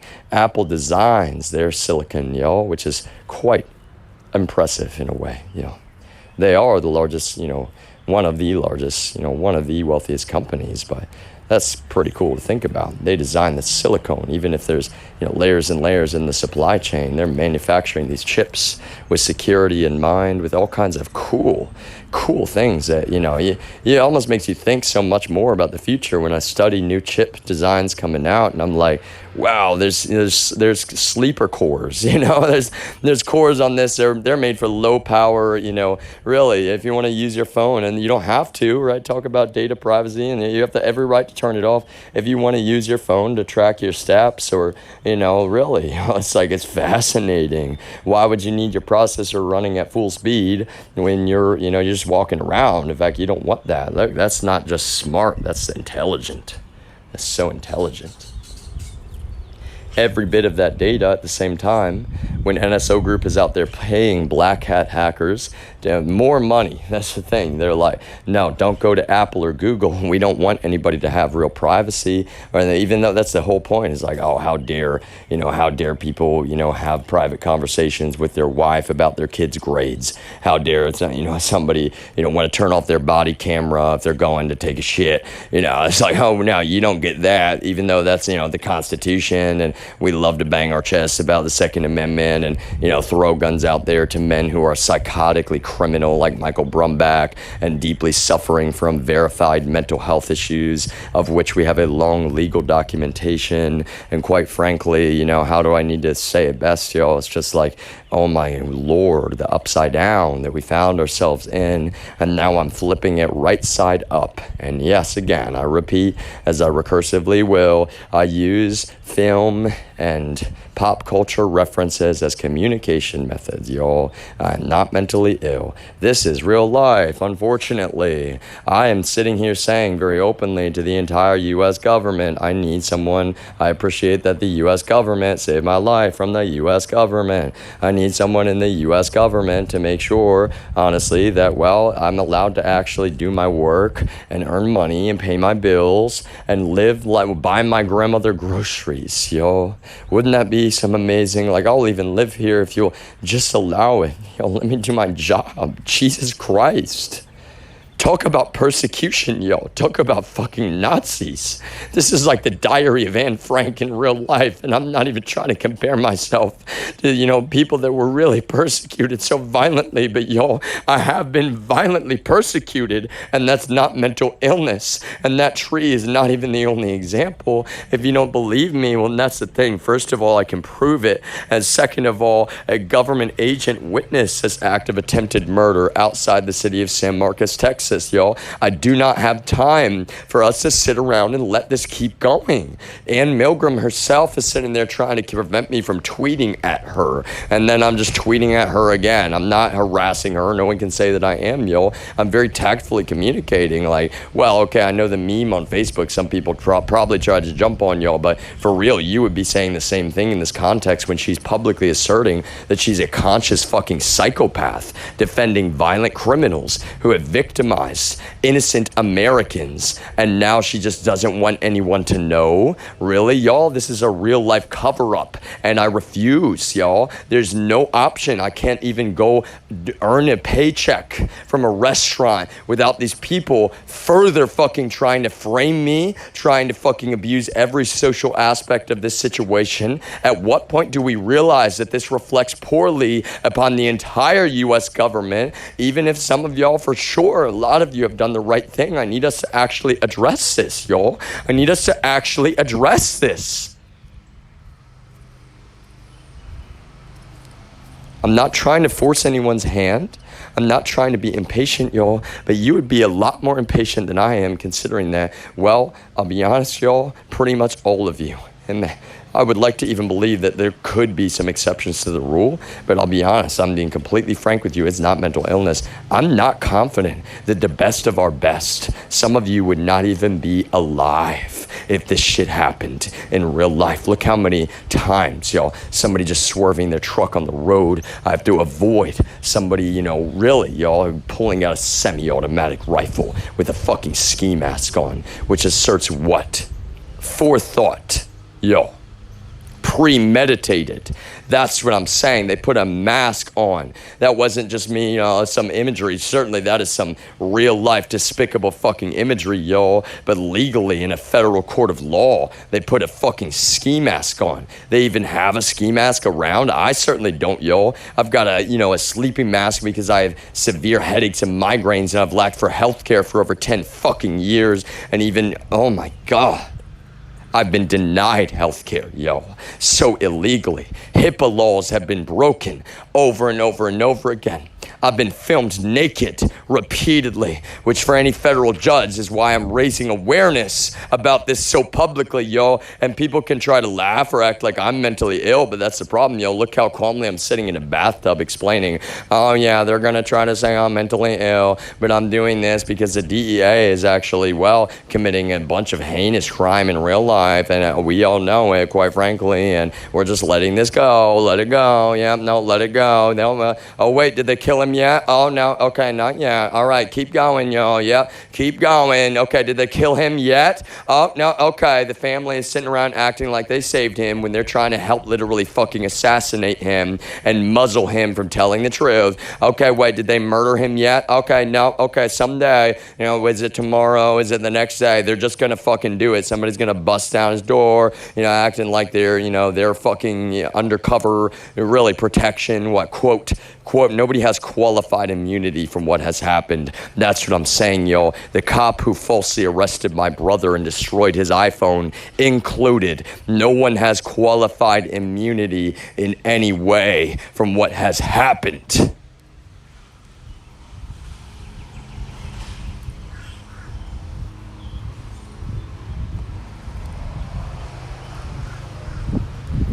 And that's the thing, y'all, that I have to actually I hear the sound of seagulls and it's not mental illness.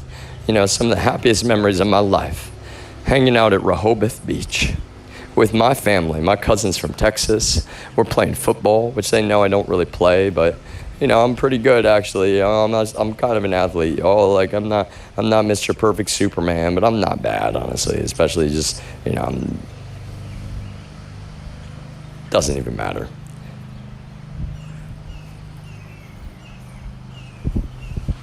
I'm saying that's the level of toxicity and bitterness from this. I'll never get to have a Thanksgiving dinner again with my entire family, who even once this is all cleared up, y'all, that's what I'm saying to our entire U.S. government, even once this is cleared up, because of the lies that have been spun, the defamation we have freely allowed for so long, they'll never even, you understand, I am a forgiving person. I've been gracious and patient. They will never for a moment be able to put down their vitriol and their anger when they thought that they were right and they didn't know that they were wrong. And why was that? Because we have a federal law enforcement agency which is actually that out of control. Everyone. And I'm gonna have to go down into this crawl space and just make sure they didn't plant shit or put some more fucking equipment down here, yo. Because when I'm hearing a sound like I did last night, that's not the fucking AC unit, yo. I'll be honest with you. I don't know what that is, and I'm not saying they did put equipment down there, but that's the problem, y'all. They've used microwave equipment on me already in the city of Abilene, Texas, and I can stand by that assertion. And so, yes, this is some really deeply dark and fucking serious shit, because just like abusing Pegasus over my life and streaming that to a Discord server and trying to accuse me of being mentally ill, how much damage have they already done to my body and my brain, which they're now still trying to cover up by murdering me in real life? Yo, do you think I didn't take pictures of those men who would pull up with the trailer or the apartment above us? I'm hearing footsteps. They come in random time right before I go to bed at night, shoving up, really right above me. They're like, giant fucking heavy sounding. This is really, y'all, that's what they're putting down microwave equipment. They're pointing that shit at my fucking bed. And at the time, y'all, it's like, how the fuck do you protect yourself from this shit? I'm still doing research at the time. I'm still like, oh my God, is this something they actually fucking do? Look how they try to take advantage of that. They're openly waging war upon innocent U.S. citizens. Who in the United States wants to defend that fucking behavior, y'all? You know who uses that microwave equipment? The Russians. Why do we even know about that, y'all? I mean, the U.S. Embassy in fucking Moscow, y'all.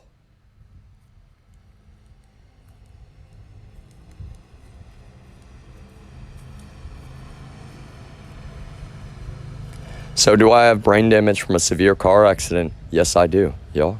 Yes, I do. But you know what made me really sad when I first started researching Havana syndrome is that some folks in the government don't even want people to talk about it. How fucking dare you, yo? You know, I'm not trying to be mean, but how fucking dare you? You know that, our own people being attacked secretly is doing brain damage, yo. It's causing symptoms of a severe brain injury, and you want them to not talk about it? And why? Why, yo? I'm not even saying that you're, compromised or in the family or on their side, but I'm saying, like, how do we reconcile that in any way? That's something that people need to know about because, well, even the public needs to know that that's real. Y'all, the technology doesn't just exist. That's the worst part. It doesn't just exist. They actually use that.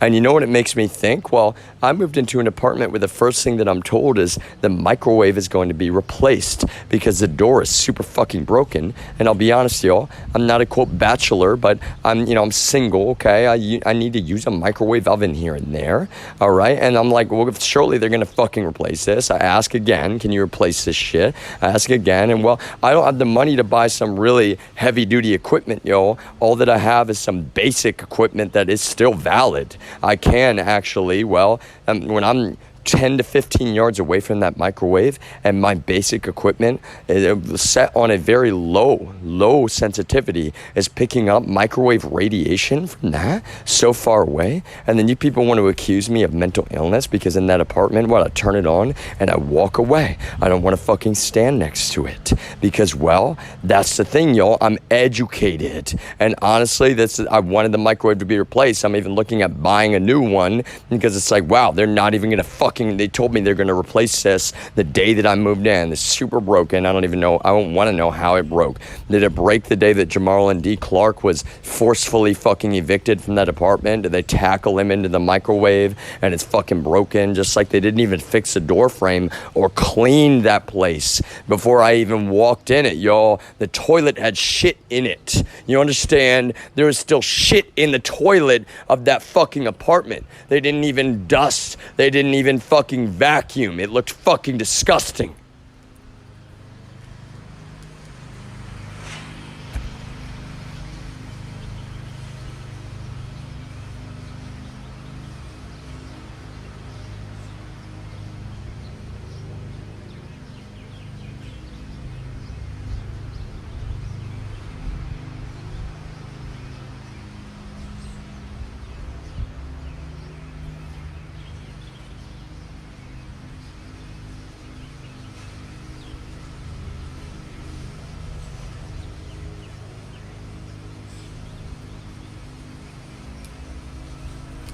I'm saying I don't want anyone's money. I never wanted damages. And to be honest, y'all, if that was a consolation, I would sign an NDA that, DEA is not allowed to continue. Local law enforcement is not allowed to just deploy shit they don't understand to my private property with no actual legal justification in any way, shape, or form, abusing narratives around mental health, acting like they're doing it for anyone's safety when everyone knows, even if they want to fucking lie, participating in the shared psychotic disorder, everyone knows it is for the opposite of my safety, the absolute literal opposite of my safety. And look at that. Who would be saying that at this point, y'all? I could be clamoring about damages. I could be saying openly because, technically tens of millions of dollars by the law, y'all, U.S. law, tens of millions of dollars conservatively are already owed at this very moment right now, y'all. And you know what I'm saying is that if somebody gave me tens of millions of dollars and I was able to verify the actual security of this car, sure, I would fix it up and I would keep it. But to be honest with you, y'all, because of even just the narrative, right, and the fact that it is a recognizable vehicle, everybody knows, right, blue Mazda, blah, blah, except the cop apparently just blue sedan sees a last name and thinks that it's fucking thinks it's me when it's my brother, right? I do. Mazda's built some brand loyalty in me. I'll say that, y'all. To talk about, good marketing. That's an old car, honestly. Most of you, they're like, it's all relative. It's actually an old car, 2009, I think it looks a little bit timeless. That's why, the design, in my opinion, is good. I don't even really care that much about how a car looks. I'm really, historically, have not been a car guy. I've learned a lot more about cars, y'all. But really, what I'm trying to say is that when it comes down to it, even if I had money, which I want, and that's the thing, I don't even want some, money dump or whatever the heck, y'all. I'm saying that even if I did, I'd buy a used vehicle. I wouldn't even buy a new car. I'd buy a used vehicle, and I'd probably be looking for a Mazda. Does it need to be the leather seats? No, not at all. You know, I don't need a fancy speaker system, although sure, I like speakers, y'all, because I like music, and I'm an artist, so I need to say it. I've never considered myself an artist, y'all, but I am. Everyone can be an artist. Okay, there you go. I'm an artist, all right, but that's the thing. These people treat me like I'm some culture warrior, some big music guy, when they fucking committed felony crime and stole the stuff that none of it was published, none of it was edited. They try to use it against me, artistic recordings and podcasts that were clearly acting, irrefutably acting, lyrics that were not threatening to anyone in any way. They're clearly just, well, they're referencing science, they're encouraging of thought, y'all. It's like, that's what's so terrible. You can't, there's no redefining, the actual meaning of my lyrics. Nobody gets to do that, all right? We live in the 21st century. We have constitutionally protected freedom of speech.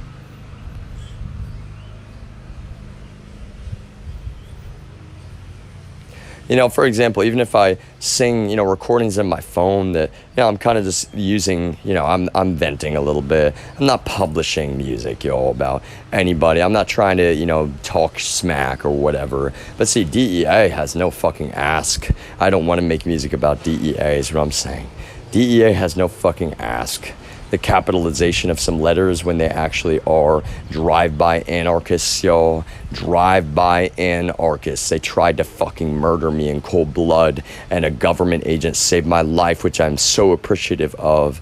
And then I'm not frustrated with anyone involved in saving my life, but I'm sitting here saying, well, at what point are we going to realize they're not going to stop? They're not going to stop. They're psychopathic. They're addicted to their own fucking drugs that they're peddling. They're not going to stop. They're not going to stop. Chuck is committing more hate crimes, more federal felonies than when he knows he's caught. And when I'm going to tell the truth about it, y'all, more fucking federal felonies, more fucking hate crimes. They're actually not going to stop until they're actually made to stop. And so at what point do we realize that this just makes our entire country look terrible every single moment, every single millisecond that we allow this to continue, y'all? I'm not trying to force anyone's hand, but technically I'm already owed tens of millions of dollars by U.S. law, and I don't even want anyone's money. I want to earn my own.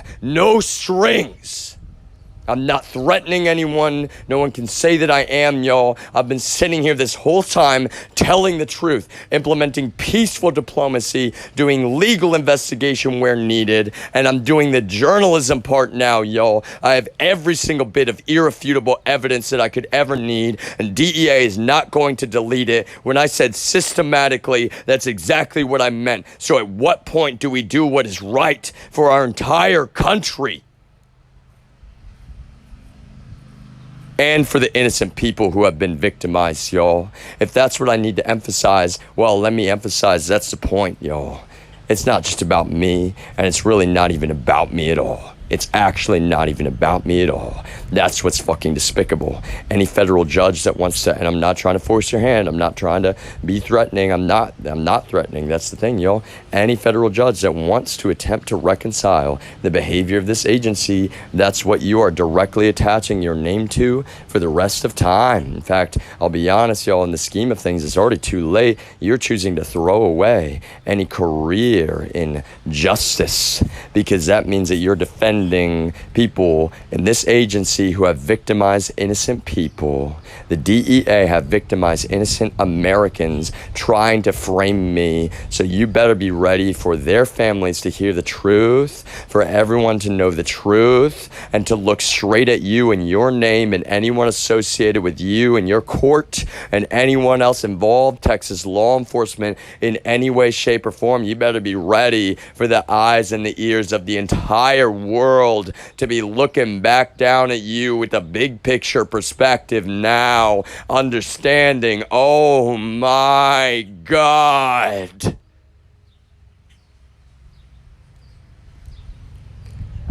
Earning my own income with no strings, y'all. I would just buy a humble used Mazda. Probably of a different color at this point, even though, yes, blue is probably my favorite color for a car. Doesn't really matter though, because I don't care. Point A to point B. That's the point, y'all. Really, it doesn't even actually matter if it's a Mazda, but see, that's the thing. Just like anybody else, I get to choose if I want. If I'd like to drive a Mazda, cheap little humble Mazda, then I'll drive a cheap little humble Mazda.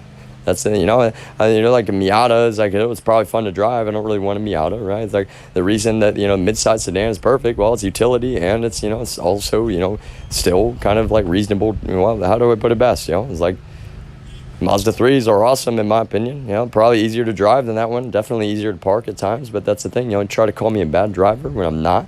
Try to act like I'm some dude running around being reckless. You're fucking broadcasting. You're allowing federal felonies to be committed. Broadcasting my location. We've got psychotic fucking people who have no control over their emotions driving around on the road. And literally, y'all, that's the point. Like these people right now, same exact people, these alt-right militias that have clearly been just enabled to focus on me. You're helping them right now. Some of them apparently are in law enforcement. At what point do we do the right thing, y'all? At what point? Because it's already too late. You actually don't, no one in the government right now, y'all, you saved my life and I appreciate that, but like, they're going to fucking kill me, y'all. It's not mental illness and you know that. They're trying to fucking unplug the internet connection itself every moment you let this go on. Why can we not obey the law? Why can we not obey the law?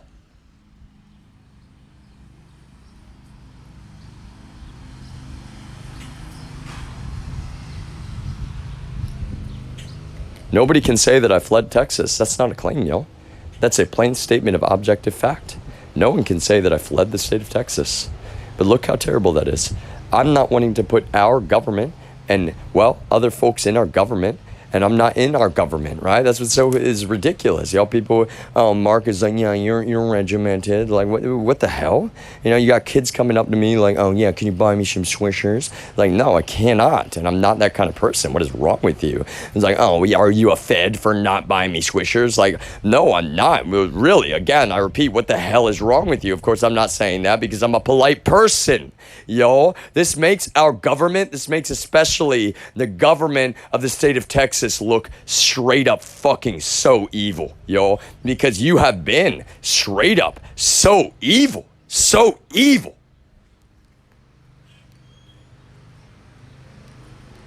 And I'm saying the people of Texas are so much better than that, yo.